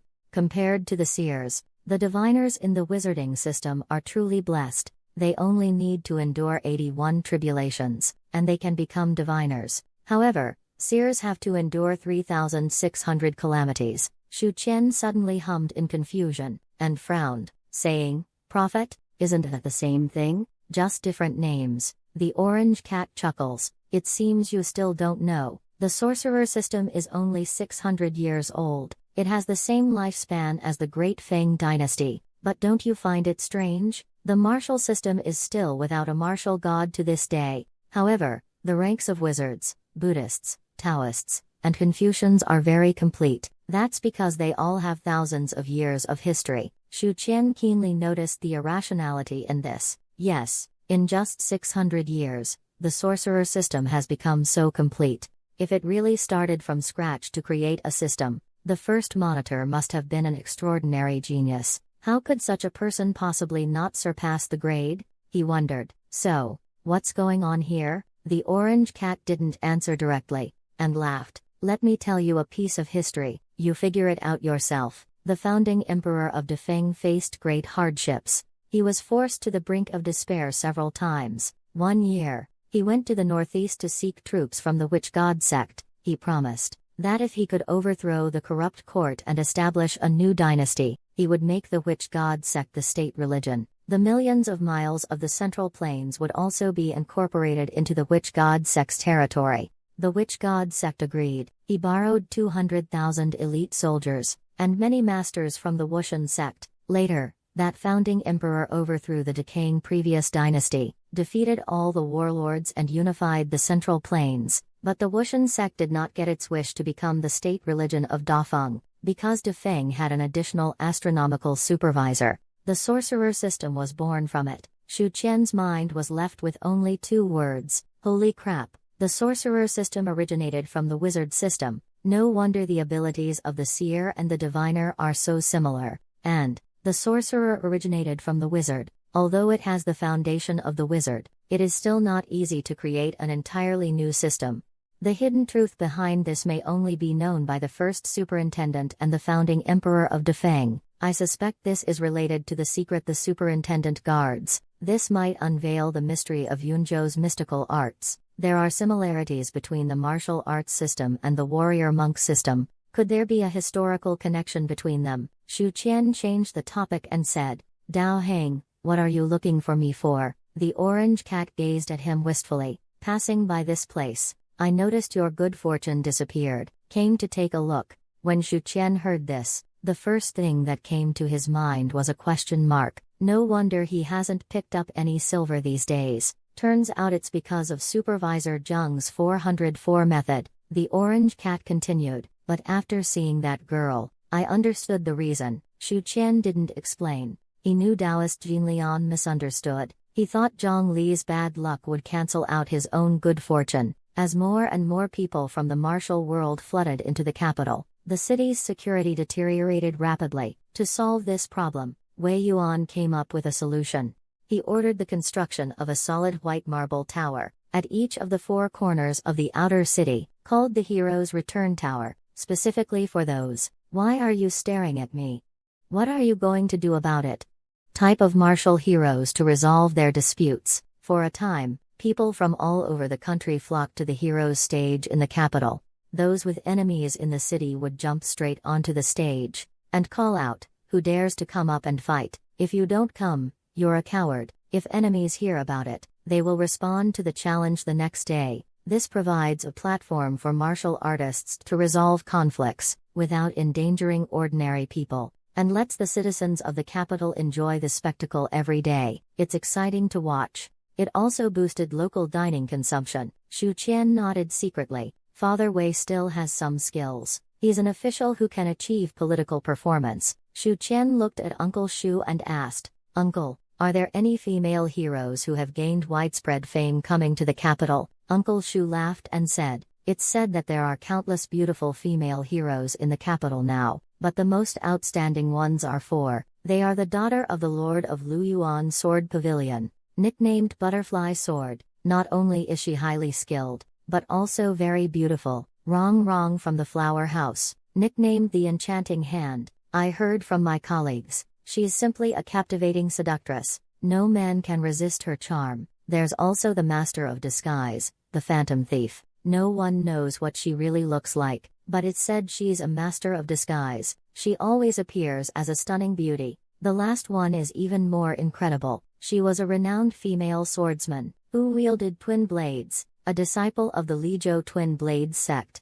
Uncle Shu commented, "Truly a heroic and valiant woman. If I were 20 years younger." Shu Qian stared at him intently. Second Uncle Shu's scalp tingled. He quickly corrected himself. "I would still choose your aunt." Shu Qian nodded, and patted his shoulder, saying, "Leave those female warriors to your 20-year-old nephew." Shu Qian went to the street gate to check in, and spent half a month cultivating in the hall of his acquaintance, the Silver Gong Minshan. "Then I plan to patrol the streets with my 2 constables." Shu Qian asked, "Do you know where the heroines like to hang out?" The constable answered, "Of course, at the heroic platform. 4 arenas in the southeast, southwest, northwest, and northeast. It's quite lively now. Many inner city people are rushing to the outer city to watch the excitement." Shu Qian made a decision. "All right then let's go to the heroes platform in the South City today." At this moment, a man claiming to be a guard from Linan barged in. "Master Shu, the second prince requests your immediate presence in the palace." The second prince said that this matter concerns a human life. "Her life and death are in your hands." Shu Qian was at a loss. His head was buzzing. He first went to find Zhang Li, but before he could speak, Zhang Li said first, I know, I will go back to the Astronomical Bureau first. Shu Qian was still a little worried. Will there be an accident on the way back? Zhang Li didn't know how to answer. Just leave it to fate. Shu Qian reached out and patted her on the head. Let me bless you. Be extra careful on the road. Then he rode his beloved mare, riding side by side with the guards of Shaoyan Court, heading towards the imperial city. Shu Qian rushed into Shaoyan Courtyard and shouted anxiously, Your Highness, what's wrong? Linan waved her hand, dismissing the guards and maids. Only Shu Qian was left. Biao Biao stared at their departing figures until they were completely out of sight. She suddenly threw herself into Shu Qian's arms, then burst into tears with a loud wail. She accused tearfully, He Jing wants to kill me. Shu Qian sighed. Did you go and cause trouble with the princess again? No. Did the second prince go to Princess Watching to seek justice? Biao Bao forcefully said him, sniffing and said, The Empress, that venomous woman, wants to kill my mother. I'm going to Watching to argue. Who would have thought she was heartless too, and even hit me? Shu Qian frowned, and looked at Linan. Hit you? Where? Biao Bao rolled up her sleeve, revealing a section of her fair, tender arm, with 2 faint whip marks on her snowy skin. She whipped me with a cane, Shu Qian said indignantly. This is outrageous. Rest assured, Your Highness, I will certainly seek justice for you. I won't let Hua Qing off easily. Biao Bao was somewhat moved. No need for you to take action. He Jing is a princess after all. If you act on your own, the palace guards will shoot you. Shu Qian secretly breathed a sigh of relief. Thank you very much, Your Highness. Your intelligence is still intact, Shu Qian said with a look of readiness to die. If Your Highness loses a single hair, it would be a great humiliation for me. Even if I am shattered to pieces, I will seek trouble for Hua Cheng. Biao Bao nodded slowly, and said with a sniffle, I summoned you to the palace today for this matter. I've been pondering over and over. I could have resisted at that time. I could have rushed forward and scratched He Jing's face, but I choked. I've thought about it again and again. It must be because I don't have competent guards by my side. You accompany me to Hiking's Spring Vine Garden once more. Why? Shu Qian felt an urge to curse. It felt like he shot himself in the foot. Shu Qian cleared his throat. Your Highness, please calm down. Tell me what happened, so that I can carefully consider it. He silently thought how to quietly slip away. After wrapping up the case of Consort Fu, Biao Bao told Shu Qian every detail of the palace fights that happened afterwards. As expected, the Empress hated Consort Chen deeply. She made things difficult at every turn. It was only then that everyone realized that the Empress was skilled in all the arts of the harem. She simply hadn't had a chance to use them before. Every day at dawn, she made Consort Chen come to pay respects, and then she would harshly criticize her, ordered the palace maids to criticize Consort Chen, making her the laughingstock of the harem, and punished her with kneeling, and other physical punishments like flogging. Biao Bao said angrily, Do you think the Empress is heartless and cruel? Shu Qian sneered twice in his heart. Your mother caused the death of her brother. Of course the Empress would want to fight your mother to the death. Although the prince deserved to die, he frowned and said, Anything else? Biao Biao almost started crying. Of course, just yesterday, mother suddenly got poisoned. She was barely alive. The servants of Jingshu Palace hurried to call the imperial doctor, but who knew the doctor was taken away by the servants of Fengqi Palace. Shu Qian was shocked.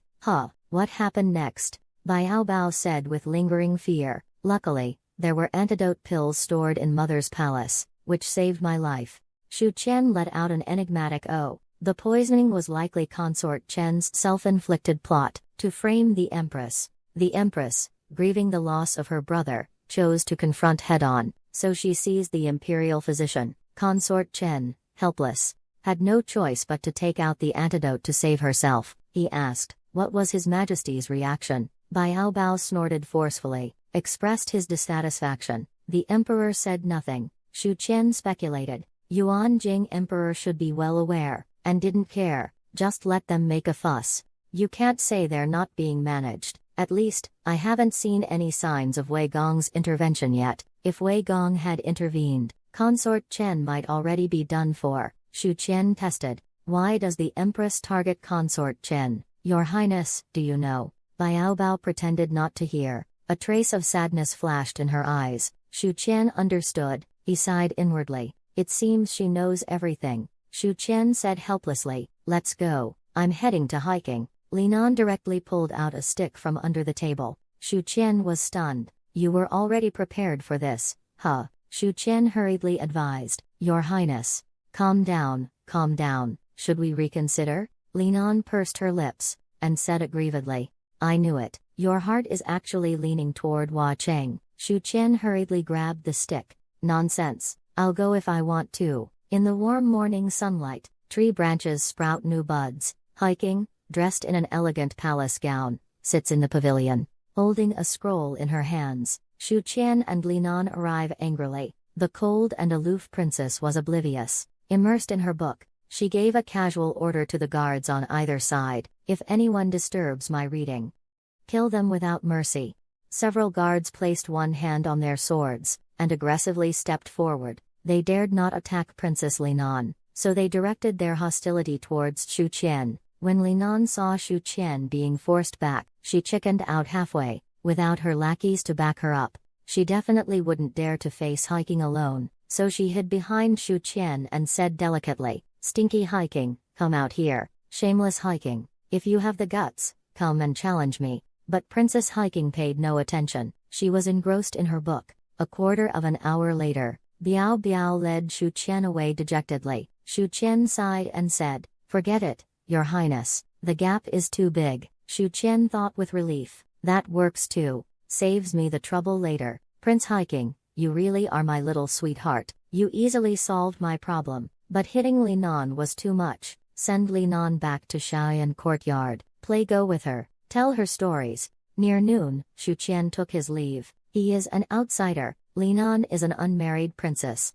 She can't linger too long, and she can't dine together. Biao Bao waved happily. I'll invite you to the palace again another day. Shu Qian left the palace gates, and rode his mare out of the imperial city. The conflict between the Empress and Consort Chen is irreconcilable. Consort Chen cannot outmaneuver the Empress. She will definitely target Li Nan, use her as a spear against the Empress. According to Hiking, Li Nan in her girlhood was even more foolish than now. Wherever concubine Chen pointed, she would strike. If Hiking didn't fight back, she would just be bullied. But once you fight back, Li Nan is bound to get beaten, and all of this is exactly what Consort Chen wants to see. I, as the dignified Sea King, should not be led by the nose by a fish. I need to think of a way. The arena in South City is set up in the square by the river. Two martial artists are fighting in the arena. Since the arena appeared, the authorities have relaxed their control. Martial artists can apply at the yamen to retrieve their weapons, but they must return them the next day, otherwise, they will be wanted throughout the city. However, young heroes from prestigious sects can use their sect's endorsement. No need to surrender weapons. But if you kill or commit crimes, the sect will be held responsible. Shu Qian glanced around the room. He didn't find any outstanding heroines. At this moment, Tong Luo explained, Master Shu, the people watching the opera outside are all common folks. Those with status and prestige are in the tea houses and restaurants nearby. Shu Qian glanced at him with satisfaction. I thought, little brother, you really know your stuff. He immediately glanced at the nearby tea houses and taverns. Indeed, there were many spectators on the second-floor lookout. He also saw an exceptionally beautiful heroine. She had just taken a step. Suddenly, I felt a hard lump under my foot. I looked down. It was actually a purse. Shu Qian was stunned. He thought, didn't Supervisor Zheng, that old codger, take away my money-finding buff? Shu Qian picked it up and weighed it a few times, and found it quite heavy, so he happily put it in his pocket. Then he noticed a child next to him watching him, seemingly annoyed for not seeing the pouch, but someone else got there first. Shu Qian acted as if he was going to grab him. What are you looking at? Whose child is this? The child was immediately scared and turned to run away. Shu Qian laughed heartily, thinking how timid she was. I was even thinking of buying you a sugar-coated hawthorn. Entered the restaurant, and found a table on the second floor. Shu Qian has no interest in the fight on the stage. He squints his eyes, scrutinizing the female warrior at the neighboring table. She is wearing a pink gauze dress, revealing her fair neck and delicate collarbones. Thin clothing accentuated her prominent chest. He swallowed his saliva. If she were a proper nightclub queen. Shu Qian boldly declared, "Waiter, bring a jar of 82 Lafitte to the table across. It's on me." The waiter didn't understand. He paused for a moment. Shu Qian sighed in resignation and corrected himself. "A jar of Chun Yi Nong." The waiter understood this time and scurried away. "Because this is the most expensive wine in the restaurant." At that moment, Shu Qian saw a woman climbing the stairs. Her gaze swept around the hall. Then she walked straight towards him, looking down at him. "Give me back my purse." Shu Qian looked at her. This woman looks to be in her 30s. Her figure was average. Her looks are quite plain. I've seen many beauties of the same age, like noble consort Chen, like my own aunt. In terms of looks and figure, everyone wants to beat up this woman. But she has a drive that these beautiful women lack. It's that kind of willful stubbornness. It's really strange and peculiar. Such grace appearing in an old auntie. Shu Qian calmly took a sip of tea, not admitting it. "What purse?" The woman looked down at Shu Qian, gritting her teeth. "A light green purse. Inside, there are 20 taels of gold. Give it back to me." Shu Qian's heart skipped a beat. His face remained calm, even puzzled. "This lady, what does it have to do with me that you lost your purse?" The woman got furious upon hearing this, and screamed, "Auntie?" Shu Qian was also taken aback. "What's with this reaction? Don't you know your own age?" He waved his hand dismissively. "I didn't pick up your purse. Get lost." The woman shouted angrily. "You still won't admit it. I have a witness." At the staircase, a child's face peeked out. "That's him. He even threatened me." Shu Qian took a piece of silver from his pocket, flicked it at him with his fingers, and said with a smile, "Could you say that again? I didn't hear it clearly just now." The child beamed with joy, and ran outside with the silver pieces. "I didn't see anything." The two gongs burst into wild laughter. They looked teasingly at the plain-looking woman. The woman glared at Shu Qian, gnashing her teeth. She was so angry she wanted to bite a piece of his flesh off, but after a moment, she suddenly sat down confidently, and picked up the bowl and chopsticks that Shu Qian hadn't used. She began to eat as if no one else was there. She seemed truly hungry. She looked at Shu Qian and sneered. "Won't this lord tie me up and take me to the Yamen?" Shu Qian calmly responded, "Madam, it's just a few bites of food, no need for that." Smelling the word big, she gritted her teeth. At this moment, that flirtatious woman swayed her hips and walked over. "This lord, may I accompany you for a few drinks, sir?" Shu Qian quickly gestured for the beauty to sit. "Of course. But there's a problem. All 4 chairs are taken." The charming woman looked left and right. She didn't dare offend the 2 constables, so she softly looked at the woman and said with a gentle smile, "Ma'am," and then turned her head away. He snorted disdainfully. It was the first time the alluring woman had been treated this way. Her face flushed with anger. Wherever she went, she was always the focus of men's attention, the object of women's envy and jealousy. But what does this elderly gentleman mean? Why, at this moment, a gong sensibly stood up, and respectfully said, "Sir, I'm off to patrol the streets." Shu Qian acknowledged with a hum. He sent a satisfied look. Then, with a smile, he gestured invitingly to the seductive woman. The enchanting woman smiled charmingly. She had been observing Shu Qian for a long time. So young and already a silver gong, with delicate features and a handsome appearance. He must have exceptional innate talent. A senior family member holding real power is worth befriending and getting close to, no matter what. The seductive woman said affectionately, "May I ask for your esteemed name?" Shu Qian smiled and said, "May I know your name, miss?" The seductive woman replied affectionately, Wrong. Shu Qian clinked glasses with her, thinking to himself, "Is this my lucky day? I just heard second uncle talk about the 4 most stunning female warriors in the capital, and then I met one of them." He put down his wine cup and introduced himself. "Turns out it was soul-stealing hand wrong. Let's get to know each other again.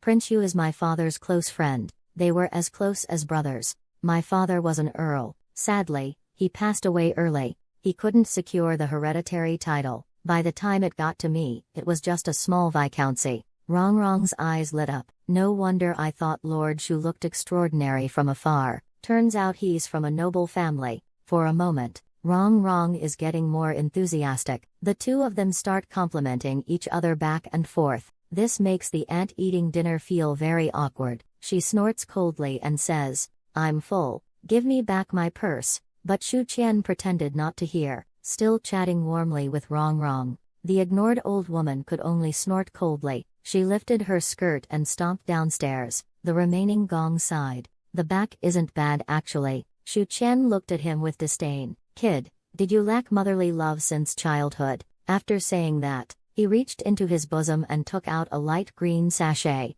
and opened it. Inside were ingots of gleaming gold. Shu Qian tied the tassel of the sachet, and gave it a gentle toss. "Throw the purse out of the building. I won't think about this ill-gotten wealth anymore." Immediately, a woman's scream came from downstairs. The purse hit an old lady on the head. She covered her head, with tears in her eyes, grimacing and glaring up at the second floor with hatred. Shu Qian kindly reminded, "Ma'am, you should hurry home."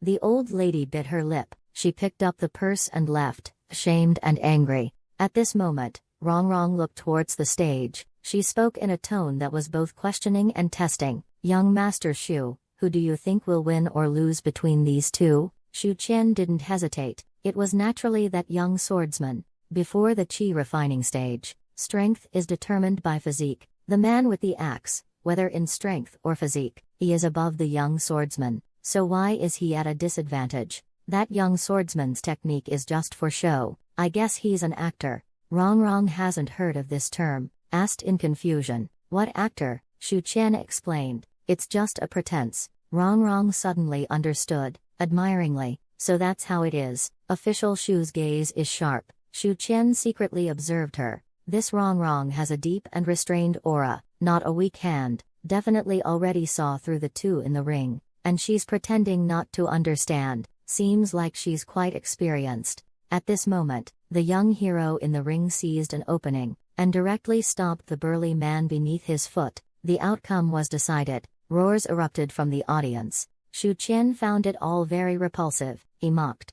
Who knows where this country bumpkin came from, trying to make a name for himself in the capital. He specially put on this lousy act. "Miss Rong Rong, let's go. Let's have a few more drinks." But just at this moment, a roar suddenly came from the direction of the ring. "Night Watchman Shu Qian, get out here and kowtow to apologize, or I'll crush your head today." Shu Qian looked out blankly. He was somewhat baffled, thinking to himself, "Who the hell are you?" The onlookers and wandering knights were in an uproar, daring to confront the authorities. This person is very bold, but it seems that this person is at the copper skin iron bone level. The man continued to shout with a strong voice, "My son Shu Qian, come out now, otherwise, I'll come up here and shout every day."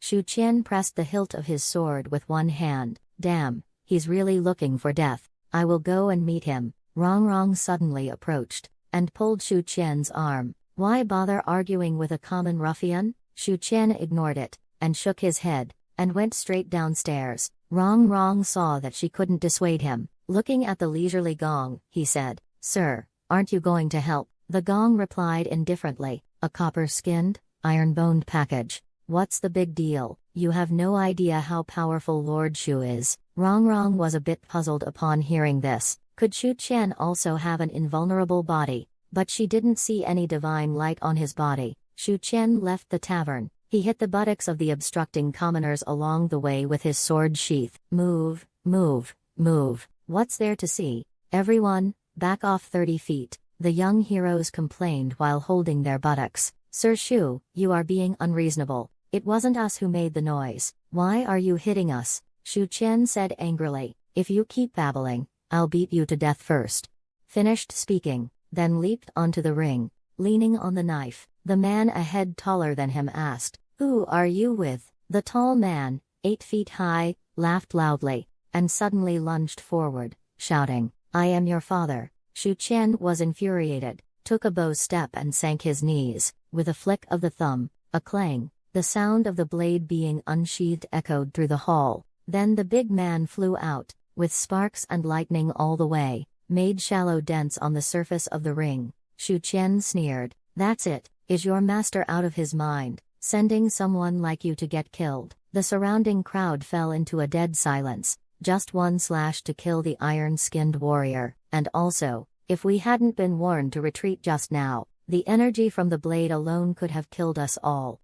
Thinking carefully, cold sweat appeared on their foreheads. After Shu Qian finished cutting the man, he immediately ordered the gongs to carry him to a doctor to treat his wounds, then bring him back to the night watchman's office. Remember to use an ox hair needle to seal the acupoints. A dying camel is still bigger than a horse. Finished speaking, he looked towards the direction of the restaurant, found that Miss Rongrong was missing, then realized something, felt his chest, only to find that the earth book fragment was gone. Shu Qian recalled the recent events. That Rongrong seemed to have leaned on me. Could it be that she stole it then? 2 hours later, most of the crowd around the ring had dispersed, but at this moment, 3 men and a woman suddenly rushed up. A young hero said, "Look at these small holes. They seem to be caused by sword energy, sharp and fine. I've never heard of this sword technique. What does young Master Lu think?" Young Master Lu, with his handsome appearance, carrying a 7-star sword,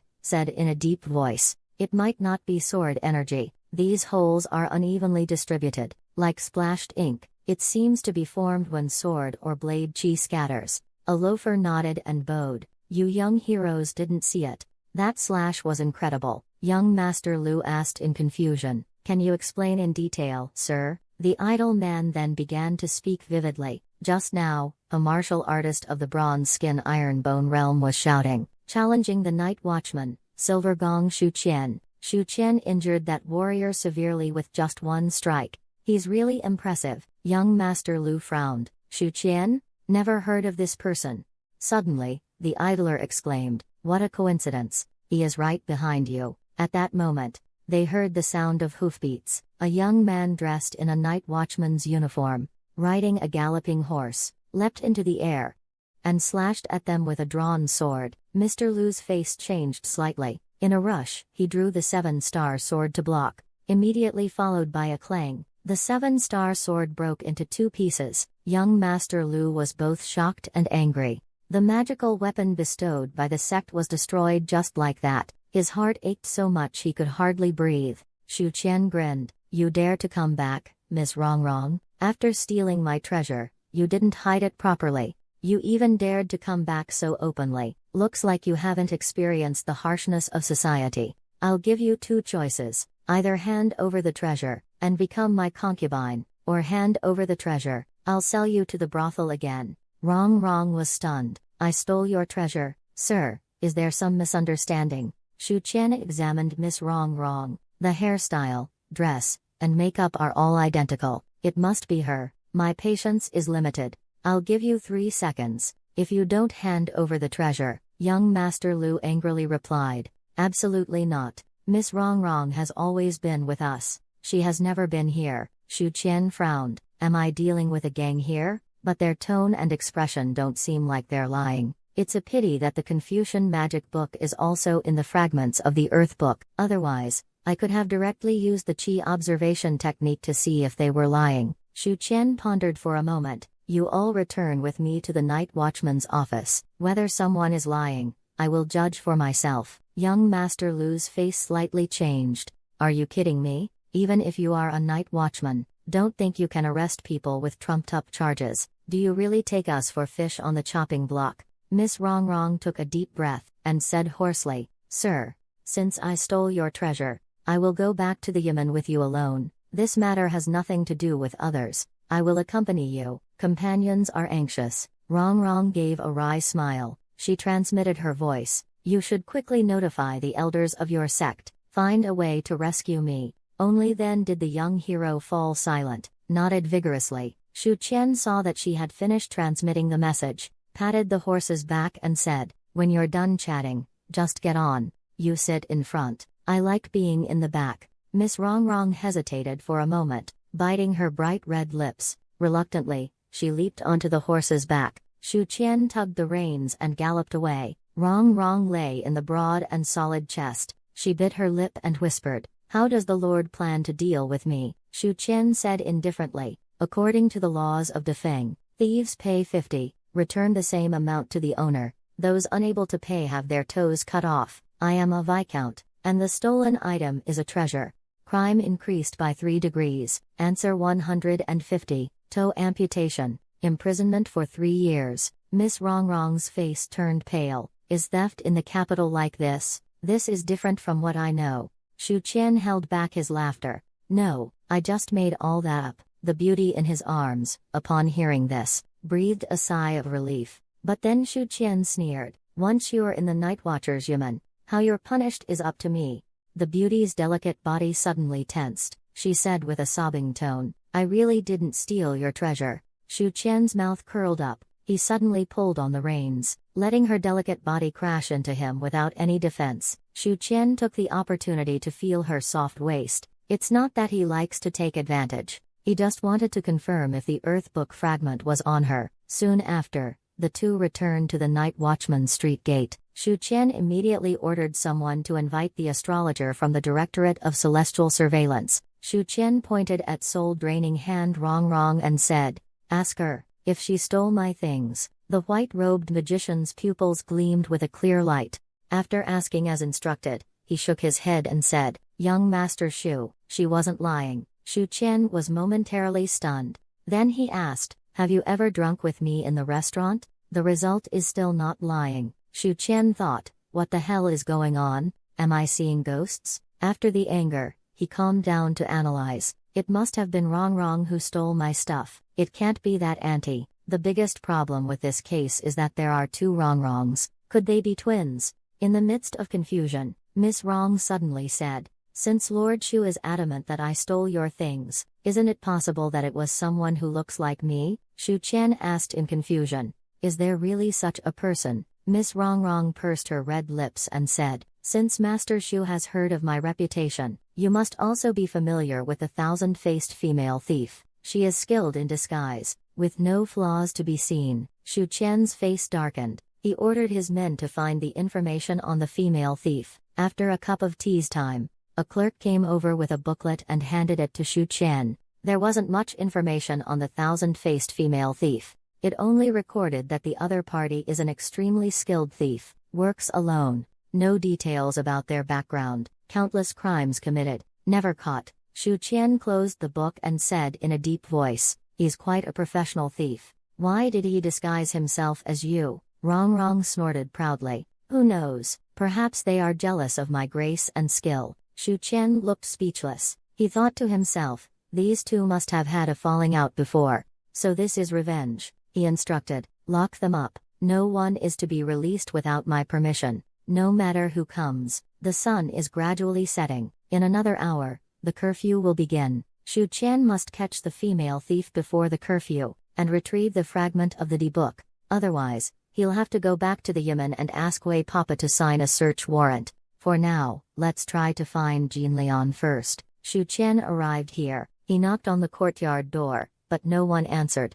so he brazenly barged in. He found Taoist Jin Lian lying there peacefully. It seemed as if he had passed away. He called out a few times, but the Taoist didn't wake up. Shu Qian only felt a toothache. This old rascal must have sneaked out with the cat again. How did he suddenly develop such a weird habit? What should I do about this? Taoist Jin Lian, as a seasoned martial arts senior, he should know how to protect his own body. He must have left a contingency plan. As long as his body is harmed, he should be able to sense it. Thinking of this, Shu Qian slapped Jin Lian's face a few times. Taoist, come back quickly. There's an urgent matter. Unfortunately, there's no response. Helpless, Shu Qian can only shout while smoking. Time. The room was filled only with the sound of slaps. After a long while, Shu Qian heard Taoist Jin Lian's emotionless voice from behind. What are you doing? The orange cat's fur stood on end. His body trembled slightly with anger. The human-like cat face was as gloomy as water. Shu Qian's slapping stopped immediately. He turned around in surprise and said with an awkward smile, Taoist, you're back. I have something urgent to discuss with you. But you weren't in the courtyard. I guessed you must have left a backup plan on your physical body, so I had no choice. The orange cat leapt up. A holy fire meow meow punch landed on Shu Qian's face. Then, an emotionless voice rang out. Did you guess that the moment you entered the courtyard, I already sensed you? The force of the holy fire meow meow punch wasn't strong, but Shu Qian was sent flying out. He immediately told Taoist Jinglian how he encountered the thousand-faced bandit, and mistakenly captured Miss Rongrong. The orange cat calmly said, "After the Earth Book fragment recognizes its master, outsiders cannot see the message, nor can they extract anything from it. You can rest assured." Shu Qian questioned, "Then when I got it from you, is it ownerless?" The orange cat explained, "The Earth Sex leader erased the mark." Shu Qian nodded, he already knew about these things.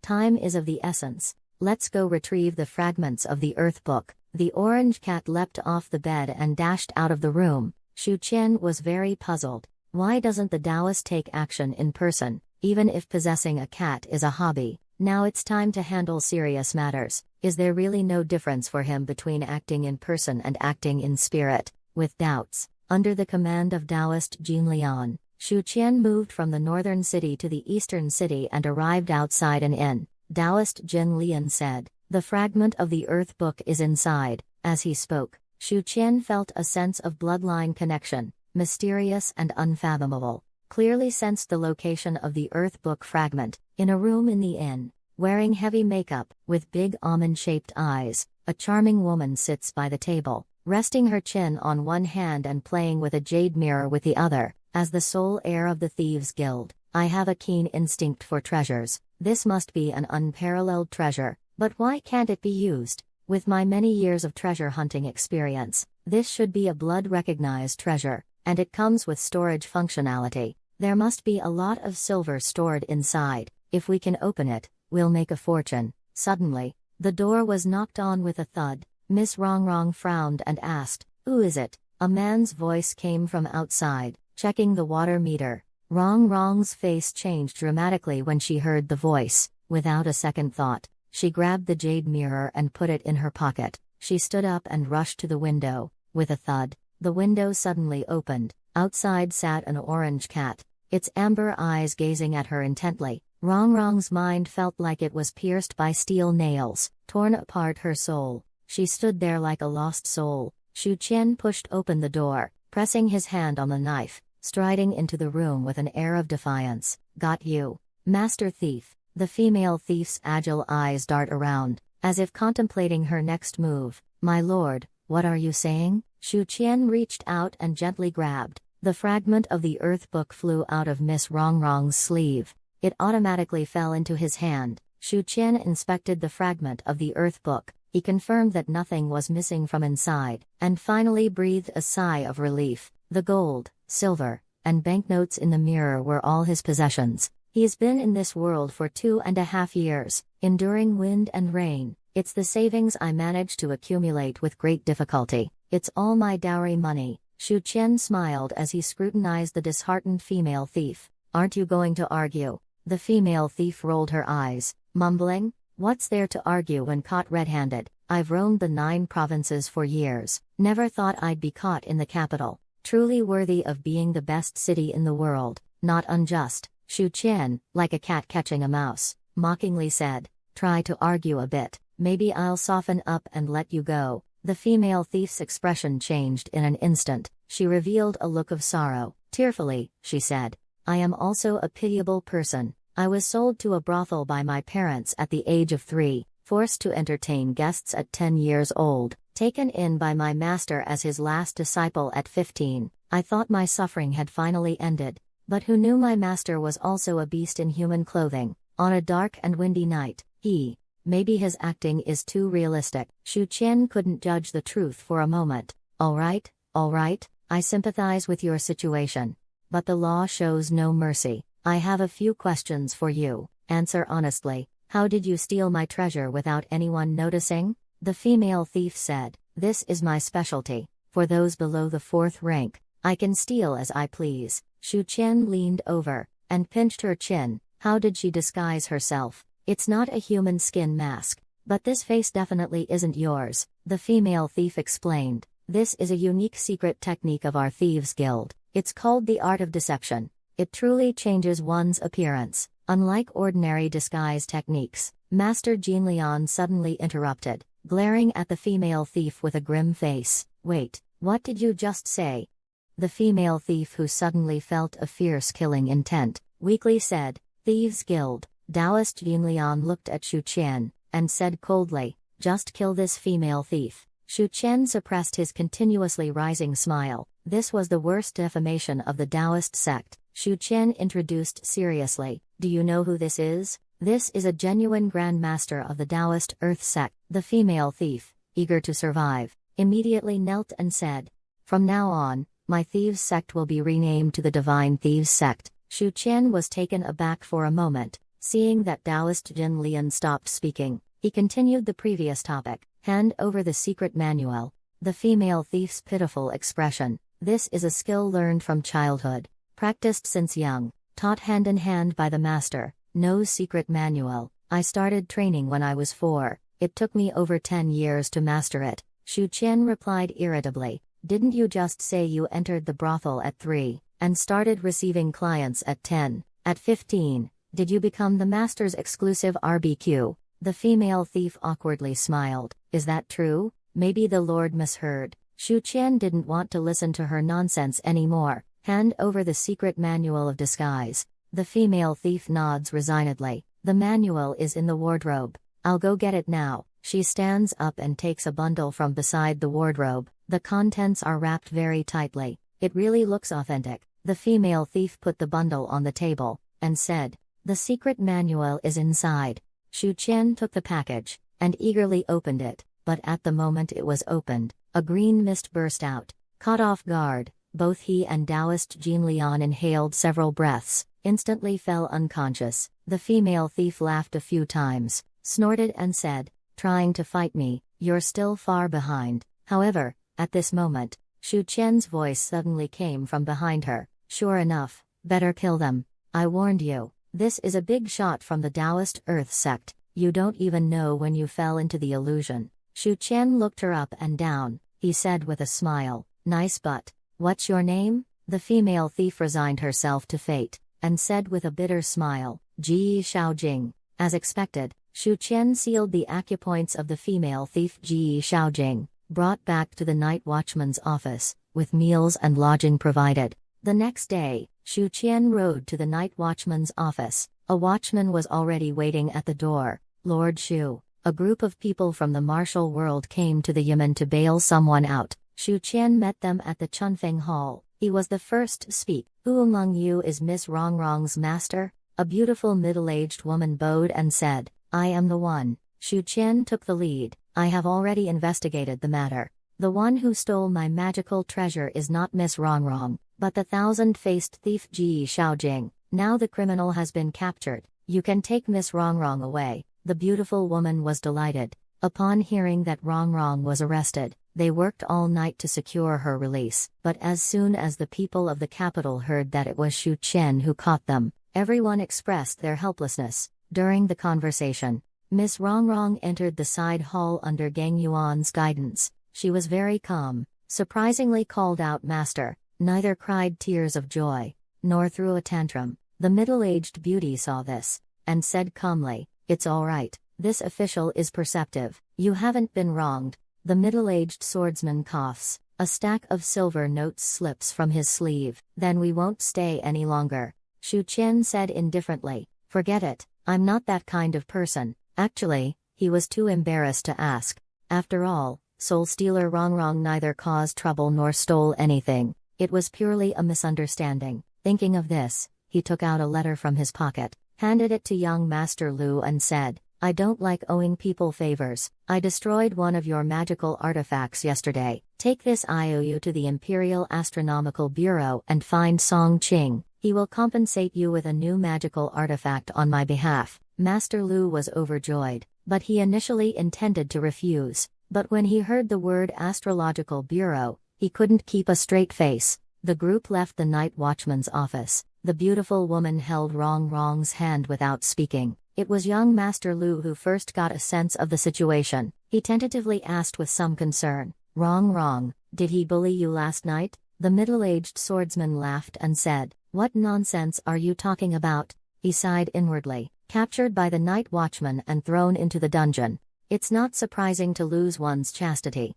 but this matter must not be mentioned. Although we are people of the Zhonghu, reputation is equally important.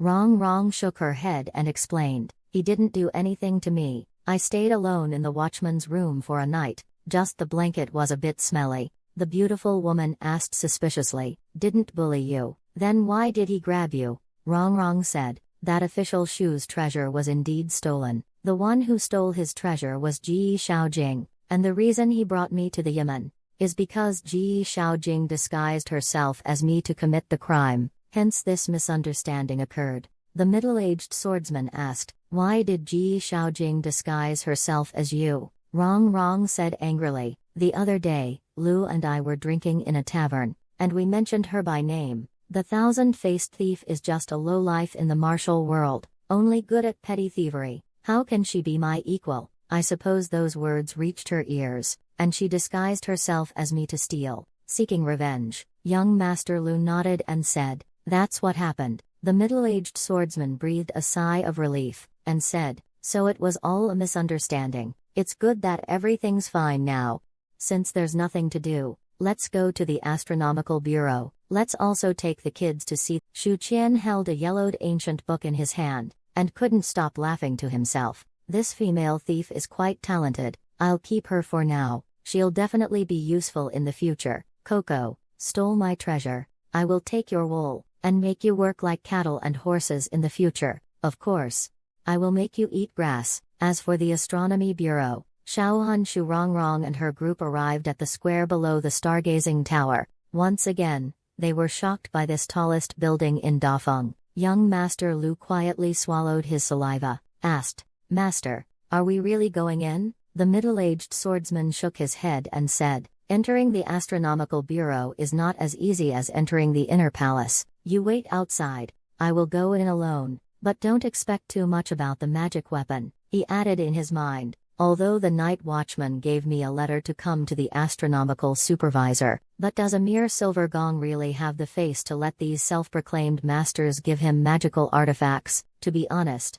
I don't really believe it. If he really tricked them, there's no harm in making a fool of himself in front of his apprentice." The beautiful woman looked at his back and explained, "Do you know why your master said that? That Song Qing is the direct disciple of Director Zhen. His position in the Dafeng martial world is comparable to that of an imperial prince. Understand?" A middle-aged swordsman ascended the steps built by Han Ziyu. Entering the first level, a white-robed sorcerer approaches. "Who are you?" The middle-aged swordsman quickly bows with clasped fists. Very respectfully, "I am Yang Yujun from the Mo Pavilion in Jinzhou." The white-robed sorcerer was taken aback. "Never heard of it. Just say what you want directly." The middle-aged swordsman takes out a letter, humbly presented. "I want to see Song Qing. This was given to me by a constable surnamed Shu from the night watchman office." The alchemist took the note and opened it. His expression immediately became extremely serious.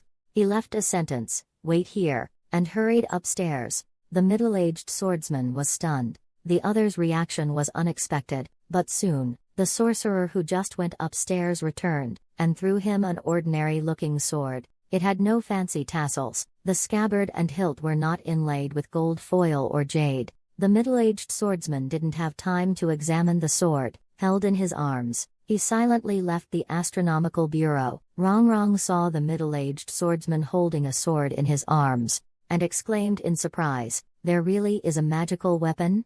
Young Master Lu's gaze remained on the plain-looking sword. He asked eagerly, "Master, quickly check the quality of this artifact." The middle-aged swordsman grasped the hilt, and slowly drew it out. A dazzling flash of sword light reflected in everyone's eyes, making them instinctively close their eyes. The middle-aged swordsman's hands trembled with excitement. It was actually sword energy manifesting on its own, an exquisite magical weapon indeed. Even the autumn chill of our Mo sex leader cannot compare to this sword. Bang bang bang bang. Young Master Lu heard his own intense heartbeat. The sword's aura manifested on its own. This is considered a top-tier magical weapon in the martial world. Then Shu Qian compensated me with such a powerful sword. He couldn't resist reaching out to grab it. "Master, let me see it quickly." The middle-aged swordsman slapped his hand away. It was purely an instinctive reaction, as if the sword was his wife. He wouldn't allow anyone to desecrate it. Young Master Lu complained, "Master, why did you hit me?" Isn't this the magic weapon you compensated me with? The middle-aged swordsman said earnestly. This sword is a top-tier magic weapon. As the saying goes, innocent man gets into trouble because of his wealth. This is not a good thing for you. I have just made a difficult decision. For now, I will keep this sword. Let me bear the risk. When your skills are fully developed, I will return the sword to you. All right, my mind is made up. You don't need to say anything more. Of course, to compensate you, I will give you my beloved sword. This sword has accompanied me for 20 years. It's like my wife. You must cherish it. Miss Wrong murmured. That Mr. Shu, what exactly is his identity? At the night watchman's office, in the tea room on the 7th floor, Wei Yuan stood by the desk. Without raising his head, he said, "Have you offended anyone recently?" Shu Qian quipped. "Following you, how could I not offend people? I have so many enemies I can't even count them." Wei Yuan hummed in response, having this awareness. "Your future achievements will not be low. The 5th rank official you brought back yesterday was taken away this morning. Think it over again. Have you offended anyone?" Shu Qian said helplessly, "I just can't remember. That's why I brought that guy back." "Why did you let him go again?" Wei Yuan said nothing more. The pen tip slowly traced on the paper. Finally, he put down the pen and let out a long breath. "It's done." Shu Qian hurriedly went over. "What is Lord Wei painting?" The scroll depicts a beautiful woman in palace attire, dressed in luxurious clothes, wearing numerous ornaments on her head. Delicate jade-like hands hold a small, light silk fan. Shu Qian boldly asked, "This sister is so beautiful. Is she betrothed? Does Duke Wei know her?" "I haven't married yet." Wei Yuan shook his head regretfully. "No one in the world can capture her beauty, not even I can." Shu Qian's mouth twitched. "Just look at what you're saying." The spring exam is also called the apricot exam, because this is the season when apricot flowers bloom. February 27th. This year's spring exam is especially lively. Not only are there thousands of eager scholars, but also the Taoist conflict between heaven and man, a vast number of martial artists flocking into the city. Young Master Lu suggested, "Master, how about we leap across the rooftops to watch?" The middle-aged swordsman replied grumpily, "Do you want to be cut down by the night watchman, or pierced by 1,000 arrows from the Imperial Guard?" A sedan chair was parked in an empty space near the examination hall. A melodious and gentle female voice came from the sedan chair. "Chunner, how long until the results are announced?" The maid named Chunner stood on tiptoe to look at the distant sun. "Miss, there are still 2 quarters left." The girl in the sedan chair is the daughter of the current Prime Minister, Wang Wenzhen, she said coyly. "I wonder who the top scholar will be this year." At this moment, Chunner suddenly couldn't help but praise, "What a handsome scholar." Miss Wang lifted the curtain, peeking out through a slit. She quickly knew who the handsome scholar was, because that person was so dazzling. Even when frowning repeatedly due to the crowded push and shove, his beauty was not diminished at all. His eyebrows were delicate and long, eyes bright as stars, red lips and white skin. Her complexion is more delicate and beautiful than most women. Even Miss Wang, who prides herself on her beauty, couldn't help but be amazed. Aunt, protected by a group of attendants, was not jostled by the crowd, but she somewhat regretted joining the bustle. Shu Erlang said helplessly, "Today both brother and father have to patrol the streets. We should not compete with the people of the Zhonghu for a spot. When the announcement is made, someone will naturally read the list. We can just listen here." As time goes by, finally, it's time to unveil the rankings. First, the secondary list will be revealed. Just the secondary list excites all the scholars. The announcing officer declares, 460th place. Yang Zhen, student of the Imperial Academy, ranked 459th. Li Fadian, from Hushui County, Guangzhou. As each name is called out, some cheer, some weep, showing everyone present a vivid picture of humanity. Auntie is a bit anxious. Erlang, why haven't I heard your name yet? Shu Lingyue reassured. Mother, it's only up to the hundreds. Didn't you say second brother is the top scorer? As time goes by, they've reached the 50th name. Still no mention of Shu Xinian. His aunt grows more anxious. Her brows furrowed.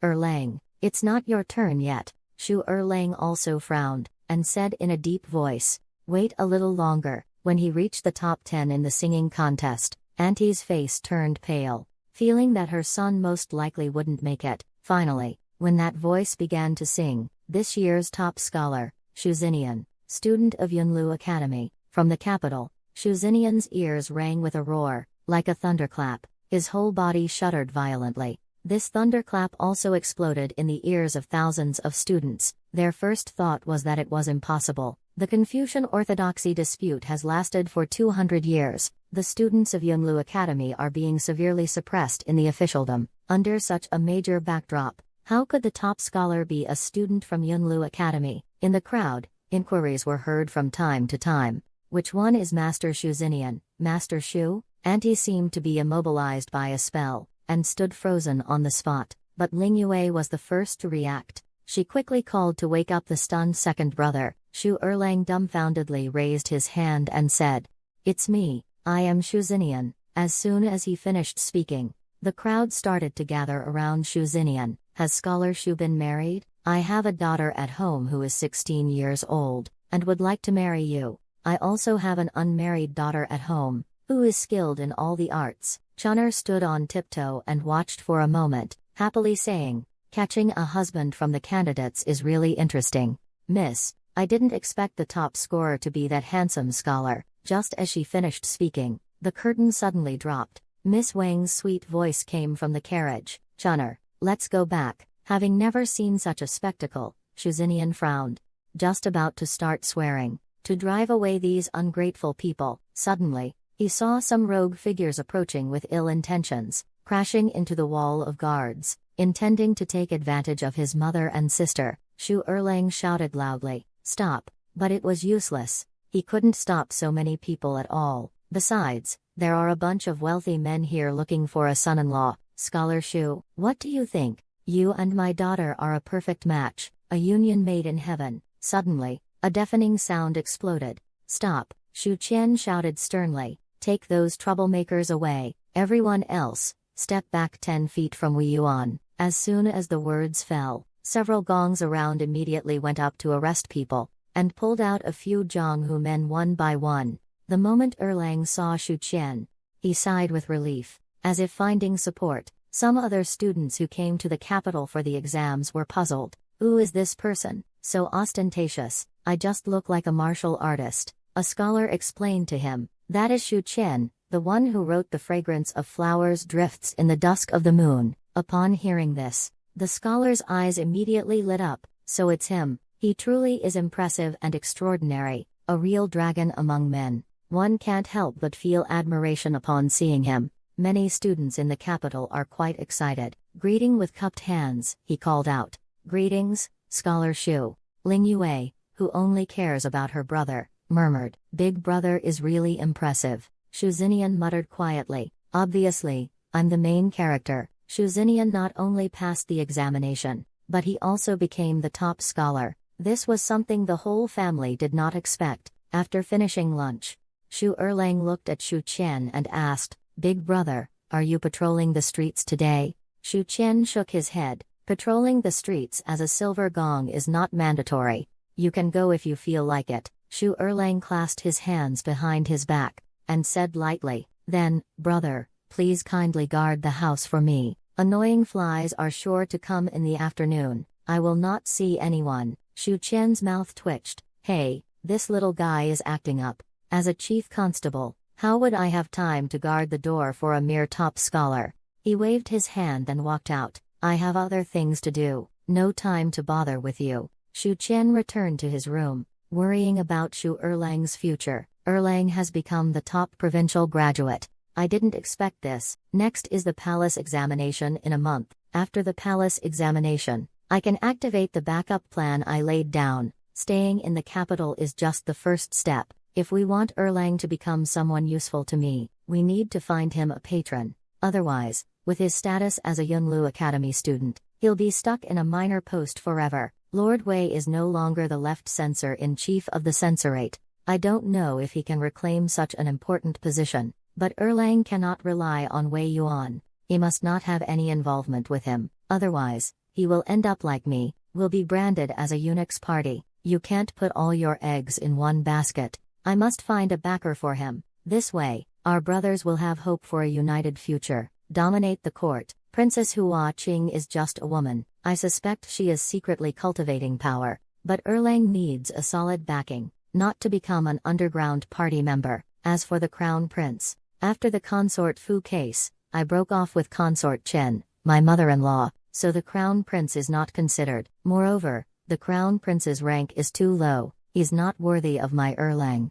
Not worthy of my Erlang, for the same reason. The fourth prince is also out. Shu Qian thought it through. He found that he couldn't find a suitable candidate in the civil officials group. Forget it, this isn't urgent. Next, I need to be wary of the Buddhist emissary group, and the celestial duel between Li Miozhen and Chu Yuanzhen. As for me, the most important thing is to quickly advance to the copper skin iron bone stage. After lunch, Zhang Li came. Shu Qian asked, "It's good that you're okay. Was there any danger yesterday?" Zhang Li politely replied, "Thank you for your concern. Yesterday, I encountered a total of 36 crises, 10 major crises and 6 life and death crises, but I managed to get through it all." Shu Qian looked at her deeply. This matter-of-fact tone inexplicably made people feel sorry for her. Shu Qian said with a smile, "Sister Zhang, how is your handwriting? I would like to ask you a favor. Generally speaking, as long as Shu Qian doesn't ask to sleep with me tonight, or ask her to give him a son, Zhang Li would fulfill Shu Qian's wishes. Of course, if Jinjiang says, 'Zhang Li, you and this kid practice together, the tribulation will be stable like this,' as long as Shu Qian's proposed position is not too difficult, Zhang Li can also satisfy his wish." Shu Qian pondered for a while, said, "Help me write a book. The title will be Great Sage of Love. It's the love. Sister Zhang, don't write it wrong." Zhang Li muttered a sentence. What a strange name. Shu Qian ignored it, and continued talking enthusiastically. The story of the celestial saint is a romance that takes place in the heavenly court. The heroine is the daughter of the celestial emperor, called Zixia Fairy. The hero is a guard in the heavenly palace, with a demon clan identity, named Long Outien. The demon clan is the most humble existence in the heavenly court. They are discriminated against by the immortals, only able to serve as laborers or guards. Their hobby is singing and dancing rap. Zhang Li suddenly said, "There's a problem here. Long Oudien's name is taboo. Given the book's heavenly court background, such a name shouldn't exist." Shu Qian thought for a moment. "I can only say, we don't need to bother with these details." The story continues, but it is these two people with vastly different statuses, who unexpectedly fell in love. One is the celestial flower of the imperial garden. Zhang Li paused his pen, frowned and interrupted. "Wait, the celestial flower of Langyuan refers to Zixia Fairy, right? That perfect jade is Long Outien, but he belongs to a lowly demon clan. In terms of background, he's not worthy of the term perfect jade. I think it needs to be changed." Shu Qian was infuriated. "Are you the embodiment of a contrarian? Are you teaching me how to write a book?" Zhang Li sensed something wrong with the amulet's emotions. Wisely, she stopped talking.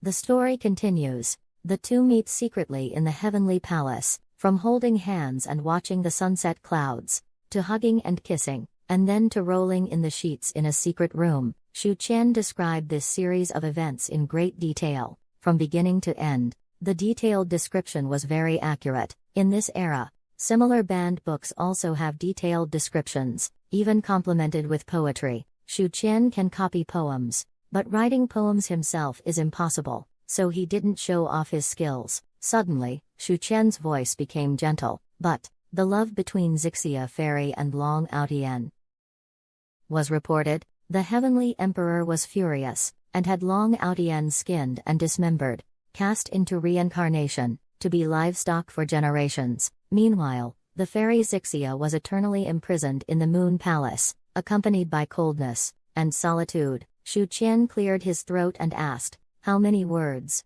Zhang Li calculated for a moment. "About 80,000. Shu Qian was secretly amazed. Worthy of being a fifth-rank sorcerer. 80,000 characters written with a brush in 2 hours. It's almost like she can write it down as soon as I finish speaking. Feels even faster than today's keyboard warriors. If only I had met Zhang Li 6 months earlier. I speak," she writes. "She is my voice recognition system. I could open a bookstore and make a living selling scripts. Shu Qian immediately rejected the idea. Possible. That's the story for now. I'll refine the second part later. Let's continue with the next one. The second story is about the love between a demon queen and a human scholar. Shu Qian directly uses the overbearing CEO trope from his past life, just switch the male and female roles. The female lord is domineering and strong, wise and ruthless. The human scholar is erudite, but kind, gentle, and courteous. Dominant female CEO versus naive sweet scholar, without a doubt.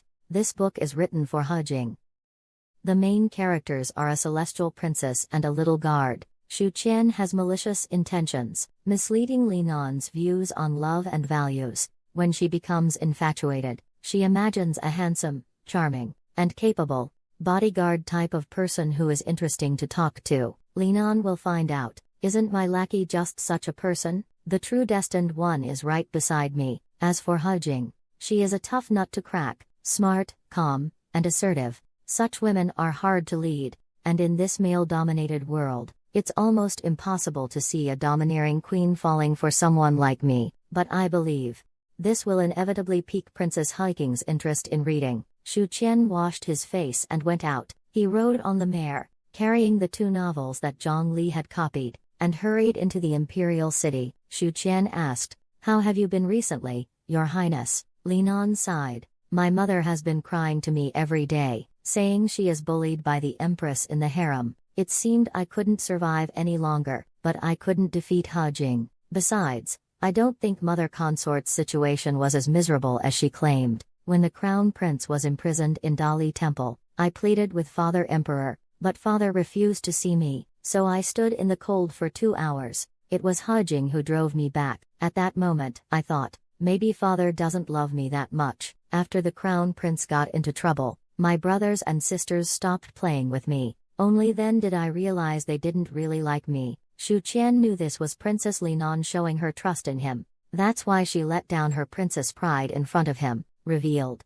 These things have been weighing on her mind for a long time, right? This princess appears to be spoiled and capricious on the outside, but she's actually a paper tiger who looks fierce but isn't. When she's wronged, she just shouts and screams, and the real, heart-wrenching grievances, she silently endures. Shu Qian placed one hand on her head, gently rubbed it. "Your Highness, whenever and wherever, I will be with you." Shu Qian saw that Biao Biao's mood was gradually declining, and inexplicably placed his hand on her head, gently rubbing it a few times. Li Nan's face started to blush bit by bit, like a wronged little wife. The next moment, she hurriedly slapped Shu Qian's hand away, and warned, "Don't touch my head, I'll get angry." Shu Qian smiled. He thought to himself, dealing with girls of this personality, a bit of assertiveness and persistence is the best approach. Switch to watching. I might have been stabbed to death by a sword. Shu Qian quickly withdrew his hand,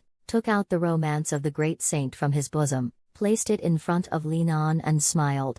"This is a book I happened to come across. It's quite interesting. The princess likes to hear stories, so she would probably enjoy reading it too. However, don't say it was from me." Li Nan's attention was immediately drawn to the heavenly dog sage. Although it wasn't the first time she received a gift from a dog slave, this unique one was a first. Shu Qian continued, "If you find it boring in the palace, you might as well move to Linan Prefecture, then I can visit you every day, and secretly take you outside." After chatting a bit, he bade farewell and left. Li Nan called out to him, puffing her cheeks. She threatened fiercely, "Shu Qian, today's events must not be disclosed, otherwise." She wanted to say "otherwise I'll chop off your head," but she couldn't quite bring herself to do it. Shu Qian naturally understood her meaning. He responded briefly and then left. Shu Qian had just left Shaoyan Courtyard, and in less than the time it takes for an incense stick to burn, he arrived at Dexon Courtyard, where Princess Hejing resides. Entering the elegant courtyard, he met the stunningly beautiful Princess Chang. Hua Qing's voice is cold and pleasant. "Lord Shu, what brings you to me?" Shu Qian sincerely asked. "My cousin has won the provincial examination, but he comes from Yunlu Academy. I worry about his future. Does your highness have any good advice?" Hejing's eyes flickered. She took a sip of tea. She immediately understood Shu Qian's meaning. This is to avoid letting Shu Siju be branded as a Gen Party member. Wei Qing smiled and said, "Have you been to Guangzhou? How much do you know about it?" Shu Qian thought for a moment and replied, "Governance is clean and upright. Ziyang Jushi has managed Guangzhou in an orderly manner." Speaking of this, Shu Qian suddenly understood He Jing's meaning. Guangzhou is now under the sole authority of Ziyang Jushi, with him overseeing Guangzhou. If the students of Yunlu Academy go to Guangzhou to take office, they will definitely be able to fully display their talents without being suppressed. The princess didn't keep us in suspense, and said, "Guangzhou is a sanctuary opened by Yunlu Academy for Confucian scholars." Shu Qian let out a breath. He thought to himself, "I only have this one younger brother. I can't bear to let him go to Guangzhou. When the younger brother travels far, the elder brother worries.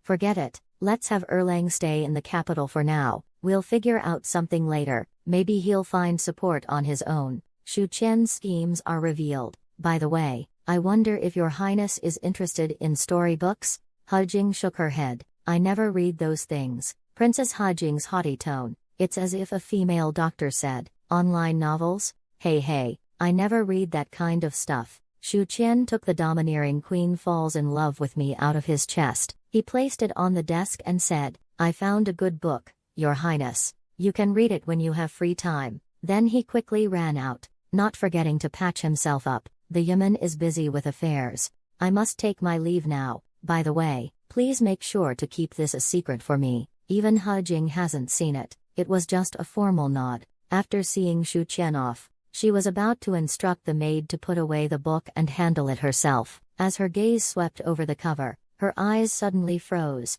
"The Overbearing Queen Fell in Love with Me." What an outrageous book title. He Jing was instantly intrigued. Since there was nothing else to do, it wouldn't hurt to take a look, so she sat down again, and opened this blasphemously titled book. The story is about a scholar who strayed into the demon world. He was talented and well-read, but the demon world inhabitants wanted to eat the scholar. They set up the oil pot, ready to fry him. At this moment, the lady appeared. The lady is the only scholar in the demon realm. She possesses immense wisdom and culture. She saved the scholar, kept him in her harem. They exchanged poems and discussed ancient decrees. In the process, the queen fully displayed her domineering and ruthless style. But she cared a lot about that scholar in her heart, just don't know how to express it. The favorite catchphrase is, "Man, you're playing with fire."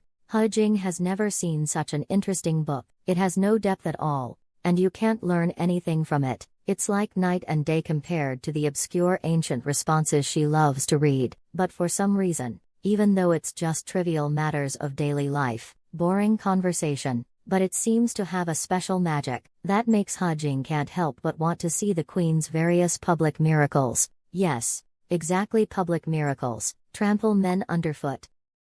Treat men with dominance and coldness, but even such a cold-hearted woman has tenderness inside, and that scholar is devoted to her, always thinking of her, even getting angry and jealous when the lady drinks with the demon generals. Unconsciously, she had watched for more than 2 hours. He Jing discovered another merit of this storybook. It doesn't require thinking, just enjoy it.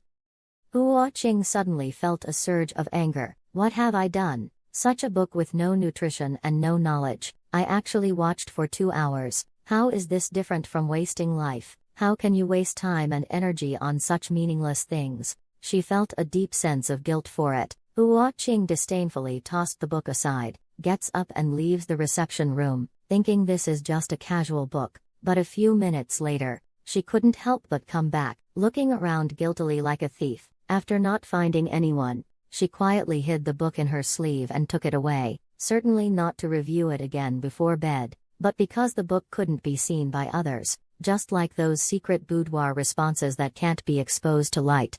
At the same time, in Shaoyan Garden, Linan is deeply engrossed in the romance of the deity. So this is what romance between men and women is like. How embarrassing. How dare these wretched servants show me such things. She read it word for word, while imagining the scenes in her mind. But when she saw Long Aotian being skinned and boned, condemned to reincarnation as a beast forever, and Zixia Fairy eternally imprisoned in the Moon Palace, did it suddenly stop below? Linan angrily cursed a few dog slaves. Afterwards, she called the maids to prepare hot water. She wanted to bathe. The maids were perplexed. It's time to eat. Bathing at this hour. Biao Bao suddenly flew into a rage. Just go if you're told to go. The hot water will be ready soon. Palace maids attend to Linan's bath. Her pale body submerged in the water, revealing her smooth, slender jade shoulders, and a pair of delicate collarbones. Linan suddenly asked, "You tell me, which of my guards is the most handsome, the most talented, and the most loyal to me?" The maid answered, "They are all quite loyal. As for being interesting and talented, I don't know about that. However, if they were not guards, I already have someone in mind." Biao Bao's eyes lit up, and she immediately asked, "Who is it?" The palace maid answered truthfully, "It's Lord Shu. Talented and interesting, he often makes your highness happy. Although he is not a guard, he is a trusted aide you recruited, and he is not a scholar, he is a night watchman. You could barely call him a guard." Linan bit her lip. She saw in the rippling water a blurry reflection of her own face, a beautiful visage with a blush. She seemed a bit shy. She kept asking herself in her heart, "Is it really that scoundrel?"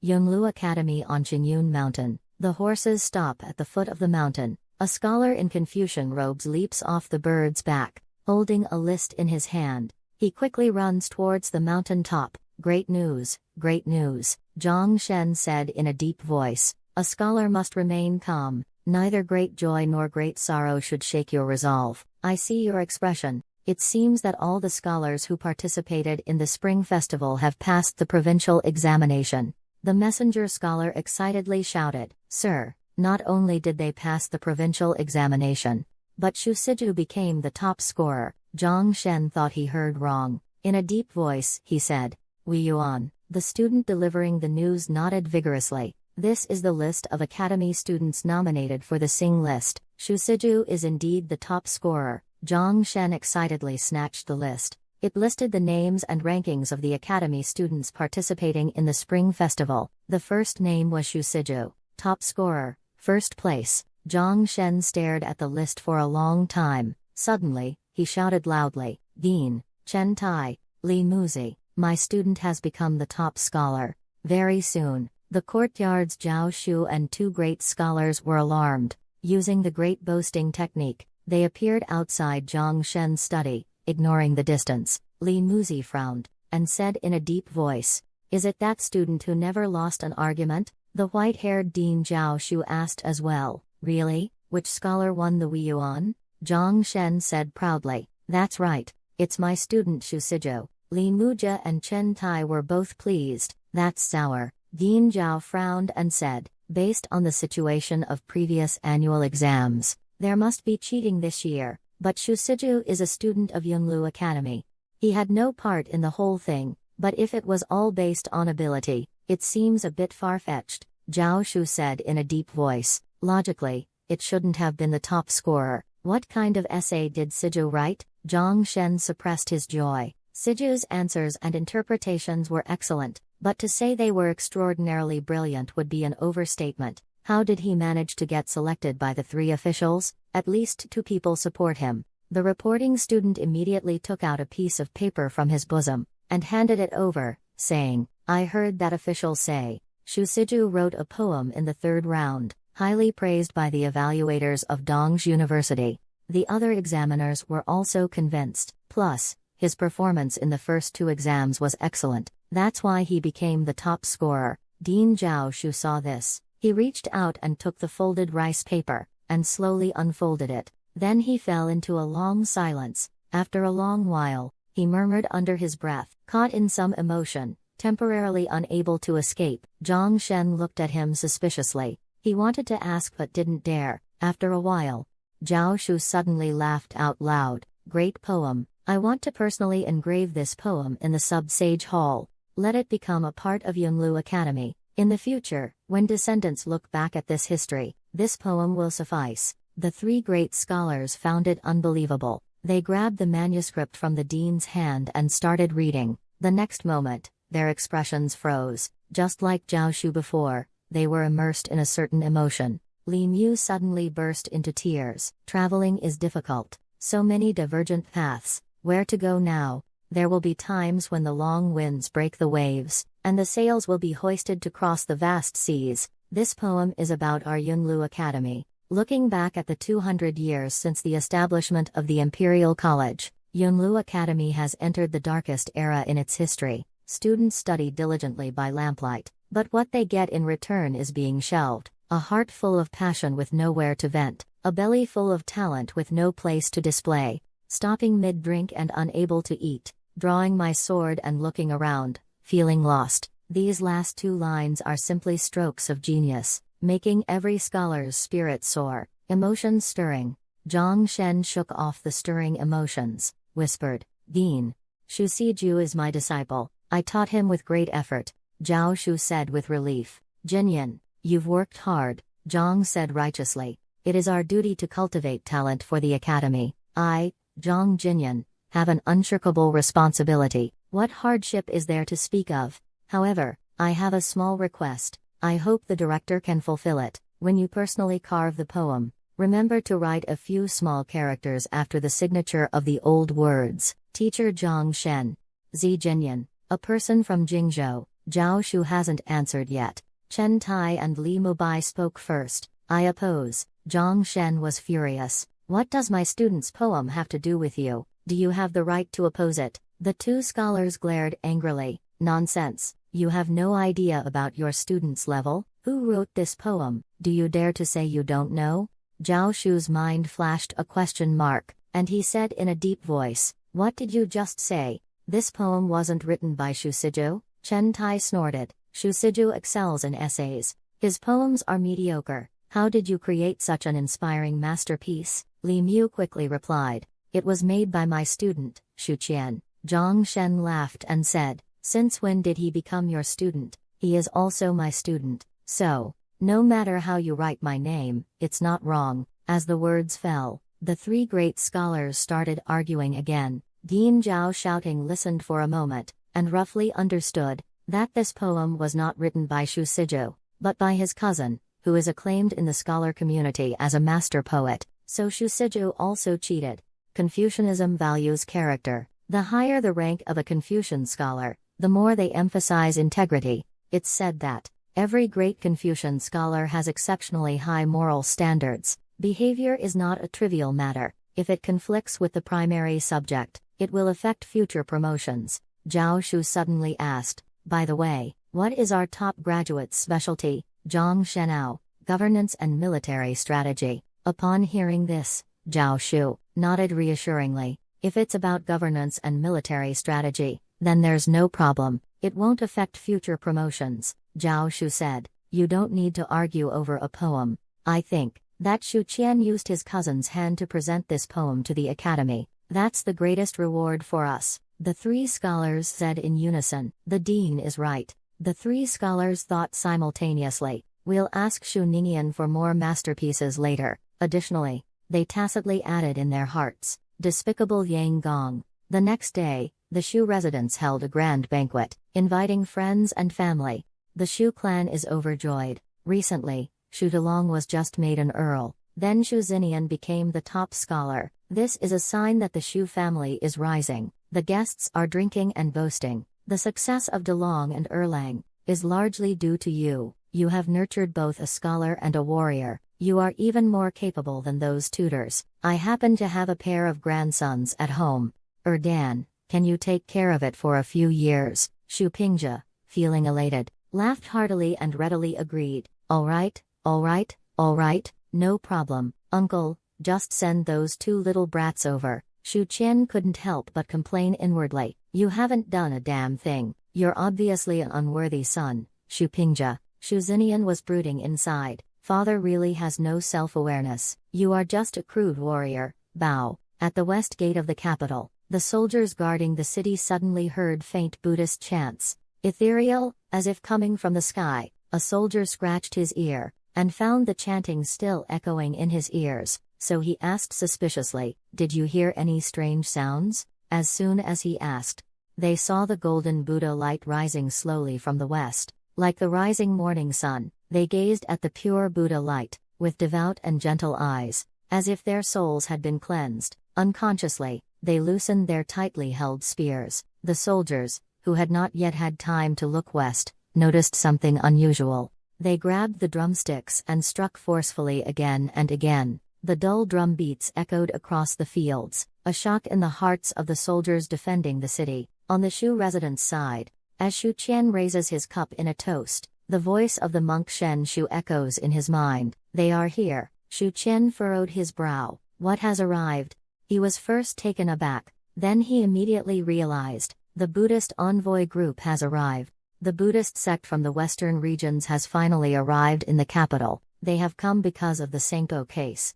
Their arrival bodes ill. Shu Qian is preparing for a great threat. The supervisor has already shielded the horizon for me. Buddhist monks shouldn't be able to see through the existence of monk Shenshu. As the host of Rubo, I inevitably have to deal with monks. I've heard that Buddhism has various mysterious abilities, such as telepathy and the like. If that's the case, can they hear my thoughts? The banquet was in full swing. After Shu Qian made a round of toasts, he left the seat under the pre-response of going to the restroom. He had to contemplate how to face the delegation from the western region's Buddhist sects. A bold plan was taking shape in Shu Qian's mind. The arrival of this delegation was both a crisis and an opportunity. The Buddhist sects knew best about monk Shenshu's identity. I can take this opportunity to subtly probe and dig out more information, so I can give an explanation to monk Shenshu. He looked at Zhang Li and said, "Sister, let's go." Zhang Li, who was still at the banquet, had a face full of displeasure, but she didn't dare to resist. On this side of the dock, a three-masted cargo ship was slowly docking. Governor Zhang sighed. Away from the capital for more than 2 months, left the capital in the deep winter, returned as willow branches sprouted, all things renewed. It's been over a month since Shu Ningyan's death. The overwhelming sadness at that time has now settled in his heart, becoming a subordinate he will always remember. Many years later, he recalls that spirited young man. Maybe there will still be a faint sadness and regret in my heart, Zhang Luzhong said in a deep voice. After the debriefing is over, let's go pay respects to Ningyan. Yang Yan turned back expressionlessly. The voice is very low. I'll go too. To the night watchman's office, Shu Qian took Zhang Li out of the Golden Jade Hall, just about to visit the hall he took responsibility for. Suddenly, he stopped in his tracks. The two of them stared at each other. They all froze there, like statues. Song Tingfeng and the others were dumbfounded. Who is this person? Why does he look so much like Shu Ningyan? Do we have such a constable in our Yamen? Are they brothers? But Shu Ningyan doesn't have a brother. One question after another surfaced in the mind of the night watchman returning south, most afraid of the sudden silence of the air, most afraid of memories suddenly rolling and twisting with unrelenting pain, most afraid of suddenly seeing your figure. Shu Qian felt that these lyrics perfectly matched their current state of mind. What the hell is going on now? This is so awkward. It must be Zhang Li bringing me bad luck. He put on an awkward yet polite smile. Hello, everyone. My name is Shu Qian. Song Tingfeng stared intently at Shu Qian. Using all his strength, he trembled as he spoke. Are you Shu Ningyan? The others remained silent, silently watching him. held their breath. Shu Qian awkwardly smiled and said, "It's me." Hearing his response, there was a silence for over 10 seconds. Song Tingfeng suddenly shouted. He ran wildly towards Shu Qian. "Why aren't you dead? You were clearly dead. What happened to your appearance? How did you come back to life? Tell us about it." Shu Qianan looked utterly despondent. "I'll explain that later." He pushed aside Song Tingfeng and the others, and, with a grin, pointed to the silver gong insignia on his chest. He said to Li Yuchun, "Boss, I've become a silver gong." Li Yuchun pretended to be calm, and nodded, saying, "Not bad. My hard work in training you wasn't in vain." Shu Qian looked at Zhang Li again. "Hey little sister, come over here. Let me introduce you to my boss." Zhang Li still didn't know what was happening. She was pushed in front of Li Yuchun by Shu Qian. Li Yuchun looked at Zhang Li. "I just felt a cold snake crawling over my back. My scalp tingled inch by inch." The girl's hair was dry and disheveled. Her coarse robe was full of wrinkles. I couldn't see her face. Li Yuchun showed a look of terror and kept retreating. Covering his mouth, he roared, "Whose girl is this? Make her disappear quickly." Shu Qian hurriedly sent the fifth senior sister away. "Zhang Li, you go to my Yidao Hall first. It's right ahead, turn right." Zhang Li reluctantly walked away. Next, Shu Qian explained in detail to everyone how he came back to life, and how he became a silver gong afterward. The two young men were in awe as they listened, unable to hide their envy. Zhang Luzhong sighed with emotion. "The rebirth pill can shed one's old body, gaining a new body.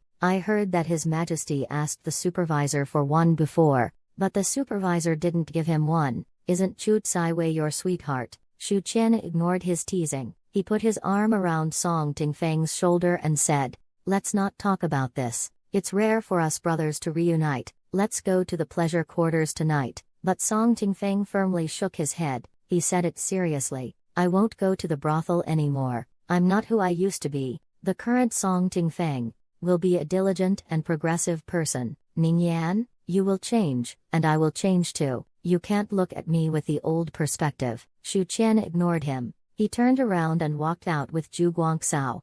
"You don't have to go. Tonight we're going to the brothel together. It's on me. Deal?" Then he smiled at Zhu Guangxao. "I still owe you 5 trips to the brothel. We had a written agreement." Song Tingfeng swallowed his sleep saliva. Gritting his teeth and stomping his foot, he followed. "Ningyan, the document also has my name. Tonight, I'm going to the brothel to drink too." Shu Qian's face was stern and righteous. "You can't go. You're not the same Song Tingfeng as before. The drinking and revelry will be handled by Guangxao and me. You are the ambitious Song Tingfeng." Song Tingfeng was taken aback by these words. His old face flushed with embarrassment. "Anyway, I've already lost face completely. Might as well stop pretending." He must be at the brothel tonight. Shu Qian looked at him in that state, and felt sorry for 2 seconds, and then he began to laugh wildly again. The Buddha envoy's resting place is the Sanyang Inn in the West City. The 2-entry courtyard has 3-century-old willows,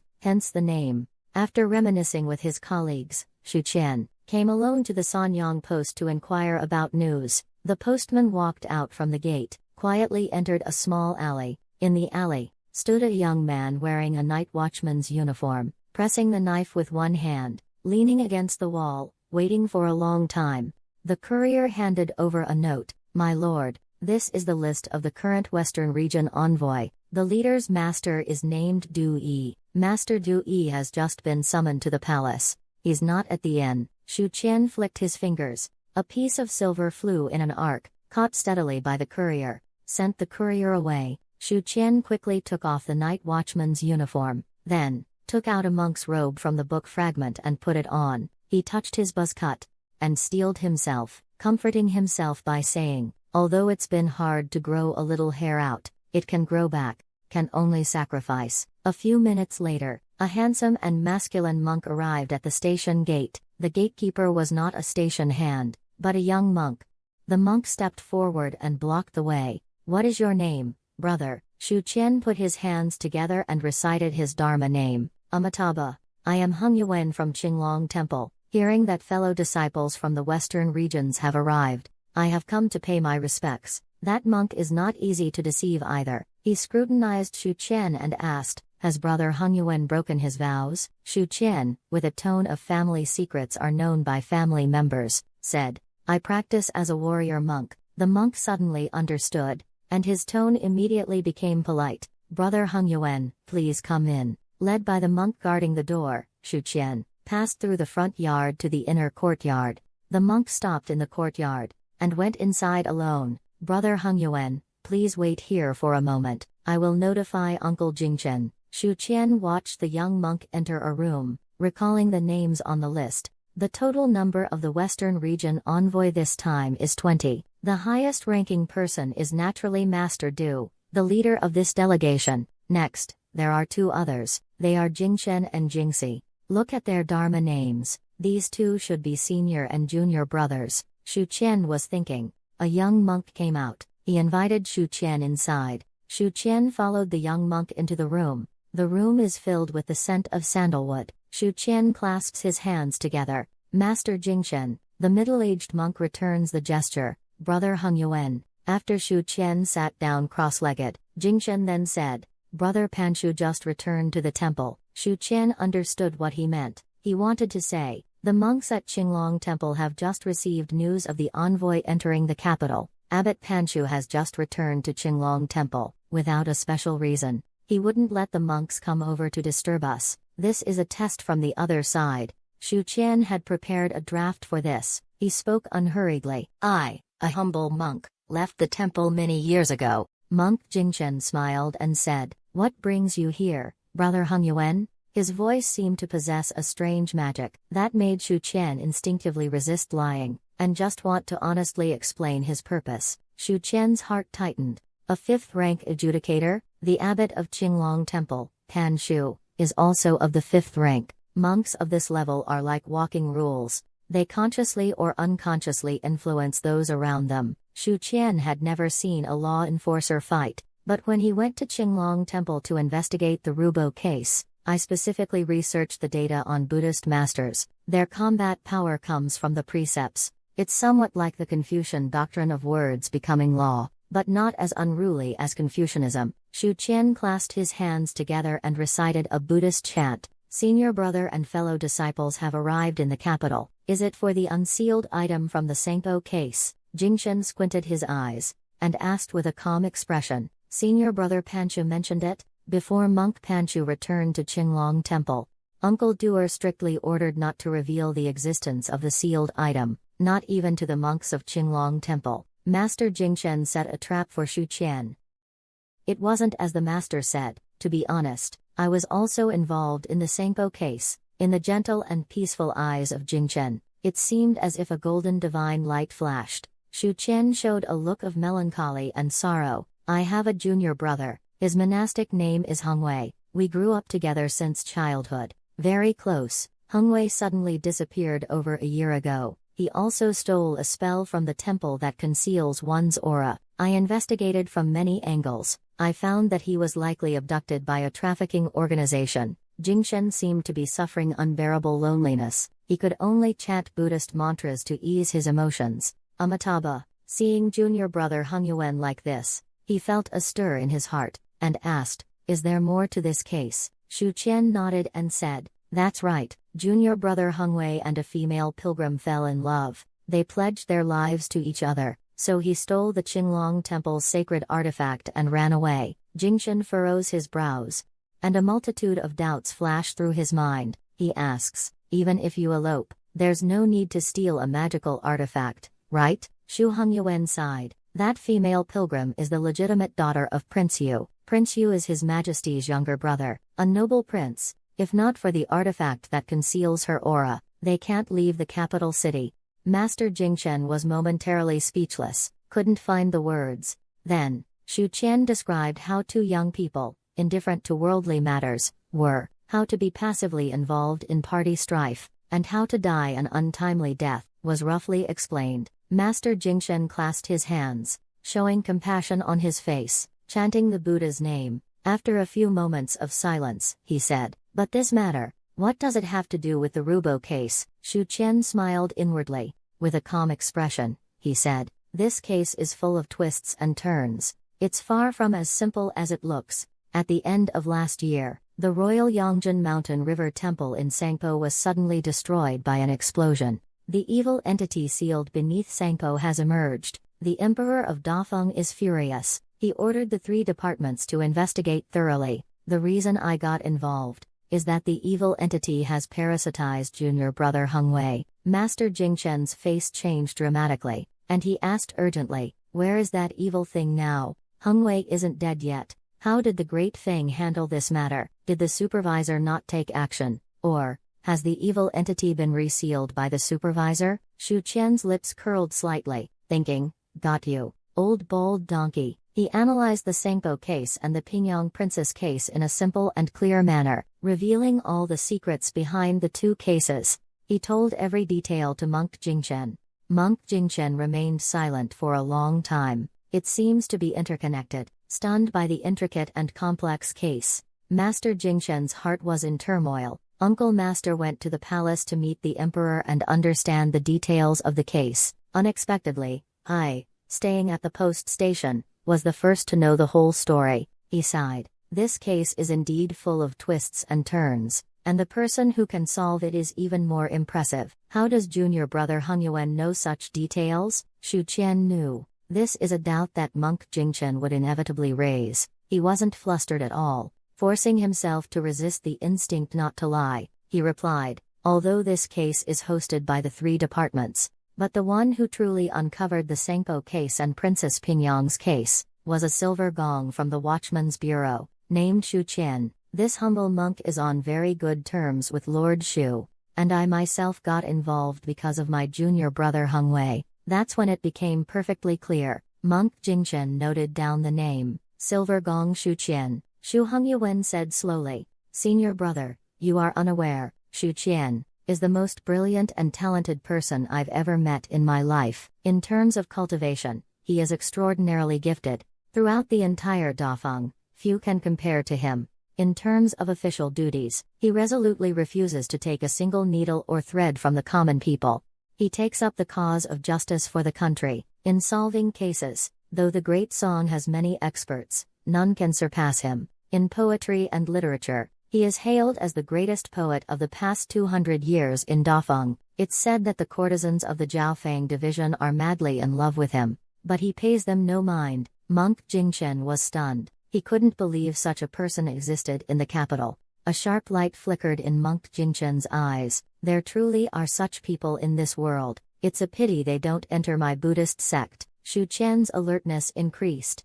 Damn, he's bragging too much. Does this guy want to convert me to Buddhism? Then what's the point of this iron rod? He subtly changed the subject. This time I came to find my senior brother. I just want to ask, what exactly is the evil thing under Sangpo? This humble monk knows it is related to Buddhism, but can't understand why it is suppressed in Dafeng's Sangpo. Monk Jingchen looked troubled. This, Shu Hongyuan asked proactively. "Senior brother, what troubles do you have?" Jingchen said, "This matter is a Buddhist secret. Junior brother, it's better not to ask further." Shu Hongyuan sneered. "I understand. I've always considered the Western sect as my own family. Never thought that in the eyes of my fellow disciples, I'm just an outsider." He said this while standing up and walking out. Enough, enough. It was presumptuous of this humble monk. This humble monk will leave now. The Western region's Buddhism is the Western region's Buddhism. The Qinglong Temple is the Qinglong Temple.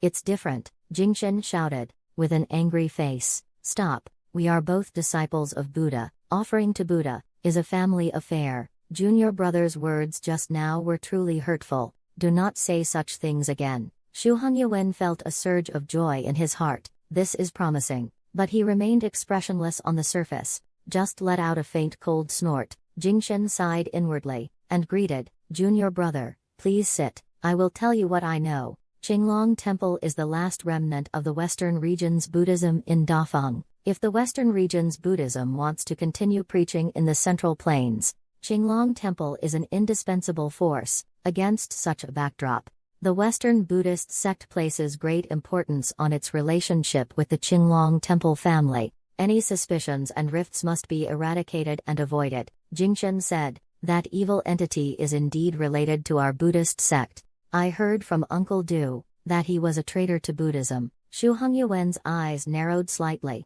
just as I expected. Shenshu monk is from Buddhism, but was sealed by the Buddhist sect itself. What else could he be but a traitor? Monk Jingchen sighed. Don't ask who it is. That's why it's called a Buddhist secret. The inside story. Even I, a humble monk, do not know. Shu Qian really wanted to use his aura-seeing technique to see if he was lying, but he held back, and asked instead, why was he sealed instead of being exorcised? Monk Jingchen pondered and said, after Abbot Panchu sent the message back to the western regions, the Arhats and Bodhisattvas took it very seriously. They informed each other through thunderous sounds. Such a solemn demeanor has not been seen since the Battle of Shanhaiguan 20 years ago. On the way east, I heard Uncle Du say that the demon monk cannot be killed. This statement contains a great deal of information, forcing Shu Qian to pause his questioning and ponder deeply. In other words, Monk Shenshu was sealed in Sangbo.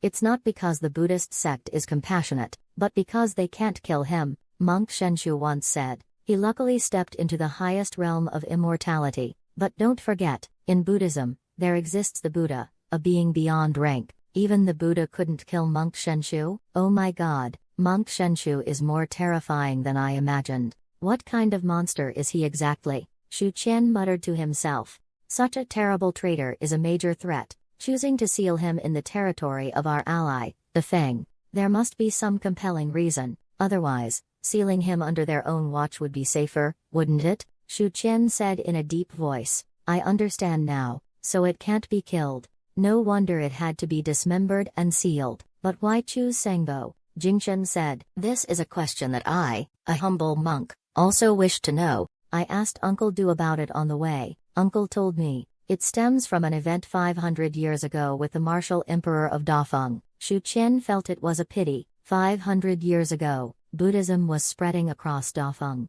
Temples sprang up like mushrooms after rain. There was indeed more to the story, but most of the data from 500 years ago has been destroyed or altered. It's impossible to investigate. After a few more words, Shu Qian confirmed he couldn't get any more information, so he got up to leave. Monk Jingchen personally escorted him out. Just as he left the room, he saw a handsome monk walking along the corridor. Brother, Jingchen returned the greeting. Introduced, this is junior brother Hongyuan from Qinglong Temple. You should call him senior brother. Shu Qian returned the greeting. Then he said to Jingchen, senior brother, no need to see me off. Watching Shu Qian's departing figure, Jing Si didn't retract his gaze for a long time. Jing Chen asked, junior brother, what's wrong? Jing Si said, for some reason, I always feel he has a kind. Shu Qian left the post station and hurried along the street. Although he still didn't know the identity of Monk Shenshu, he had at least confirmed a few things. First, he was definitely a traitor to Buddhism. The evidence is conclusive. Secondly, his cultivation level is higher than I expected, so high that even the Buddha can't kill him, although there's no evidence to prove the Buddha acted. Thirdly, I'm only responsible for investigating his identity, searching for memories. He would never get involved in the grudges with the Buddhist sect, unless I became a martial god, but that's impossible. Fourth, I must hold on to this thick thigh, and extract benefits crazily. Fifth, the existence of Monk Shenshu must not be told to anyone, not even Wei Papa. This is a huge deal. Sixth, while it's still early, let's go listen to music. Suddenly, Shu Qian saw a familiar figure appear in the crowd ahead. It was a tall and burly monk. Master Hongyuan also saw him. While pleasantly surprised, he was also shocked by Shu Qian's attire. Master Shu, why are you dressed like this? Shu Qian awkwardly wanted to escape. He laughed twice and explained, this is performance art. He quickly changed the subject. Master, are you heading to the Sanyang post station? Hongyuan nodded and said, my fellow disciples have arrived. I should go and meet them. Shu Qian controlled himself to keep the corners of his mouth from twitching. He cautiously said, can we not meet? Hongyuan showed confusion. Why?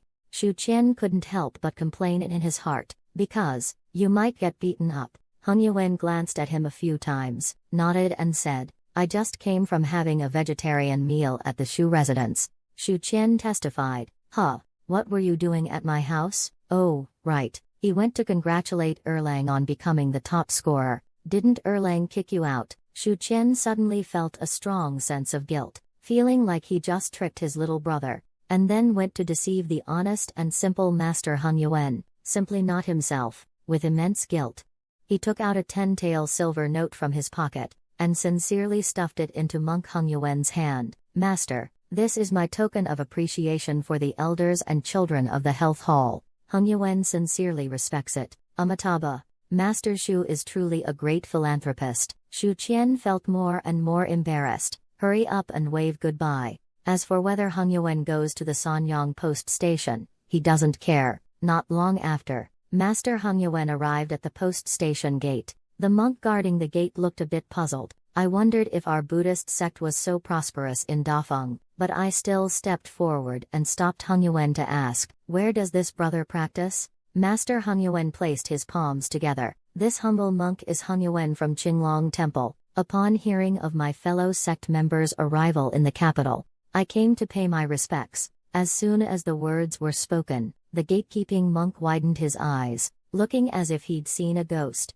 Heng Yuan asked in confusion, is there a problem? The gatekeeping monk gave him a deep look. Coco, no problem, senior brother, please wait here, I will go inform him. In a moment, he came out expressionless, and led Hung Yuen inside. Hung Yuen felt increasingly uneasy. It started the moment he stated his name. The gatekeeper monk's expression was very strange, especially after passing on the message. There was a subtle sense of hostility.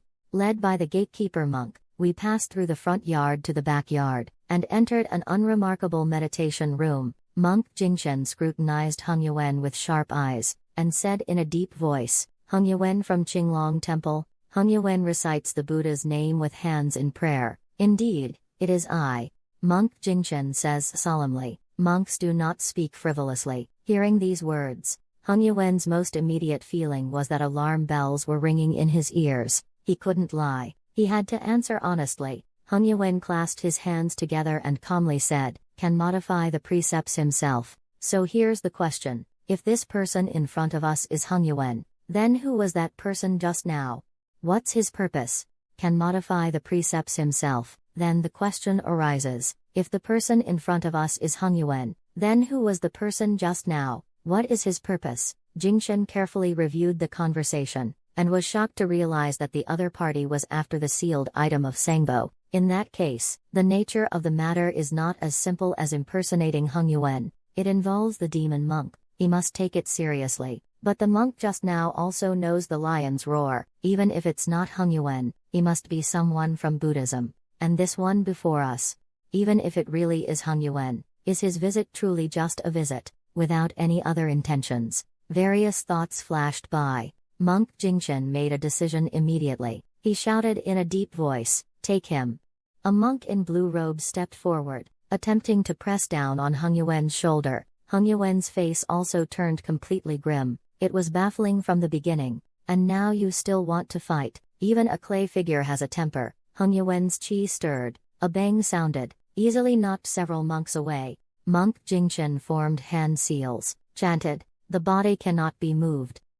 As the words fell, golden ripples spread out from the handprint like water waves, gently but firmly sweeping across Hung Yuen. In an instant, Hung Yuen seemed to be trapped in a quagmire. Only his thoughts were still running. His body has lost control, but he is fighting the discipline with brute force, trying to break out of the quagmire. Jingshen frowned. This monk who calls himself Hung Yuen is even stronger than he expected. He couldn't help but shout, quickly take them down. A few warrior monks rushed out of the room. The mages and chanters had low combat strength. They had to rely on the warrior monks to capture people, but Hung Yuen broke the precepts before the warrior monks could surround him. His energy surging all around him, a Buddhist lion's roar repelled everyone. Then he moved so fast that afterimages trailed behind him, charging towards Monk Jingshen. Hung Yuen got angry, and was about to teach a lesson to this fellow disciple from the West, but just then, a figure blocked Jingshen. He stood there like a golden sculpture, calmly looking at the approaching Hung Yuen, lightly delivered a palm strike. The palm landed right on Hung Yuen's chest. The latter was like being hit in the chest by a battering ram. His body flew backward, until the body was embedded in the inner courtyard wall. Only then did it barely stop. The golden monk looked at Hung Yuen indifferently. He was using a secret Buddhist technique, Diamond Unbreakable. At this moment, Jingchen said indifferently, "You stay at the inn and wait for Uncle Du to return. He has questions for you." Hung Yuen snorted coldly. Once again, he turned into a fierce afterimage and pounced, but his target was not Jingchen, it was Jingxi. Jingxi didn't react at all, and Hung Yuen grabbed his golden head. The next moment, his body lost weight, was lifted up like a chick by Hung Yuen. A shoulder throw smashed Jingxi into the wall. A loud bang sounded. The wall connecting to the courtyard directly cracked. Jingxi's body still couldn't stop falling out. Hung Yuan flashes forward again. His fist, as big as a sandbag, cracks loudly. He smashes it hard onto that golden head. The sound of metal striking resonates in the inner courtyard. Hung Yuan isn't done yet. Fists the size of casserole lids continuously pounded on the face, emitting loud clangs. Jingchen watched this scene, his heart pounding. He quickly ran out and shouted sternly, "Enough." Hung Yuen snorted coldly once more. Then he stopped. He stood up and dusted himself off. He stared coldly at Jingxi. With a look of disdain, he said, "Just thick-skinned and tough. Here we are." The warrior monk's temper has finally calmed down. Shu Qian had a misunderstanding about Hung Yuen. He thought Hung Yuen was a simple and gentle Lu Jishan. Actually, Hung Yuen is a thug wearing a simple and honest disguise. A person without a violent temper wouldn't break into the Earl of Pingyuan's mansion at night, kill people and then leave leisurely. It's just that in Hung Yuen's mind, Lord Shu is a kind and generous person. Such a good person deserves to be treated with kindness. Shen Shichu. The early spring sun hangs lazily in the west. Master Du Yi, draped in a golden red cassock, strolls back. He pauses at the inn's entrance. Then he stepped into the inner courtyard. The inner courtyard was a mess. Monks were packing the cracked ground with sand. The most vigorous worker was an unfamiliar bald man. Master Duer glanced around, no words spoken. Monk Jingchen came out of the house, speaking in a Western language. He detailed the true and false Hung Yuen events to Master Du. Master Du turned to look at Hung Yuen, who was working diligently, asked, "Did he defeat Jingxi without any resistance?" Jingchen nodded and added, "Yes, but junior brother Jingxi was not injured. The Diamond Sutra is not something the average person can break." Master Duer did not express an opinion, and instead asked, "When Hung Yuen first spoke to you, did he mention anything about the evil object? For example, he knows the origin of the evil object." Jingchen recalled for a moment and shook his head. He only said that the sealed object under Sangpo is related to Buddhism, and when discussing the case, he said he saw that severed hand residing in his junior brother Hung Wei. Master Du Yi hummed, "I know who he is now. You go to the night watchman's yuman, find the chief officer Shu Qian. I have something to ask him." On the other side, Shu Qian just came out of the brothel, feeling light all over, as if his bones had melted. Shortly after, Shu Qian returned to the Shu residence. I saw a clerk in green robes exclaim and hurriedly run out from inside. "Master Shu, you're finally back." Shu Qian got straight to the point. "What's the matter?" The watchman said, "A Buddhist monk came to the yuman looking for you not long ago. He didn't find you, so he went to see Lord Wei. Lord Wei sent me to wait for you at your residence." Shu Qian was grumbling inwardly. It's just a monk. Is Wei Yuan really worth treating so seriously? What are these Westerners? When will the great Eastern China stand tall? I'm so mad I can't even. He said expressionlessly. "Got it. I'll see him later." Gang Yuan finally breathed a sigh of relief, suddenly remembered something, and said, "Lord Wei heard that you've been wandering around lately, not waiting for orders at the street gate nor patrolling. He is very angry. They said your 3-month salary is gone." Shu Qian immediately got anxious. "I'll go see the Buddhist delegation right away. Remember to tell Duke Wei." When he came to Sanyang Post Station again, the sunset is already hanging in the west. The evening sunlight is a splendid golden red. Shu Qian said indifferently, "I am the officer in charge of the Sangpo case. Master Du summoned me here. Lead the way." The gatekeeping monk saw the visitor. Suddenly, a figure appeared in his mind. He took a deep breath and held back his anger, makes a gesture of invitation. Shu Qian follows the gatekeeper monk into the inner courtyard. It looks like there was a fight here recently. The next moment he sees a familiar figure. It's Hung Yuen, and still working here. Shu De, a good man, felt sorry for him for 3 seconds. Sins, sins. I will definitely be a good person in the future. Under the guidance of the gatekeeping monk, Shu Qian entered a room. There were 2 monks in the room. The one on the right was sitting on the couch. The one on the left was Jingshen, whom he had met before. Shu Qian cupped his fists and bowed.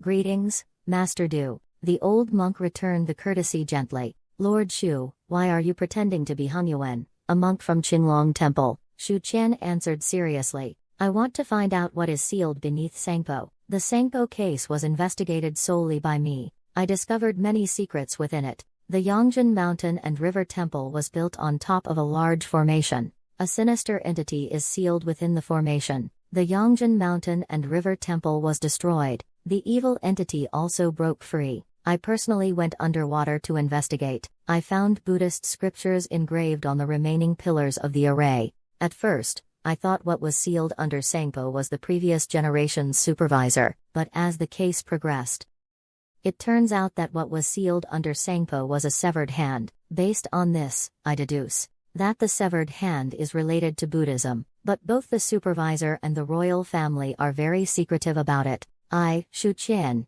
have solved many major cases in the capital. There is no case I can't solve, but this doubt is like a thorn in my throat, keeping me up at night, unable to eat or drink. Master Du slowly nodded and said, "So that's why you tested me earlier?" Shu Qian nodded in agreement. These words had been prepared when he was impersonating Hung Yuan. He disguised himself as a crazy detective obsessed with solving cases, obsessed with the origin of the severed hand and the secrets behind it. So after the Western region's envoy entered the capital, he pretended to be Hung Yuan to test us. His probing was flawless. All questions were to the point. He didn't voluntarily reveal any information about Monk Shenshu, fully playing the role of a host who knows only half the truth. Master Du Yi smiled. "Lord Shu wants to know about the evil creature?" Shu Qian was secretly delighted, showing an appropriate desire for knowledge. "Master, are you willing to tell us?" The emaciated old monk smiled and said,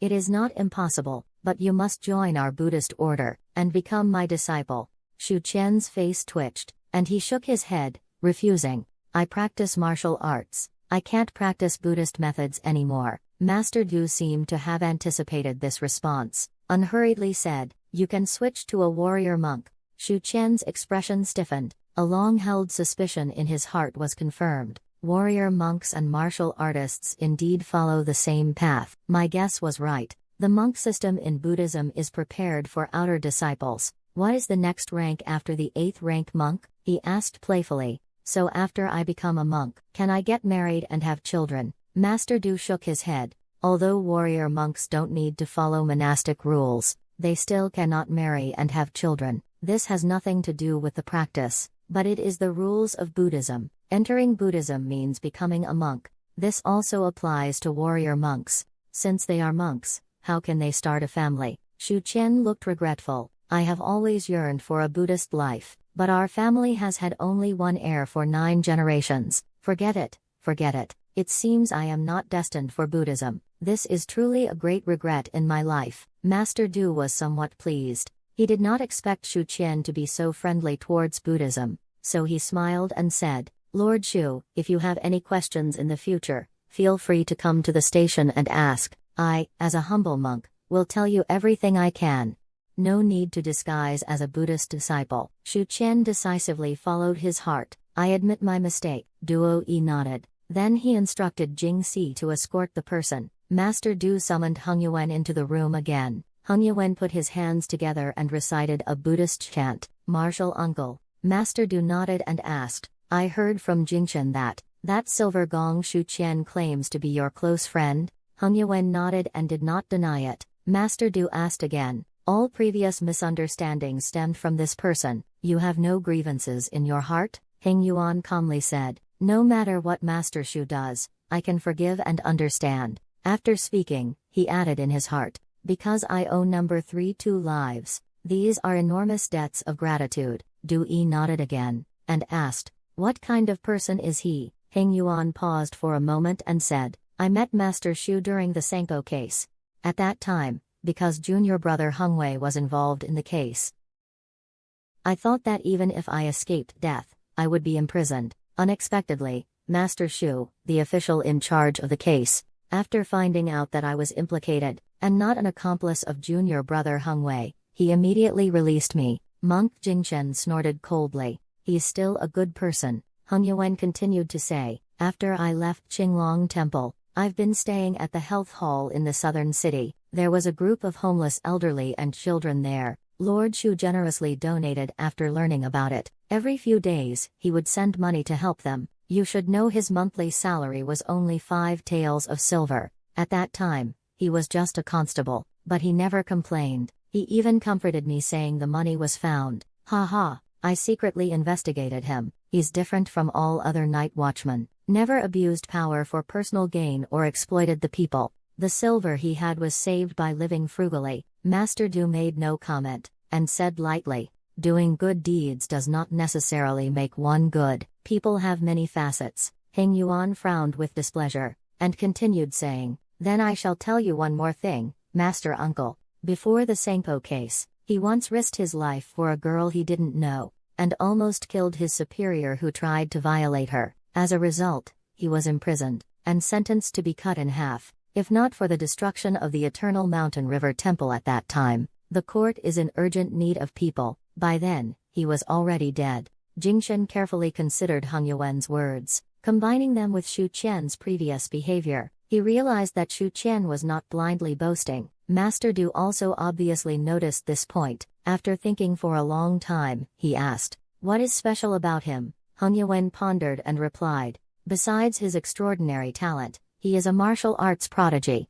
Nothing special about it. Master Du seemed a bit disappointed. Head Taoist, you may go and attend to your tasks. After Hung Yuan left the room, Monk Jingshen said, Uncle, Hung Yuan did not lie. It seems that Shu Qian is indeed a great philanthropist, although his way of doing things is annoying. The handsome monk Jingxi immediately said, so, will he still be involved with evil entities? Master Du shook his head and said in a deep voice, the mastermind behind this case is the remnant of the Demon Kingdom, Emperor Yuanjing and the supervisor. The former is half-hearted in his efforts, the latter looks on coldly. It has little to do with that silver gong. Since he is a good man, we don't need to make things difficult for him. Jingshen snorted coldly. Dafeng repeatedly breaks its promises. Why should we ally with them again? I wonder what the Arhats and Bodhisattvas think. As one of the Arhats, Master Du glanced at his nephew, then slowly said, the northern barbarians have demonic bloodlines. They have been closely linked with the northern demons for thousands of years. There are many barbarian tribes in the southern frontier. The 7 most powerful Gu tribes are considered demigods. The northeastern shamanic sect already has a deity beyond ranks. If we want the land of Jizhou to be bathed in Buddhist light, we must ally with Dafeng. Jingchen and Jingxi, the 2 disciples, extracted an important piece of information from their uncle's words. The reason why the Buddhist sect allied with Dafeng is that Dafeng has no beings beyond the highest rank, and no entanglements with the demon gods. Jing Chen tentatively asked, what do we do next? Do we track the evil artifact? Are we just letting Dafeng go? Master Du Yi replied mysteriously, I heard that recently, due to the conflict between the Taoist sects, many martial artists have flocked to the capital. The authorities have built 4 arenas in the outer city. We'll take 2 of them for our use. Jingxi, you will face the warriors of the capital with your indestructible body. Jingshen, you can take any stage to recite scriptures and preach. Saying this, he slowly stood up, and walked out of the room. As for me, since I've come to Great Feng, I will meet with the supervisor. The Central Plains has long not recognized the might of our Buddhist sect. At night, Shu Qian went to the Jiaofeng division with his colleagues. Song Tingfeng, still the same young man as before, shamelessly followed. But Shu was not happy. When others were joyfully drinking until dawn, he was pondering, this trip cost me at least 100 taels of silver. To come to the brothel and flirt with the courtesans myself, is considered honorable and pure. It doesn't involve any vulgar transactions of money and sex, but bringing so many colleagues to drink, this can't be free. They kept drinking until late at night. Shu Qian could only keep muttering MMP in his heart. Meanwhile, he didn't forget to tease Li Yuchun, so that my boss can have a good sleep. Everyone, make sure to follow instructions when shaking the bed tonight.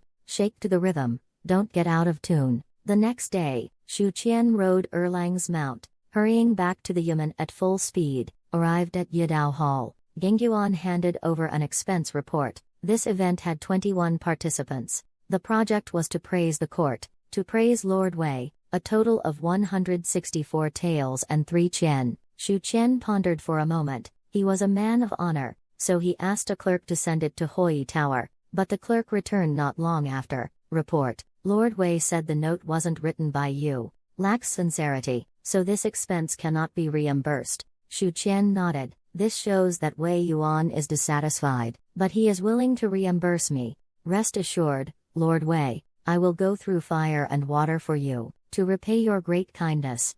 Shu Qian immediately wrote a reimbursement slip, dried the ink and folded it neatly, and asked the clerk to run another errand. However, it wasn't long before the clerk returned. Wei Yuan's reply was, denied. Shu Qian got angry, and asked, what did Duke Wei say? After hesitating for a long time, the clerk cautiously replied, Lord Wei said, your handwriting is too ugly, so I won't approve it. Shu Qian looked up and howled. The monthly salary of a silver gong is 10 taels of silver. If Duke Wei doesn't approve it, it means Shu Qian spent about a year and a half's salary last night. At this moment, the weight of Father Wei in his heart was halved. After the Spring Festival, the next most anticipated event should be the Imperial Examination in a month. The 4 characters Jin Bang Ti Ming have always moved people's hearts, from rural villagers to emperors and officials, all placed great importance on the Imperial Examination. However, the 37th year of Yuanjing was particularly eventful. First, there was the once in a 60 years Taoist celestial conflict. Isn't it more attractive than the Imperial exam? Later, the Western region delegation caused another sensation when they entered the capital. The next day, a young and handsome monk came to the stage in the southern city, and started to speak wildly. He said he would use the Buddhist Vajra divine skill to challenge the martial artists of the Central Plains. That very day, he provoked the heroes of the martial world, who attacked him in unison, but no one could break through his Vajra body, and they left dejected. The northern city, facing the southern city, there was also a high monk from the western regions who occupied the arena, but he didn't challenge the great Feng masters. Instead, he set up a platform to preach. The citizens of the city flocked to him, listening to the monk's teachings with rapt attention. There were prodigals crying bitterly, there were villains sincerely repenting, there were sole male heirs who had an epiphany and decided to become monks. The incident fermented like this. Gradually, the common people began to have some complaints. It's been 3 days. That little monk hasn't lost once. Aren't you people of the martial world supposed to be highly skilled? How come you can't even beat a little monk? What do you, an ordinary citizen, understand? Is that an ordinary little monk? He's from the Western Buddhist sect. Even if he's just a child, he can't be underestimated. There are many high-ranking experts in the capital. Why hasn't anyone come out to defeat this arrogant monk? It's precisely because of Gao Pin's apprehensions. That if he won, people would say he bullied the weak. He would have no place in the capital. As the discussions grew louder, the narrative gradually leaned towards Dafeng being powerless. Some people who were initially undecided couldn't help but react to these words, and jumped onto the stage one after another. At the same time, in the southern city tavern, Shu Qianan smiled and said, this is going to be interesting. The person challenging him is actually a 6th rank iron skin, Hung Yuan said. That is the unparalleled body strengthening technique of Buddhism, far superior to the 6th rank iron skin. Chu Yuan Zhen teased. Master Hung Yuan, this is the body refining technique unique to the Western Buddhist sects. It belongs to the monk system. Aren't you envious? Hung Yuan answered honestly. Of course, he was craving it. Shu Qian heard it. He was craving it too. Because the body refining technique demonstrated by the young monk Jingxi, it doesn't require cooking and hammering to rival the body training methods of iron and copper skin. Hung Yuan glanced at him and said, the Diamond Sutra is not something ordinary people can master. Without a foundation in Buddhist teachings, it is impossible to master, unless born with a Buddha root. Shu Qian inwardly complained, this Buddha root you're talking about. Just as he thought of this, he glanced around the crowd, suddenly found an old acquaintance. Shu Qian immediately walked downstairs. I met an acquaintance. I'll go take a look. Chu Yuanzhen's gaze followed him, seeing that his target was an elderly and plain-looking woman. He was momentarily speechless and said, Shu Ningyan's tastes are quite unique. Hung Yuan instantly lost the confidence to argue, dryly said, youthful romance may not be a bad thing. Shu Qian teased, Auntie, why are you here again? Looking at your attire, you don't seem like a wealthy family's woman. Isn't the daily necessities fragrant? Every day, you just run out to watch the excitement. The woman ignored him. Shu Qian continued rambling without any embarrassment. You're so concerned about the war situation. Is the man on the stage your husband? The old lady, aside from that initial coquettish glance, ignored him afterwards. She let him chatter incessantly by her ear. The fight on the stage didn't last long. 1 incense later, the winner was decided. The 6th-rank warrior was struck 3 times in the chest by monk Jingxi. Finally, he couldn't hold on and broke his iron body skill. The man gave a bitter smile. The invincible Vajra of the Buddhist sect lives up to its name. Finished speaking, seemed too ashamed to stay, jumped off the stage and left hurriedly. The old lady lightly stomped her foot. It's strange that the man actually lost, Shu Qian said with a smile. It's like 2 knives colliding. When the brute force is about the same, the one with better quality will win. The indestructibility of Buddhism is said to come from the Buddha, and the quality of martial artists' tough bodies varies greatly. Losing wasn't unjust. The old lady turned her head and said disdainfully, You speak so confidently. Why don't you get on stage? Didn't you previously defeat a 6th-rank martial artist with a single strike? Shu Qian stopped pretending, and asked directly, Was it you who called those people to attack me that day?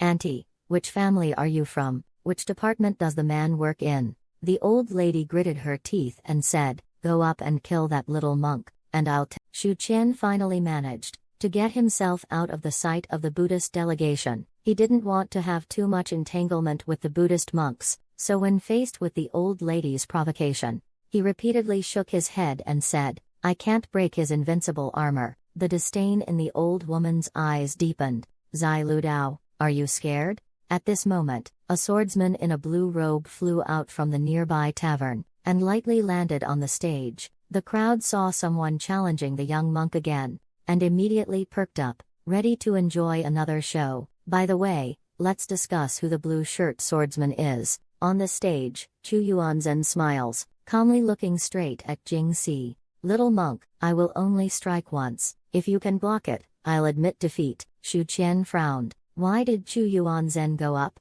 Also, this little monk Jingxi has been hogging the ring. The court's reputation is also at stake. The old lady next to him seems to recognize the top scholar. Seeing him go up, she immediately started shouting excitedly. Jingxi stood unafraid.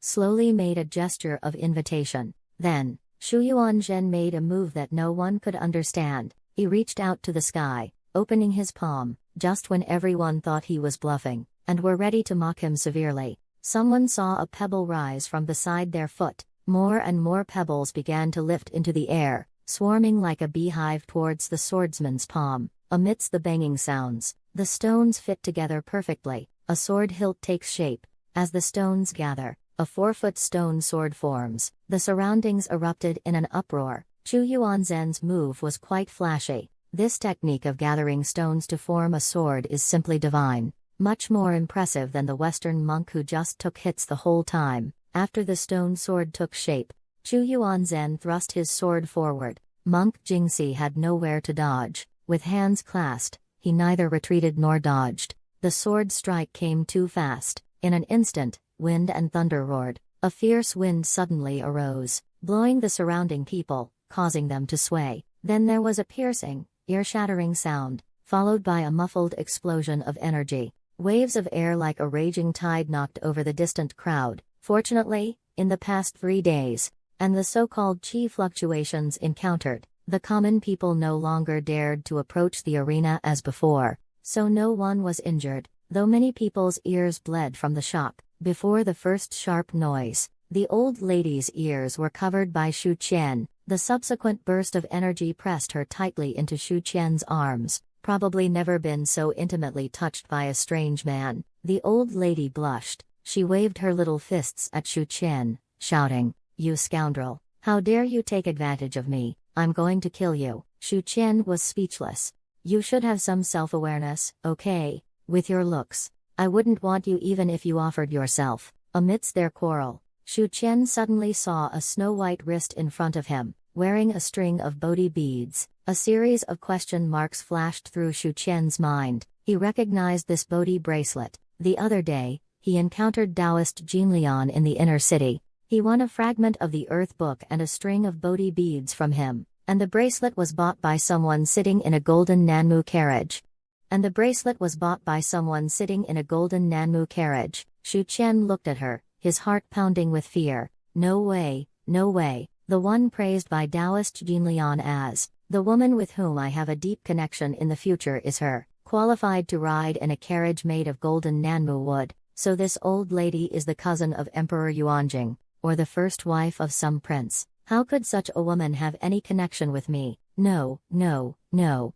Our mindset can't decline. Maybe she has a daughter who is beautiful and destined for me, but with such ordinary looks, how could she have a beautiful daughter? At this moment, Shu Qian suddenly remembered something, and shouted, "Did Chu Yuanzhen win?" Over at Lingbao Temple, in the serene backyard, Emperor Yuanjing plays a game with the national scholar. The old emperor with newly grown black hair sighed while holding a chess piece. "Chu Yuanzhen has also lost," the female national scholar responded. "How can there be victory or defeat with a casual sword?" Emperor Yuanjing nodded, "But regardless, it has established the little monk's reputation."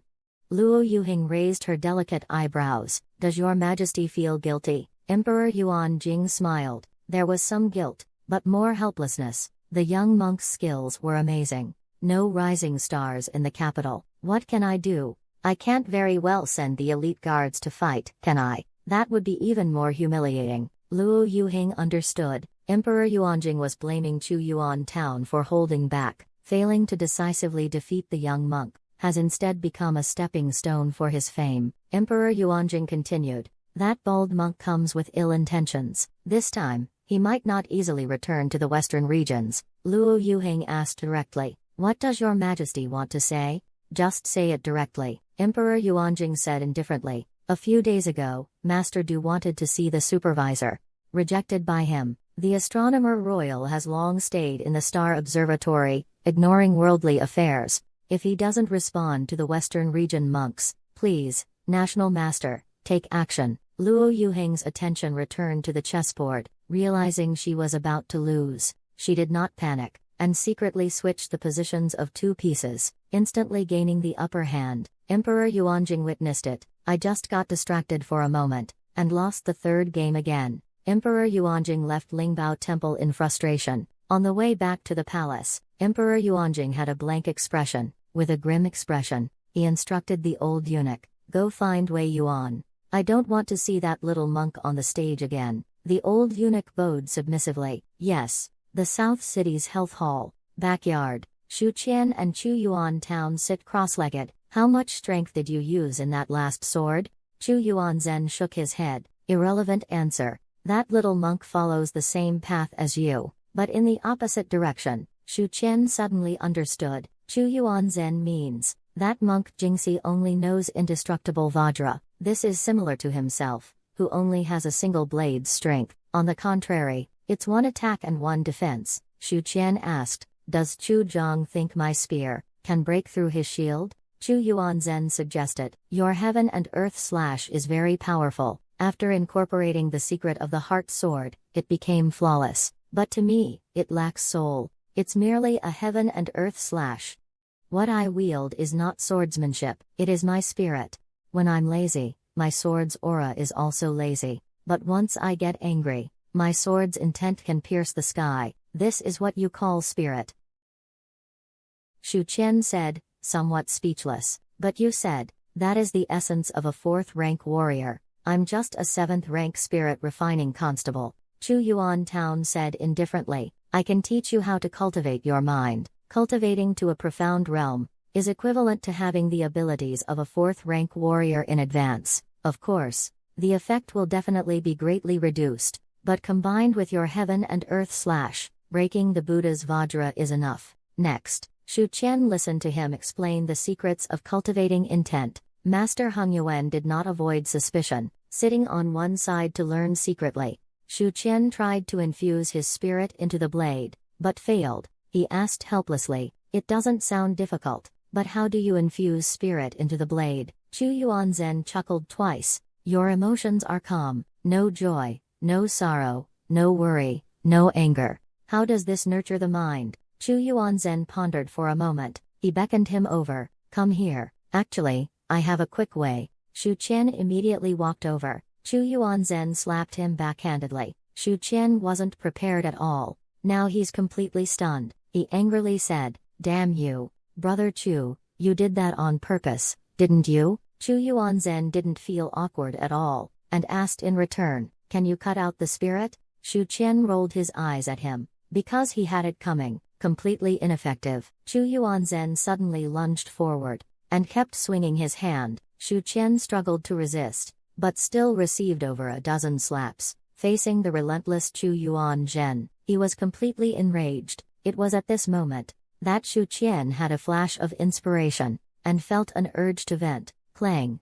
A sharp blade aura slashed out, twisting the air. Chu Yuanzhen was delighted, and said with a smile, "It really works." Shu Qian confirmed. That slash just now exceeded the usual limit of his blade energy. If combined with the heaven and earth slash technique, its power would reach a new level. Chu Yuanzhen sighed. "It would take an ordinary person at least 3 to 5 days to understand. You truly are a genius." Shu Qian retorted speechlessly. "No, actually, you're a genius at teaching students, but if every time I use this move, I have to get hit first, isn't that too much of a loss?" Chu Yuan Town replies, "That's why I say it's easy to get started. Mastery is difficult. Your current spirit needs external stimulation." Unable to actively display, Shu Qian felt that his cultivation path had fallen into some kind of irreversible state. There was another secret technique to cultivate, but I'm still that boy who waits to die after one slash. However,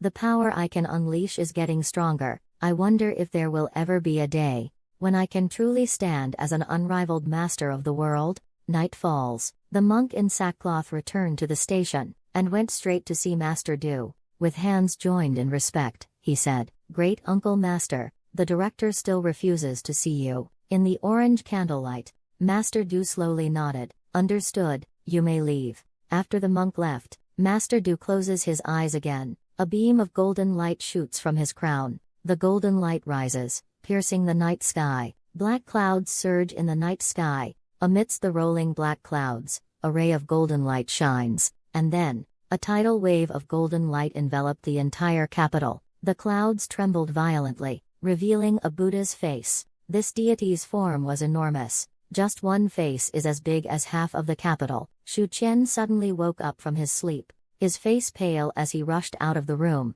He looked up at the sky, and saw a golden Buddha face hovering over the capital. This scene is unprecedented in his life, as if Buddha descended, looking down on the world from the clouds. The doors of the east wing and the adjacent room opened simultaneously. Shu Erlang said in a trembling voice, "Many, Big Brother, is the Western region Buddhist sect going to make a move in the capital?" At this moment, the Dharma image spoke in human language. As if thunder had exploded, the sound waves echoed throughout the capital. "Supervisor, why don't you dare to see me?" Shu Qian trembled his legs, struggling to keep himself from kneeling. Damn it. The high-level combat power in this world is indeed terrifying. Shu Pingja didn't have that much willpower. At the moment the sound wave erupted, his knees buckled, and he knelt down decisively. But amidst the fear, a sense of humiliation surged within him. Uncle Shu propped himself up with his hands on the ground, gritting his teeth. Ningyan dismissed the old, "Don't kneel," but after shouting, Shu Pingja didn't get a response from his nephew and son. He looked up, only to find his son holding onto the pillar with all his might, his nephew leaning against the door, stubbornly looking up at the colossal figure in the night sky. The atmosphere suddenly became tense. Shu Qian couldn't help but mock inwardly. Look at Uncle, such a coward. All his energy must have been drained by Auntie. Shu Siju secretly despised his embarrassing father. If you want to kneel, just kneel. Why come out here? Luckily, there are no outsiders here. Shu Siju asked intermittently, "Brother, what does this monk plan to do? You work at the night watchman's yuman. Know some inside information?" Shu Qian deliberated and said, "There was a bit of conflict. But it's not as serious as you think. I don't know the specifics either. Over at Hogi Tower, Wei Yuan, draped in a green robe, stands on the lookout. He looks up at a Buddha face covering half the capital. His expression is calm, standing tall and straight. The green robe flutters fiercely in the wind. It seems to be staring at the Dharma statue. In the tea room behind him, Yang Yan and Nangong Quinru sit cross-legged, their heads bowed, struggling to resist the oppressive aura of the Dharma aspect. The higher the cultivation, the greater the pressure, Wei Yuan said calmly. If Shu Qian were here, I can guarantee, he must be standing. Yang Yan and Nangong Quinru felt ashamed upon hearing this, because they knew what Duke Wei said was true, and indeed, Bao at present couldn't match Shu Qian. Millions of people returned to the capital, countless martial artists among them, including recent arrivals from the martial world, tonight, each one trembling as if facing the end, and on the palace side, it seemed isolated from the majestic aura. Emperor Yuan Jing, accompanied by the old eunuch, walked out of the bedchamber, completely unaffected. Emperor Yuan Jing looked up at the Buddha's face with eyebrows raised, let out a cold snort. Sangbo, in the newly built Yongjin Shan temple, the founding emperor's sword kept ringing, and at this moment, a clear and loud howl echoed through the heavens and earth. Noise. Luo Yuheng walked out of the quiet room. Her beautiful hair danced wildly in the wind. She extended her fair right arm. The 5 fingers suddenly clenched. A rusty, mottled iron sword burst out of the pool water.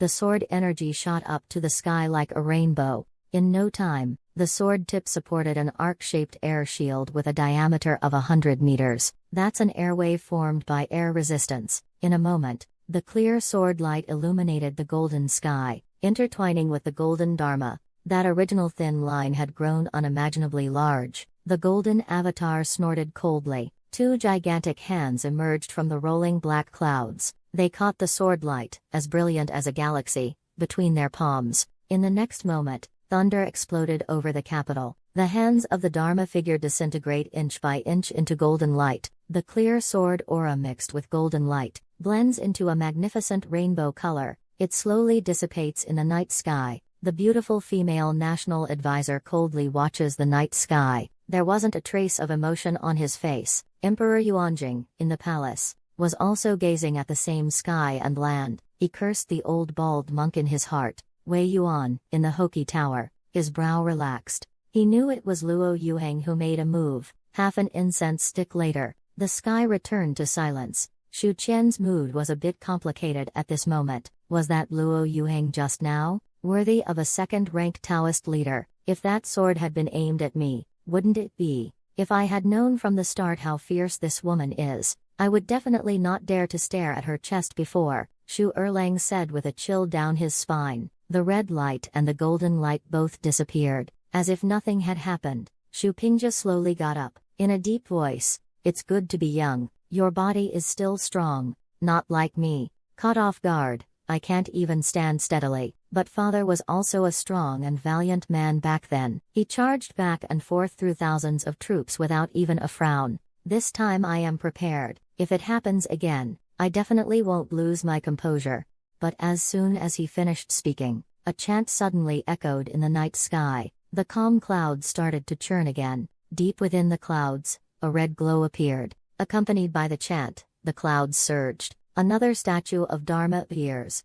This statue is more vivid and lifelike. The Buddha's face is also more ferocious. With a sound, the iron-willed Shu Pingja knelt again. But this time, neither Shu Zinian nor Shu Qian mocked him, because they weren't much better off either, both half kneeling with their hands on the ground. Just at that moment, the sound of a door being pushed open suddenly came. Little Do Ding rubbed his eyes and stepped over the threshold. Duo, it's so noisy outside, Shu Pingja shouted anxiously. Get back inside quickly, don't come out. But Little Bean seemed not to hear. He raised his little face. His chubby finger pointed to the sky with surprise. There are immortals in the sky.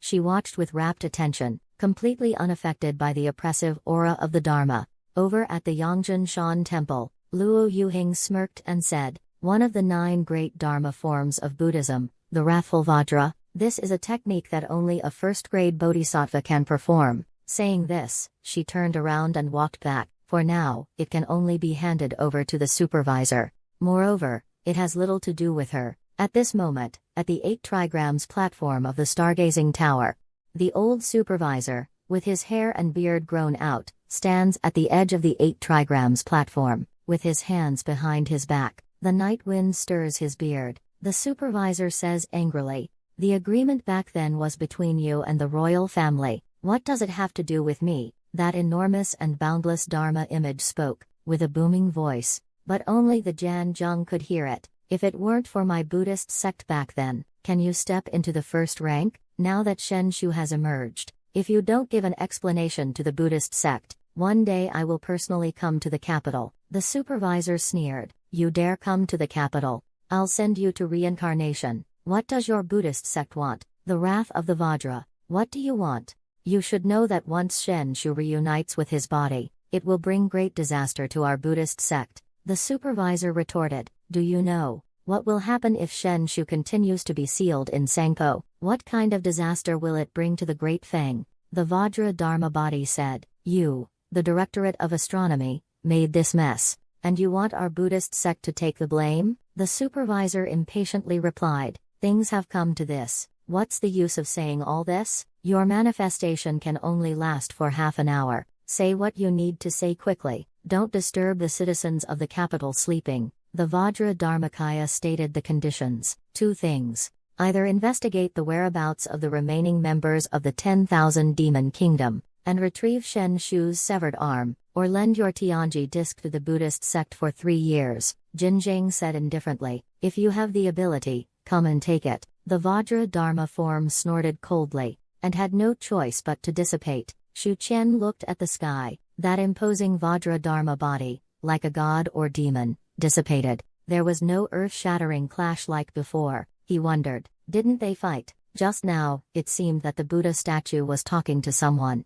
But there's no sound. Shu Pingzhe and Shu Erlang slowly let out a breath. Their whole bodies seemed exhausted. Shu Qian called out, "Lingyan, don't just stand there. Come over and help your father and your second brother back to their rooms." Little Do Ding pointed at himself incredulously, as if to say, "Are you serious?" Shu Pingzhe scolded his nephew, and said, "Get over here. What's the point of raising you for 20 years? Shu Qian quickly went over to help, and sent second uncle and Erlang back to their room. Not long after, Shu Qian also returned to his room. He communicated with monk Shenshu in his mind. Master, did you see what just happened?" The next moment, a faint and ethereal voice of Shenshu sounded in his ear. "What is it?" Shu Qian saw the dense fog gathering and dispersing. He sincerely said, "It's nothing.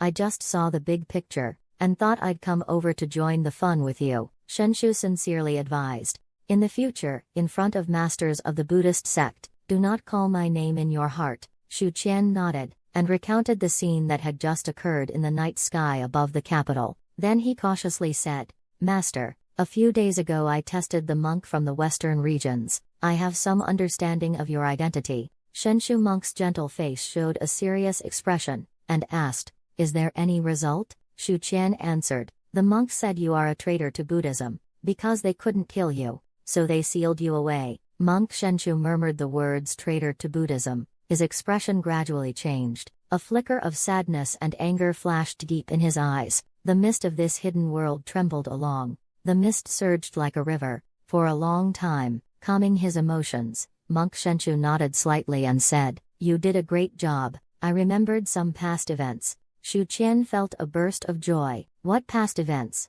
boss? Can you share them with me?" But just as he had the thought, the fog before his eyes closed in, and then the whole world began to fade. He was kicked out of the group chat. Shu Qian collapsed onto the bed. "A lot has happened recently. That old lady and I have a connection. I'll ask Taoist Jinglian about it later." "What kind of connection exactly? Otherwise, it feels like a thorn in my throat. I don't know when the Buddhist delegation will leave. I'll try to keep a low profile during this time. Master Du is stronger than I imagined. My mental power has now reached a peak. It's about time to try a breakthrough. But I have witnessed the wonders of the Buddhist Vajra Divine Palace. I now look down on the bronze skin and iron bones of warriors. However, Master Shenshu's memory is incomplete. He does not have this skill. Hung Yuan is like a child raised by a stepmother. It's hard to learn this profound skill. Very difficult. He lay in bed, letting his thoughts wander.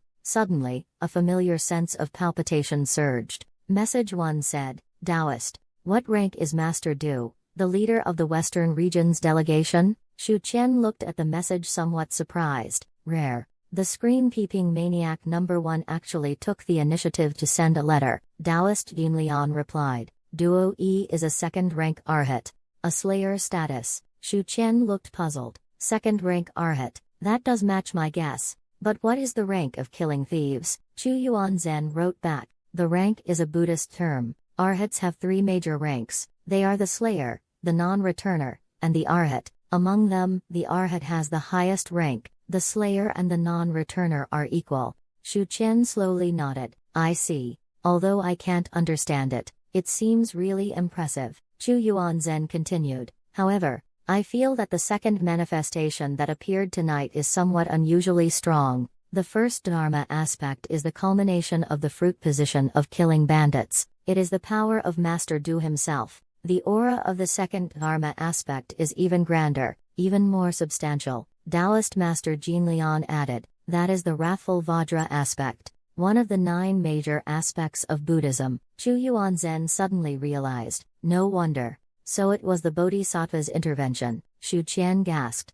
instinctively looked around. A chill ran down his spine. He felt the panic of a thief hearing sirens. A first-rank Bodhisattva? Could they have found my home? Stay calm, stay calm. Every system has its own special features. Concealing secrets is a sorcerer's specialty. You have to trust the supervisor's power. He can only comfort himself this way. At this moment, Li Miaozhen popped up. She wrote, What are you talking about? What do you mean by the apparition appearing tonight? Hung Yuan sent a letter explaining. The Buddhist delegation has entered the capital, causing some commotion. A manifestation appeared in the night sky over the capital. At this moment, Chu Yuanzhen interjected. Li Miaozhen. Why haven't you arrived in the capital yet? Li Miaozhen chuckled a few times, and replied, Isn't it better to let you live a few more days? Shu Qian complains in his mind. Hey, young lady, don't speak so harshly. You should win people over with virtue. Shu Qian rode his mare to the Night Watchman Bureau, went straight to the C-grade archives, instructed the attendant managing the archives to fetch all documents related to Buddhism. Stack them on the table higher than a person. Shu Qian sifted through them for an hour, finally achieved the desired results. In terms of land area, Buddhism ranks first in Kyushu. The entire western region is filled with Buddhist countries, and the territory of the western region is twice that of Dafeng. It's 3 to 5 times that of the northeast, based on the information Princess Watching and I have found. 400 years ago, Buddhism flourished in the Central Plains, clearly showing a trend towards becoming a state religion. It's just that at that time, Confucianism was, excuse my bluntness, everyone present here is the pinnacle of garbage. Confucianism directly promoted the suppression of Buddhism. Buddhists retreated from the Central Plains without overreacting. I have 2 guesses here. Either Confucianism was indeed so powerful back then that it was lawless. Either the Buddhist sect doesn't dare to fall out with Dafeng directly, because they still rely on Dafeng to seal Shen Shu. If Confucianism hadn't declined, with the strength of Confucianism and the Directorate of Celestial Observation, Dafeng's national power would undoubtedly be the greatest in the 9 provinces. Shu Qian left the case file archive, and turned to enter the Hoki Tower. A white-haired old eunuch, dressed in a green robe, was leisurely sunbathing. The old eunuch smiled and said, Did you kneel last night? Shu Qian scoffed. Not even a tremble. Wei Yuan comforted. The Senko seal has broken free. In any case, it was a failure on Dafeng's part. The Buddhist monk was just throwing a tantrum. No need to mind it. Shu Qian's lips curled up slightly. Duke Wei thought I was here because I was worried about yesterday's incident. You think I'm on the first level? Not only do I know that a bodhisattva intervened yesterday, I also know the whereabouts of monk Shen Shu. Shu Qian asked straightforwardly, why is Great Feng helping the Buddhist sect seal the evil object? Wei Yuan was slightly taken aback. Have you discovered something? Shu Qian immediately said, when I was investigating the Senko case, I accidentally discovered a piece of history. 500 years ago, the crown prince fell into the water while playing in Sangpo, and later became ill. He didn't live long. 500 years ago, Emperor Wuzong seized the throne. 500 years ago, Buddhists from the western regions suddenly began preaching in the Central Plains. There's a Buddhist script engraved in the array under Sangbo. Based on the clues, I infer that the evil entity was also sealed 500 years ago. Wei Yuan pondered for a long time, then slowly nodded and said, "Not bad. The sealed object under Sangbo originates from a deal between the Buddhist sect and Emperor Wuzong. Back then, Emperor Wuzong was skilled in both literature and martial arts, and had countless elite soldiers and generals under him. But to seize the throne and become emperor, there is an obstacle he can never bypass, and that obstacle might even make his grand ambitions vanish like smoke. That is the first director of the Imperial Astronomical Bureau, a top expert in the warlock system, is monitoring. As long as the Great Feng dynasty's mandate of heaven remains, no one can shake the throne." Facing such a powerful and insurmountable block, Emperor Wuzong chose to cooperate with the Buddhist sects of the western regions. At that time, it was the beginning of the alliance between the Buddhist sects of the western regions and Dafeng. The Buddhist sects helped Emperor Wuzong kill the first-generation Jinzhang. In return, Emperor Wuzong agreed to let the Buddhist sects preach in the Central Plains, and sealing evil objects for the Buddhist sect. Last time, that old scoundrel Zhen Zheng stood by and watched Sangpo being bombed without intervening. Bao Jing has broken the contract. Xu Qian gasped. "Damn, so that's what happened. I knew it." Emperor Wuzong succeeded in seizing the throne. So what happened to the first grand astrologer? There was involvement of the Buddhist sect in the struggle for the throne back then. In Buddhism, there exists the Buddha, an entity beyond all ranks. Eliminating a chief diviner at the peak of sorcery is quite reasonable. Wait a second, then what role does the current old chief diviner play in this? He knows that Yu from the kingdom of 10,000 demons lodged Shen Shu monk's severed arm in me. He even secretly helped me. What is the supervisor's ultimate goal? What is he plotting? Isn't he afraid that the Buddha will come wielding the great Buddha root to unleash a frenzied assault? Xu Qian tentatively asked. Supervisor Zheng, why did he let the evil creature escape? Wei Yuan chuckled, and said somewhat meaningfully, "Who knows?" He changed the subject as he spoke. This morning, Master Duer attended the court. He proposed to debate and duel with the astronomer. The stakes are the celestial disk and the Diamond Sutra. I hope His Majesty agrees. His Majesty sent someone to inquire at the Astronomical Bureau. The chief astronomer agreed. The edict will be announced to the entire capital this afternoon. There will be a spectacle to watch. I don't know why. Xu Qian suddenly felt a sinking feeling in his heart. A chill ran down his spine. Last night, the Buddhist monks caused a huge commotion. This morning, the city's residents were discussing it fervently. The recently stabilized public order is starting to get restless again. So the night watchmen have taken to the streets to patrol. Liu Chun and the others, who have just returned to the capital, are also making preparations. Xu Qian immediately stopped them. "Boss, you take my people and patrol over there. I'll take Tingfeng and Guangzhou to the other side. How about that?" Liu Chun retorted. "Why arrange things so chaotically? I'll take my people." No need for such a mix. Xu Qian thought for a moment and said, "Hey boss, you take the gong and patrol the streets. I'll take the brothers to the other side. This way, it's not chaotic." Liu Chun thought. Indeed, it felt much better. He nodded. "Go ahead, calm and content. Picking ferns." If the master intervenes, the Bodhisattva himself would need to come. Dui just wants to compete with me in magic. I was a prodigal son who turned back, but I was always surrounded by bad company. Xu Qian was too lazy to mock him. Enough already. We all know you're still the same young man as before.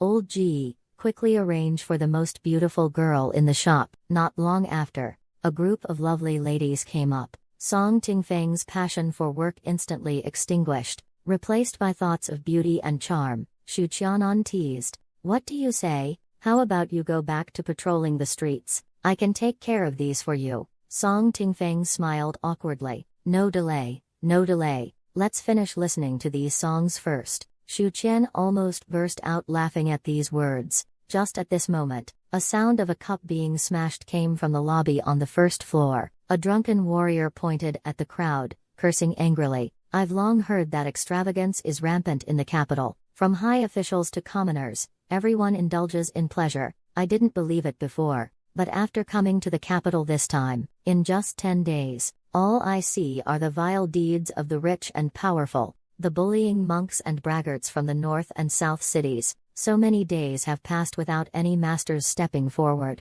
Everyone is just standing by and watching. Last night, a Buddhist master manifested his Dharma image in the capital of our great Feng dynasty to question our astronomical supervisor. This is intolerable. Why doesn't the court intervene? Could it be that our great Feng is afraid of the Buddhist sect? Think about the battle at Shanhaiguan 20 years ago. How powerful the Dafeng was. Song Tingfeng put down his wine cup, pushed away the woman leaning in his arms, and muttered under his breath, "What a bummer." Shu Qian smiled and said, "Let's just enjoy our drinks. Don't worry about these trivial matters. Even if the sky falls, it's not our concern." After speaking, he added in his mind, "Masters, give it your all. It would be better if Emperor Yuanjing lost more face. It would be best if the historians recorded it, that in the 37th year of Yuanjing, the Western region's envoy entered the capital. The young monk has not lost a single fight in 5 days. The old monk manifested his Dharma form to question the court. Hey, another dark mark on Emperor Yuanjing's history. At this time, a government runner carrying a copper gong ran swiftly down the street, striking the gong and shouting loudly, "The astronomical observatory is going to duel with the Buddhist monks. Everyone, go to the bulletin board to see the imperial edict." When Shu Qian, along with Song Tingfeng and Zhu Guangxao, at the notice board at the inner city gate, the wide square was crowded with commoners and martial artists. The city guards and several night watchmen were responsible for maintaining order. Shu Qian removed his sword, and shouted angrily, "Stop pushing, damn it, stand still and don't move around." The common people saw that it was the watchman, and quickly made way for them. Shu Qian and his 2 colleagues walked in easily. The content of the proclamation is simple. It mainly states that the Western region's delegation has come from afar. The court extends a warm welcome. After some friendly discussions, they jointly established a sustainable development concept. The relationship between the 2 countries will become closer. Everyone will progress together, working diligently to become prosperous. But Song Tingfeng, this hothead, doesn't understand. He complains, "What is this writing?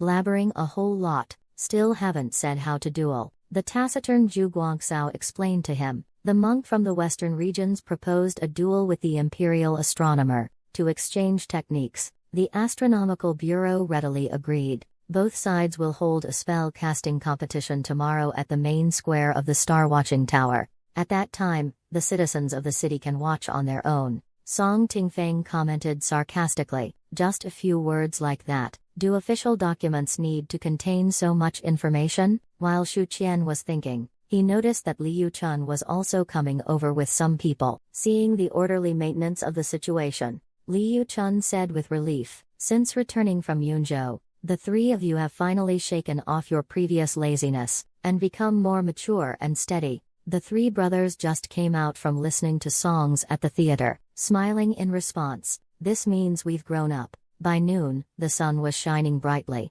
Chu Tsai Wei was sitting on the 8 trigrams platform. "Teacher, are you planning to fight personally?" Jin Zhang was drinking a little wine and basking in the sun, at ease and content. "Kai Wei, if the teacher takes action, even the Bodhisattva will have to come in person. Du Yi just wants to challenge me in magic." Chu Tsai Wei tilted her head. "Then who are you going to send to battle?" "Senior sister Zhang Li is plagued by bad luck, killing 800 enemies at the cost of 8,000. Senior brother Song and I are both alchemists, not good at fighting. Second senior brother is not in the capital, only senior brother Yang can fight." The supervisor sighed. "What an unfortunate coincidence. Brother Yang had a chi deviation while practicing yesterday. He can't join the fight." Chu Tsai Wei was shocked. Suddenly, the pastries in her mouth lost their flavor, furrowed her delicate brows and said worriedly, "What should we do then?" The supervisor gently guided, "I'm troubled too, so I need you to go to the palace. Ask for someone from His Majesty." Just past noon, Emperor Yuanjing is studying the Taoist scriptures at Lingbao Temple. listening to the female national master expound the profound meanings of the classics, yet he couldn't calm his mind. Luo Yuhing said softly, "Your Majesty is troubled by the upcoming duel." Emperor Yuanjing hesitated and said, "I have full confidence in the supervisor, but the Buddhist sect is well prepared this time. If we lose in the magical duel, how will the great Feng save face?" Luo Yuhing leads the Taoists. The sorcerer system is quite unique, not relying on combat power, is indeed quite unsteady. Among all current systems, the sorcerer system's combat power is the weakest. Its strength doesn't lie in individual combat capabilities, but to strengthen the national power. The reason why the Great Feng army is invincible, superior military equipment is one of the key factors, and those ingenious siege machines, cannons, and crossbows, all come from the Directorate of Celestial Monitoring. This is something other systems can't achieve. A 9th-rank healer saves lives, an 8th-rank Qi observer and a 7th-rank Feng Shui master assess and improve geomancy. These are all very strong auxiliary skills. Even a 4th-rank formation master is actually an auxiliary. Their greatest skill is not combat, but crafting magical artifacts. Sorcerers need to depend on the dynasty. The two are symbiotic. Luo Yuhing said, "Your Majesty, why not invite the head of Yunlu Academy? Among all the systems, the warrior's combat power is the strongest, but if we talk about which system is the most comprehensive without shortcomings, it is only Confucianism. Confucianism can handle any situation, even if the Buddhist methods are superior. Confucianism can manage it." Emperor Yuanjing shook his head and said, "National Master, last year I intended to bring Dean Zhao into office, but he refused." Luo Yuhing sighed. She understood the implication behind these words. Even Emperor Yuanjing couldn't move the scholars of Yunlu Academy. In conversation, an old eunuch hurriedly came in and respectfully said, "Your Majesty, a report from the palace. Chu Wei from the Astronomical Bureau requests an audience by her master's order." Emperor Yuanjing pondered. "Seeking an audience on your master's orders? Have her meet me at Lingbao Temple." Chu Wei received the summons, and immediately went to Lingbao Temple, bowed and greeted. "Greetings, Your Majesty." Emperor Yuanjing scrutinized the young apprentice from the Directorate of Celestial Observation. "Did the director send you to see me? For what purpose?" Chu Wei deliberated and said, "It's like this. Third senior brother Yang Qianwan accidentally went mad while practicing yesterday. Second senior brother is not in the capital. Senior brother Song and I are not good at fighting." He didn't finish talking. Emperor Yuanjing frowned and interrupted, in a deep voice, "What? Yang Qianwan went mad while practicing?" Chu Wei calmly said, "Therefore, supervisor asked me to borrow someone from Your Majesty, to represent the Astronomical Bureau in a magical duel against the bald monk from the western regions." Emperor Yuanjing frowned and asked, "Borrow someone? Who does the supervisor want?" Chu Wei's voice is clear. "Night Watch, Silver Gong Shuqian."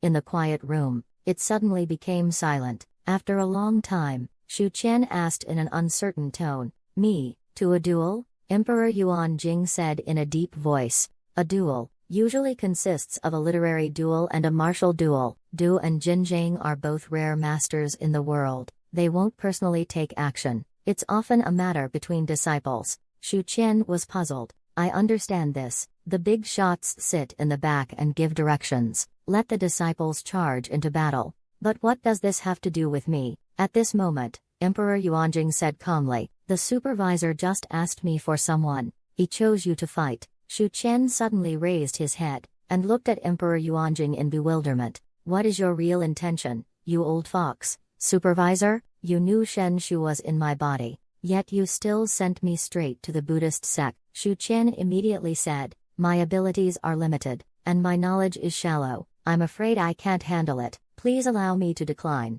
Emperor Yuanjing snorted. "Since the supervisor has decided, naturally, it won't change. I didn't call you here to hear this. I'm here to tell you, this duel concerns the honor of Dafeng. You must find a way to win." Shu Qian really wanted to slap him twice. "Damn it, don't you see what my cultivation level is?" At Lingbao Temple, a woman adorned with exquisite jewelry entered without needing to announce herself. She walked straight into Lingbao Temple. By the pond next to the pavilion, sat the stunningly beautiful national advisor, Luo Yuheng. The woman hid behind the rockery, and quietly picked up a pebble. Taking advantage of the unguarded moment, she threw it at Luo Yuheng. But when the pebble got within 3 feet of Luo Yuheng, it was suddenly bounced back by an aura shield, accurately hit the woman's forehead. She exclaimed in pain, covering her forehead, annoyed. Second-rank expert, so impressive. Luo Yuheng opened her eyes and said helplessly, "What are you doing here? If there's nothing important, don't disturb my cultivation." A woman lifted her skirt and came to the edge of the pool. She said excitedly, "The Buddhist sect is going to duel with the chief astrologer. There will be a show to watch tomorrow, but the dueling arena is heavily guarded. I can't watch up close." Luo Yuheng said, "You can disguise yourself, and have someone take you inside." The woman said irritably, "No one will recognize me after disguise. How can you take me inside?" She seemed to feel deflated, changed the subject and said, "Let me tell you, that Shu Qian is really annoying. I've run into him several times. He's simply a frivolous scoundrel." Luo Yuheng said indifferently, "With your looks, isn't that just human nature?" That woman snorted it a few times. See, you're not even talking to me sincerely. He speaks without thinking. How could I possibly show my true face? If I did that, that scoundrel would definitely fall in love with me on the spot. I have altered my appearance, after my disguise. Although my appearance is ordinary, I have exceptional charm and grace." Luo Yuheng impatiently interrupted, "Exceptional charm and grace? Then isn't it reasonable for him to be glib in front of you?" She was momentarily speechless, stunned for a moment. Luo Yuheng continued, "Do you know that Mingya is acting on behalf of the Directorate of Celestial Observations? Do you know who is fighting against the Buddhist sect?" Luo Yuheng didn't keep them guessing. She directly revealed the surprising answer, "Shu Qian." The woman immediately turned around, eyes wide open. "Him?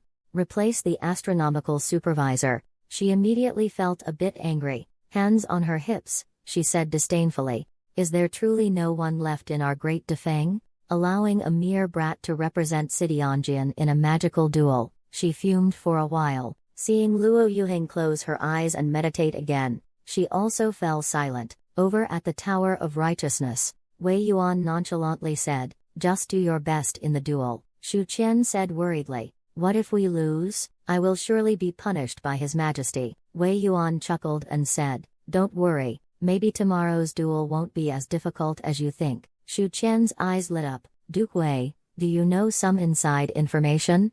Wei Yuan hinted, "Use your brain. What's the stake in the magic duel?" "That's the Diamond Sutra and the Heavenly Machine Disc. The celestial mechanism is the supervisor's personal magical instrument, unique in the world. If you lose the duel, you will only be punished by His Majesty, but he will lose a priceless treasure." If he wasn't confident, would the Grand Astrologer borrow you from His Majesty? Shu Qian muttered to himself, "Am I really that impressive? How come I didn't know that myself?" The next morning, the Astronomical Bureau had an open square for this magic duel. Over 1,000 imperial guards surrounded the square, banning unauthorized persons from approaching. Citizens and martial artists who wanted to observe, only watching from the sidelines. Under a certain pergola, Linan is chattering non-stop, her bright peach blossom eyes darting around. "Where is that dog servant? Why hasn't he come out? Can he handle those bald monks?" The princess interrupted her sternly, "Don't worry,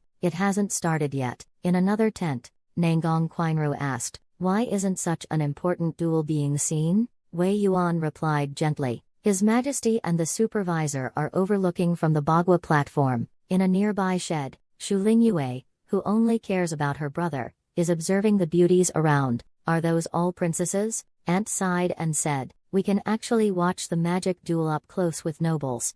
It's all thanks to that kid." Shu Pingja didn't feel as emotional. Instead, he looked worried, because on the way here, they were stopped by an old woman. He even said he was a friend of Shu Ningyan, and came to observe the law together. At that time, he didn't think too much and agreed. But now, calming down, everything feels off. Shu Pingja probed, "Auntie, do you really know Shu Qian?" The old woman replied impatiently, "I've already said we're old acquaintances. He asked me to find you and bring me in to watch the duel together." Uncle Shu was even more indecisive seeing how confident she was. He couldn't make up his mind. But would Ningyan really be friends with an auntie of this age? It's too weird. Next to the royal family's pavilion, First Assistant Wang Zhenwen took a sip, noticed his daughter's gaze constantly looking towards the night watch. He smiled and asked, "Muer, what are you looking at?" Miss Wang looked away, and responded with a faint smile, "It's the first time my daughter has met the famous Lord Wei. He indeed has an extraordinary presence." Miss Wang then asked, "Many, what is the purpose of the Western region's delegation's visit to the capital this time? Their unreasonable request for a duel is truly baffling." First Assistant Wang impatiently waved his hand and said, "A young lady should not meddle in court affairs. Save those clever tricks for your husband in the future." Miss Wang pursed her lips and stopped talking, while her father wasn't paying attention. She glanced again at the night watchman's office. She thought to herself, "When the duel is over, I will host a literary gathering at home." On the other side, Aunt looked at Hajing and asked, "Master, look at that princess. Isn't she the one who came to pay respects to Ningyan that day?" Xu Pingzhe grunted in acknowledgement, as a response to his wife. Aunt continued speaking, "The princess in the red dress beside her is also quite charming." "Exactly. Her gaze seems to be quite alluring. Doesn't seem very proper." Xu Pingzhe was startled, quickly interrupted her in a low voice. "Don't talk nonsense. Do not discuss the princess in this situation. Do you want to get your whole family executed?" Although Aunt is a bit dull. But upon closer thought, he realized, and quickly shut his mouth, not daring to speak further. The old lady said calmly, "What's there that can't be said? There isn't a single good person in the Dafeng royal family." Xu Pingzhe felt like dying. Look at the people around him. They all have no regard for their lives. At some point, little Do Ding waddled up to the eunuch in the blue robe. She had a blank expression, staring blankly at the food on the table. With infinite longing, she said, "Uncle, can I eat your food?" Seeing this scene, Xu Pingzhe felt a numbness from his tailbone to the top of his head. Having paid respects to Xu Qian, Yang Kaitai recognized Sha Dugong, and hurriedly said, "Sir, this is Xu Ningyan's younger sister." Upon hearing this, everyone's gaze towards Xiao Duzi immediately softened. At the same time, they admired the child's bravery and courage. In the end, he will achieve greatness. Wei Yuan picked up a piece of candied fruit and handed it over. The little one wasn't shy at all. He naturally took the candied fruit and put it in his mouth, chewing it contentedly, started munching, and then swallowed it. Wei Yuan smiled and said, "That's not how you eat preserved fruit. You should keep it in your mouth. The longer the sweetness lasts." Xiao Do stretched out his hand, looking expectantly at the gentle and handsome uncle in front of him. He replied, "Wait until it's all sweet." The candied fruit was all eaten by others. "I just need to keep eating. So sweet. Delicious. I want to eat more." Wei Yuan was amused by the little rascal. He smiled and fed him a few more candied fruits. Xu Pingzhe came over with a stiff expression, bowing his waist. He tried hard to keep his voice steady. "The girl is mischievous. Please don't take it seriously." Nangong Qianru smiled and said, "Duke Wei, talk to the child. You can go back now." Xu Pingzhe glanced at little doubting, and had no choice but to turn around and leave. At this moment, Xu Erlang said, "More, what are you afraid of? Big brother is a silver gong, appreciated by Lord Wei. Lingyan will be fine." Xu Pingzhe sighed, and said, "He's still young. You will never understand Wei Yuan's terrifying nature. Those who experienced the Battle of Shanhaiguan would never think of Wei Yuan as a kind and approachable person." Time slowly passed, and the food in front of Wei Yuan grew less and less. He glanced at Xu Lingyan's little tummy, raised his hand and pressed it on her head. Then he pressed and kneaded various parts of the little girl for a while. Wei Yuan sighed and said, "What a pity." Yang Yan frowned and asked, "What?" Wei Yuan shook his head and said, "This child has strong bones and abundant energy. His innate foundation is profound. It's just that her flexibility is quite poor. She's not suited for martial arts." Nangong Qianru mocked, "No wonder she eats so much. This girl must be a glutton." Originally disliked Nangong Qianru, and seeing him actually mocked himself, he spat all over him. Unknowingly, time reached 8 o'clock. Master Duer, who was meditating in the center of the square, suddenly opened his eyes. A loud voice echoed throughout the venue, "Supervisor, do you know the concept of Zumi Jiazi?" The next moment, a laugh from the supervisor echoed from the ninth heaven. just a little trick. Everyone present, whether dignitaries or common folks outside, all were excited and thrilled, because the main show had begun. Master Jiandu took out a golden bowl from his sleeve, and gently threw it.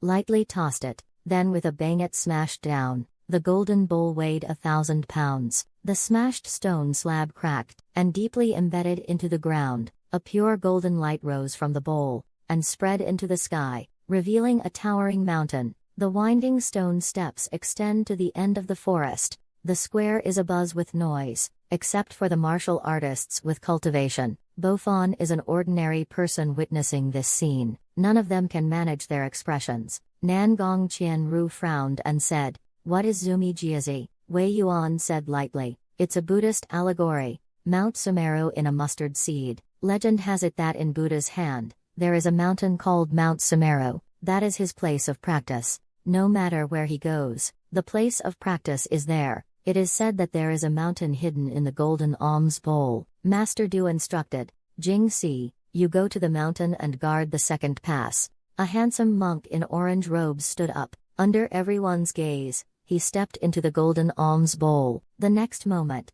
the unfolding panorama in the sky included a climbing monk. He climbed the steps unhurriedly, and sat cross-legged halfway up the mountain. Golden rays descended from the sky, converging on him. In an instant, a layer of golden light covered his body. He looked as if cast in gold. Outside the field, the rooftop of the restaurant, Qingshan swordsman Chu Yuanzhen and the burly bald monk Hung Yuan stood side by side. Master Hung Yuan let out a clear sound. "Golden body, this Sumeru world has enhanced the Vajra body of pure thought. With Shu Ningyan's current strength, it's impossible to sever." The other side of the field, Shu Qian secretly observed the situation in the square, and clicked his tongue. So there really is a Zumi tea master in this world.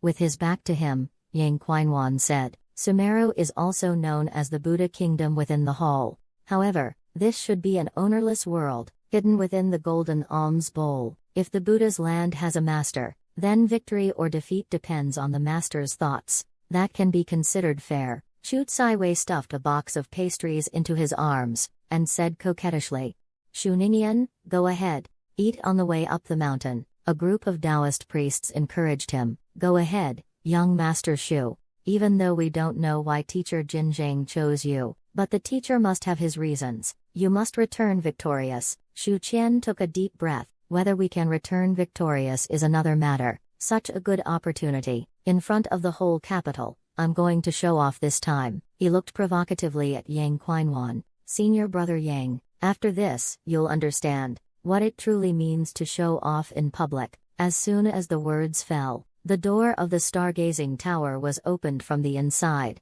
revealing a sunny and handsome figure. He was carrying a wine jar, walking out slowly with his head held high and chest out. Just at the moment of stepping down the stairs, a deep chanting sound accompanied by energy spread throughout the venue. When the youth is 15 or 20, he roams the world with a sword in a green robe. One day, the great rock rises with the wind. The chariot rises straight up 9 miles, turning and fighting across 3,000 miles. With one sword, I once faced 1,000,000 soldiers. If the heavens hadn't given birth to me, Shu Ningyan, the 9 provinces would be in eternal darkness. Shu Xinian was trembling with anger. This was his masterpiece of a lifetime. Created in a state of utter despair, his elder brother was truly shameless. In his fury, Shu Xinian glanced again at the woman beside him. She looked at her older brother with a somewhat dazed expression. Biao Bao gazed at that figure foolishly, as if nothing else could fit in her eyes. He Jing's eyes were shining brightly.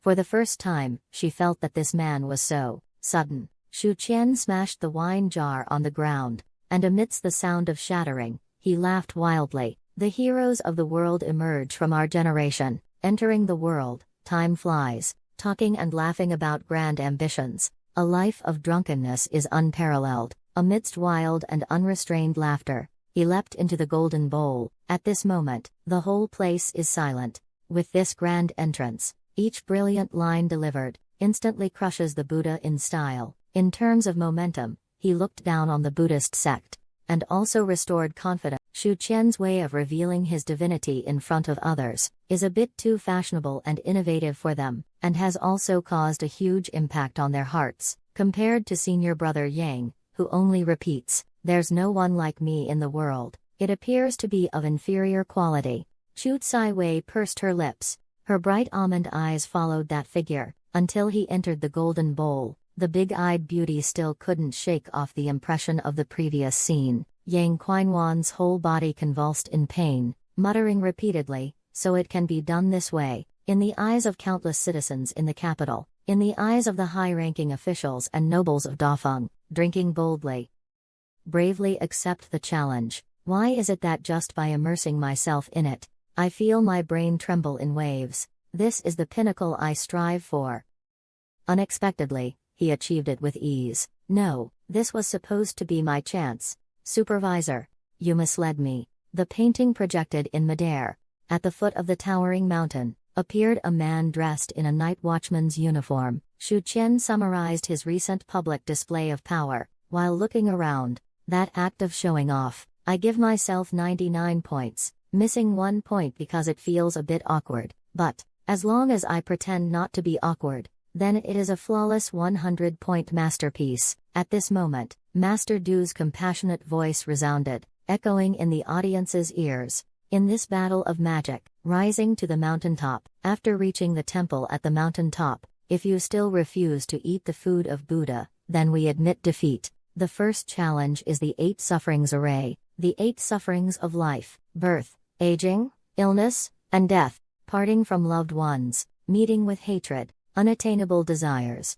The 5 aggregates blazing, only those with a determined mind are qualified to climb the mountain. Continue to accept the trials of Buddhism. Dafeng has 3 chances to challenge. Shu Qian spread his thoughts and sensed for a moment. He didn't detect any sign of life around him, no insects, birds, or beasts. He began climbing the mountain with doubts. Shu Qian stepped onto the stone steps. The moment he entered the formation, the steps under his feet turned into a mire. He got caught off guard and sank in. Shu Qian instinctively struggled, but that only made him sink faster. In just an instant, he was swallowed up, no longer showing any signs of life. Who knows how much time had passed? Maybe it was just a moment. Shu Qian vaguely heard the cry of a baby. The cry tore through the darkness. He saw a colorful wall. A nurse holding a newborn baby, wiping his body. The child slowly grows up, after experiencing the happiest childhood. He is forced to go to school, year after year of school. Heavy coursework dominated his youth. He finally made it to graduation. He joined the workforce, working day and night. In order to save enough for a house down payment, he worked tirelessly day and night. Finally, he made the down payment for a house, but the 30-year mortgage. It was also at this moment that the young boy grew into an uncle, either forced or willingly taking over the baton from his parents, becoming the person he most despised as a child. Whether it was in the education of the next generation, even the unintentional preachings, all perfectly matched his former self. Shu Qian became increasingly numb, and began a life of solitude. In the end, he lay on his sickbed. This moment, Shu Qian actually felt a sense of relief, as if he could finally rest. A cycle has ended. Shu Qian's desire to enter the monastic life grew stronger. Is this the suffering of life? Birth, aging, illness, and death, separation from loved ones, encountering those you resent, unfulfilled desires, the flourishing of the 5 aggregates. What is the meaning of such a life?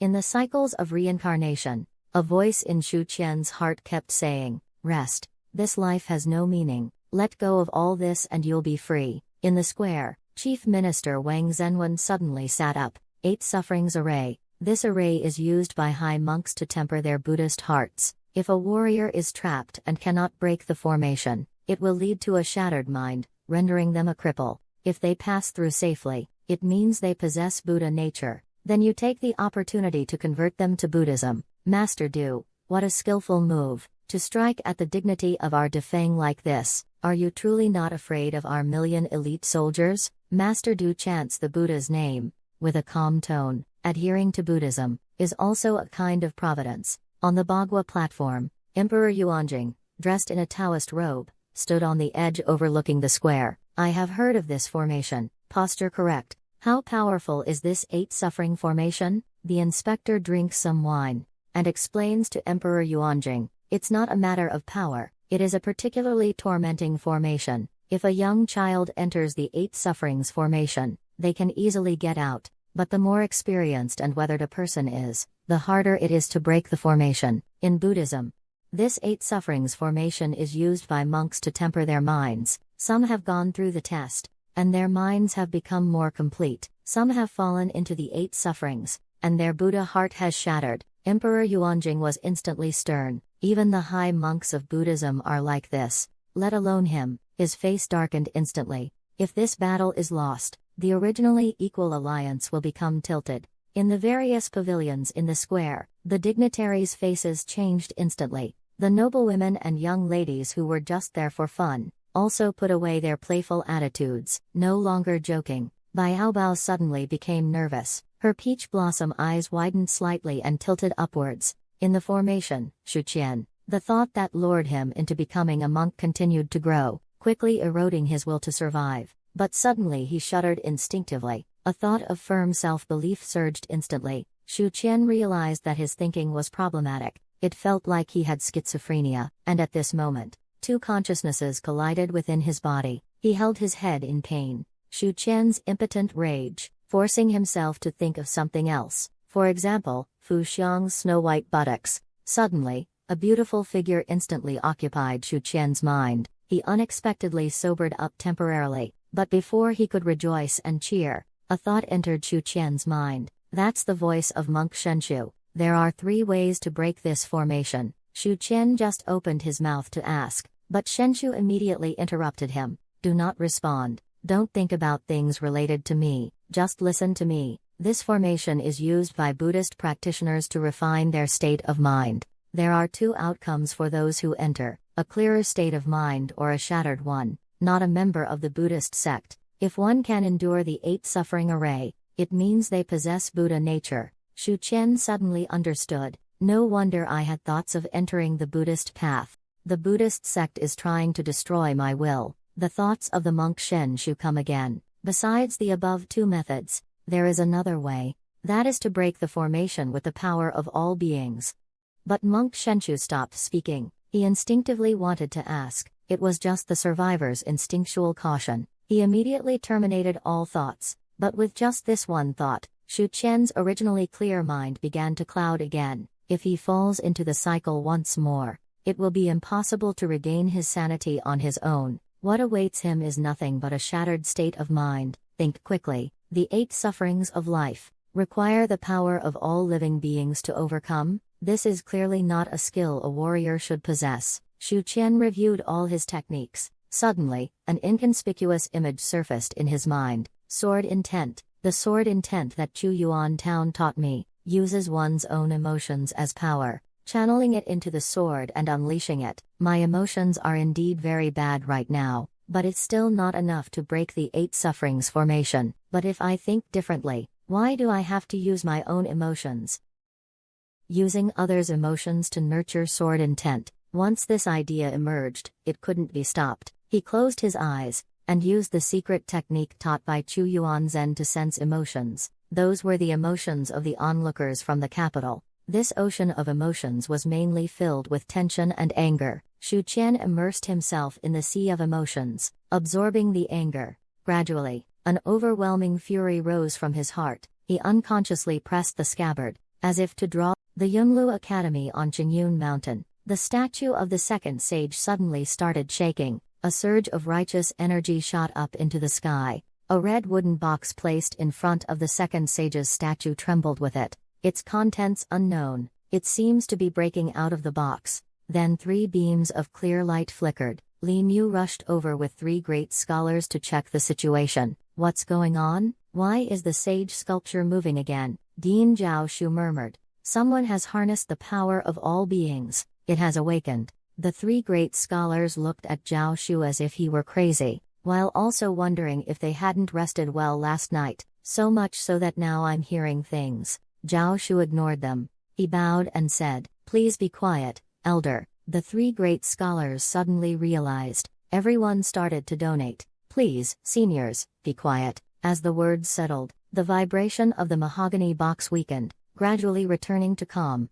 As if nothing had happened just now, on the square, someone shouted hoarsely, "He's drawing his sword." Princess watching was stunned, a bit puzzled by Shu Qian's actions. Not just him, anyone who knows about the Eight Sufferings formation can't understand Shu Qian's intentions, because the Eight Sufferings formation is not the enemy. What use is drawing your sword? Are you going to cut yourself? Atop the tall building, Emperor Yuan Jing said sternly, "Supervisor, this is the person you chose. His behavior is no different from a cornered dog." There was undisguised disappointment in the supervisor's eyes. He sighed and said, "Your Majesty didn't feel anything." In the painting, Shu Qian continuously absorbs the power of external emotions, but this is far from enough. Outside the painting, Biao Bao suddenly shouted loudly, "Draw your sword." She had just finished shouting, when someone in the outer crowd also shouted, "Why don't you draw your sword?" With hope and anticipation,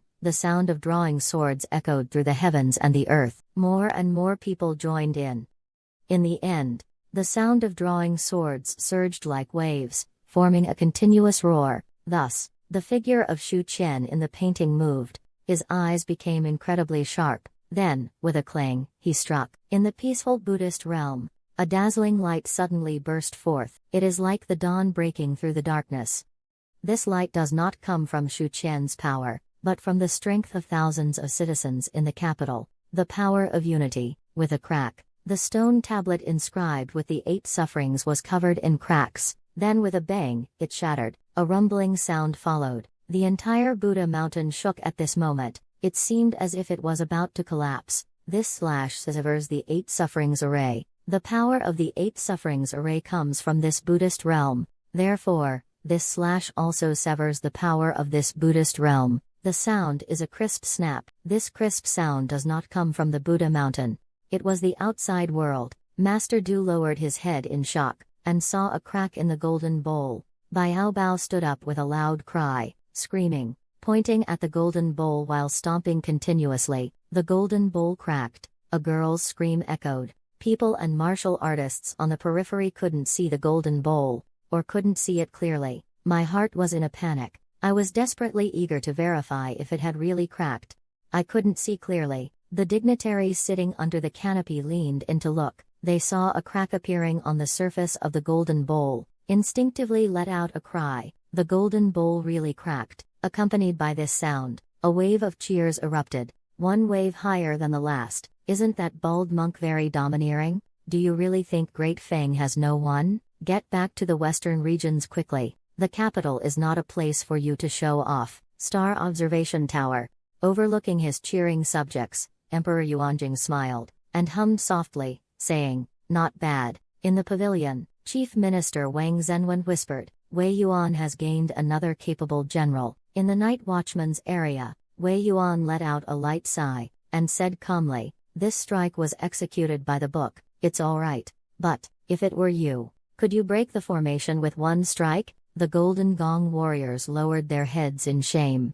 The martial arts enthusiast Yang Yan couldn't help but ask, how did he do it? Wei Yuan, still in his calm and confident tone, replied, "Wait until he comes out. You can ask him yourself." Family area over here. The old lady looked at that figure with beautiful eyes, muttering softly, "Not bad." On the top of the restaurant, Heng Yuan sighed, "An unbelievable strike. How did Master Shu manage to do it?" Chu Yuan Zhen's face was blank, muttering to himself as if he had gone mad. How is this possible?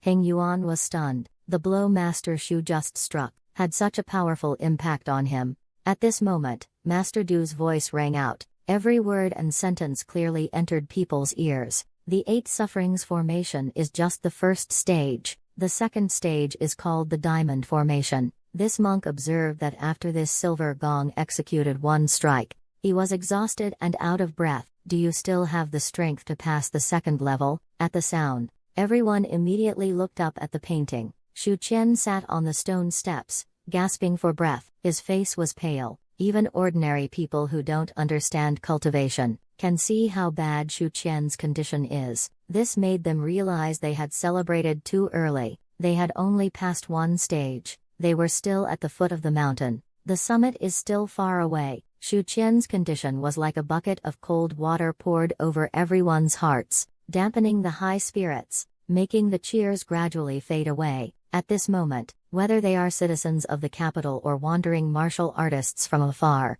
as well as the high-ranking officials in the court, they all recalled the fear dominated by Jin Si's indomitable body. That little monk on the mountainside is the one who sat on the Southern City Hero platform for half a week. It is said that the invincible Vajra of Buddhism is truly undefeated. Many heroes and warriors have come to challenge him over the past 5 days. No one has been able to break his golden body. At this moment, Miss Wang is looking at the chief minister. More. What do you think? First Minister Wang said calmly. Look more, speak less. He believed in his heart that Shu Qian would have a hard time winning the duel. Already started considering the next candidate, but after the recent embarrassment, Chief Minister Wang won't make a hasty conclusion again.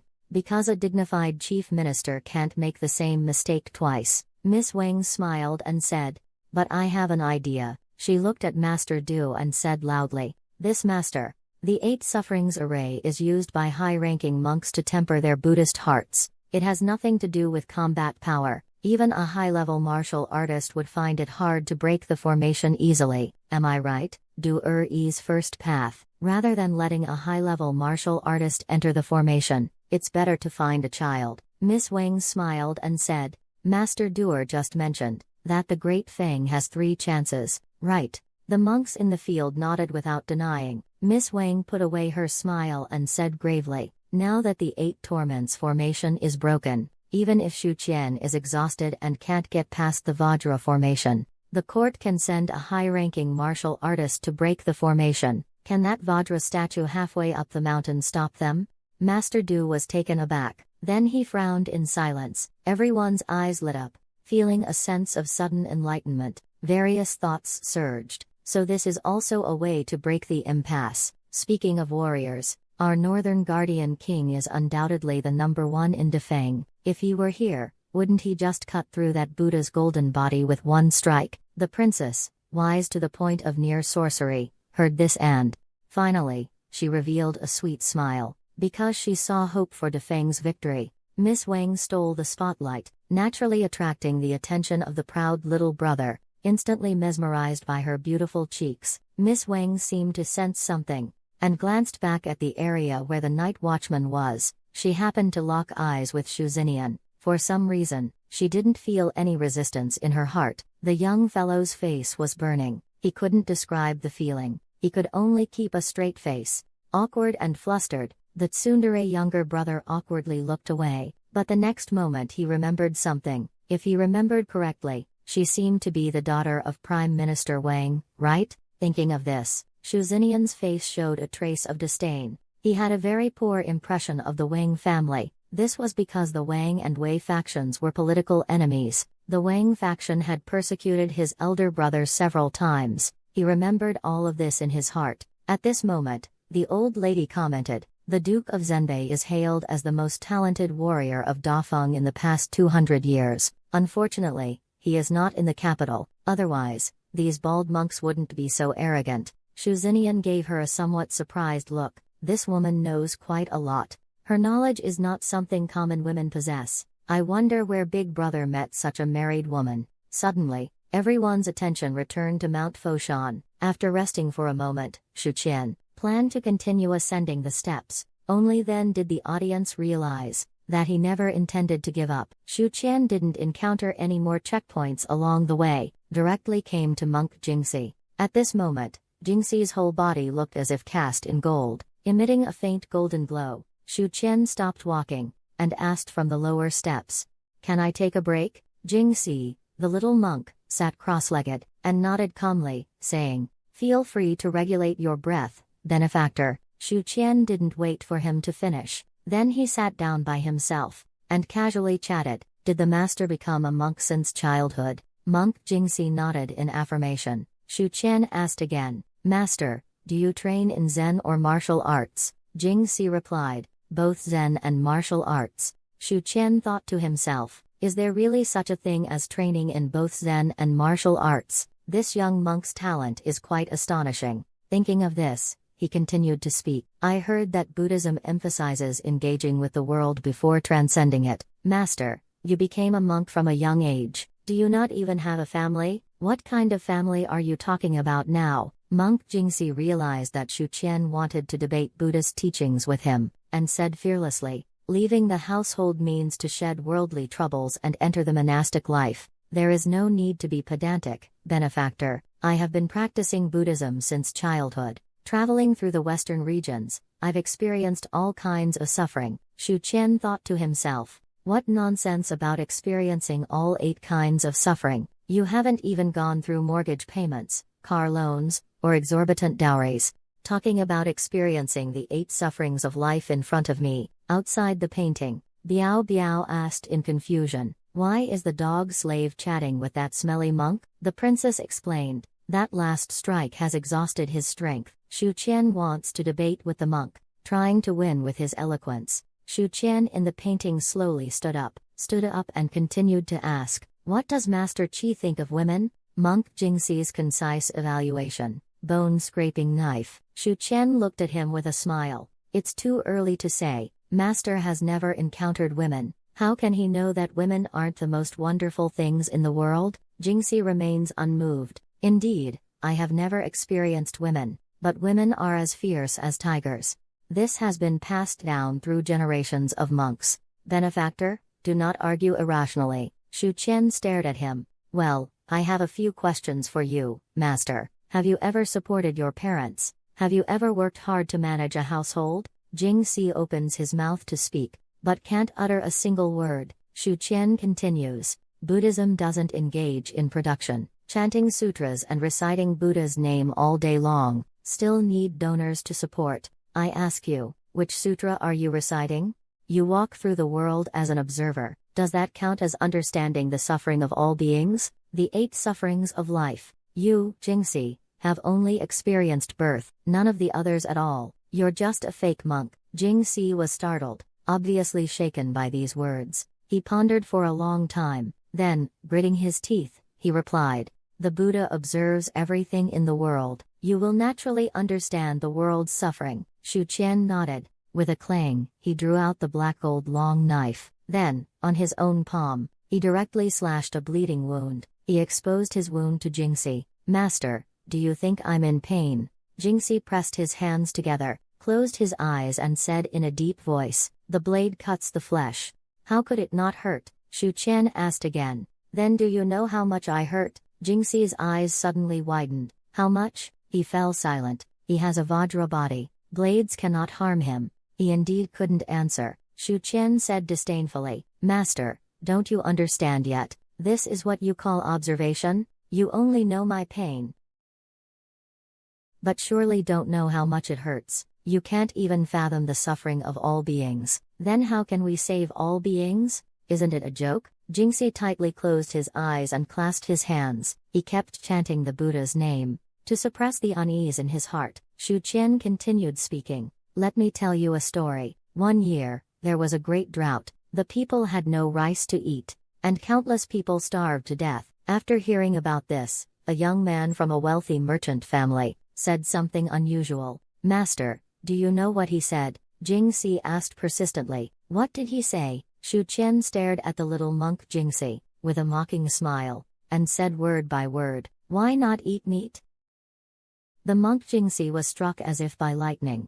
Pupils gradually dilate, face stiffens and becomes expressionless. The crowd outside cheers loudly. Well said. The young monk was speechless. At this moment, the morale of the capital soared. Even the proud little brother was stunned. The monk's resolve was shaken by the barrage of arguments from the elder. If the invincible Vajra is cancelled, the Western Buddhist sect will lose. At this moment, Shu Qian threw the black gold long knife in front of monk Jingxi, and said in a deep voice, Master, if you think what I said is wrong, if you think you can truly experience the suffering of the people, why not give it a try? Remove your invincibility, and cut your arm, then you will understand my pain. Not why don't they eat meat porridge? Jingxi kept shaking his head, as if convincing himself not to try. No. If I take away the invincible Vajra, I will lose. Shu Qian patiently guided. Monks see through worldly affairs. Yet you are so attached to winning and losing, which is already a lower path, losing a duel. Yet you have seen a broader sky, experienced the true Dharma. Master Dunking and Master Zhang made their own judgments. Monk Jingxi's expression gradually became complex, showing signs of inner conflict and struggle. He slowly extended his hand, gripped the black gold long knife. A monk should be free from worldly attachments, shouldn't be obsessed with winning or losing. Why not eat meat porridge? Shu Qian's lips curled up. Everything is under control, but at this very moment, a voice echoed in the sky, resounding in everyone's ears. Jingxi, you are attached to appearances. The handsome young monk woke up as if from a dream. He jerked his hand back as if electrocuted. The black and gold long knife clanged to the ground. Gradually, Jingxi's eyes regained clarity. Chief Minister Wang, enraged, threw his cup and stood up. Scoundrel, Arhat Du, can't the Buddhist sect afford to lose? The officials behind him also exploded at the same time. Shameless bald donkey, practice more if you're bad. If you can't afford to lose, don't play. How shameless of the Buddhist community. Monk Jingchen said blandly. The supervisor can secretly help. Why can't our Buddhist sect do the same? Chief Minister Wang was about to explode with anger. Nonsense. Supervisor intervened to help. Do you have evidence? Master Du ignored Zenshin's tirade, and glanced at Jingchen, saying calmly, aren't you also clinging to form? Jingchen lowered his head, and recited a Buddhist prayer with his hands together. Disciple knows his sin. In the painting, Jingxi shamelessly said, bracing himself, if you wish to pass the second trial, you must break through my invincible Vajra. Shu Qian was secretly annoyed. Damn it, there's both a literary and a martial duel in this competition. In this, everyone relies on their own abilities. Your forceful intervention from outside is too much. He immediately stopped talking, held his breath and controlled all his energy. A quarter of an hour later, Shu Qian picked up the black gold long knife, and sheathed it. He held the hilt and said loudly, I will strike only once. Life or death, you bear the consequences. Jingxi did not answer. Looking at his expression, it seemed he felt too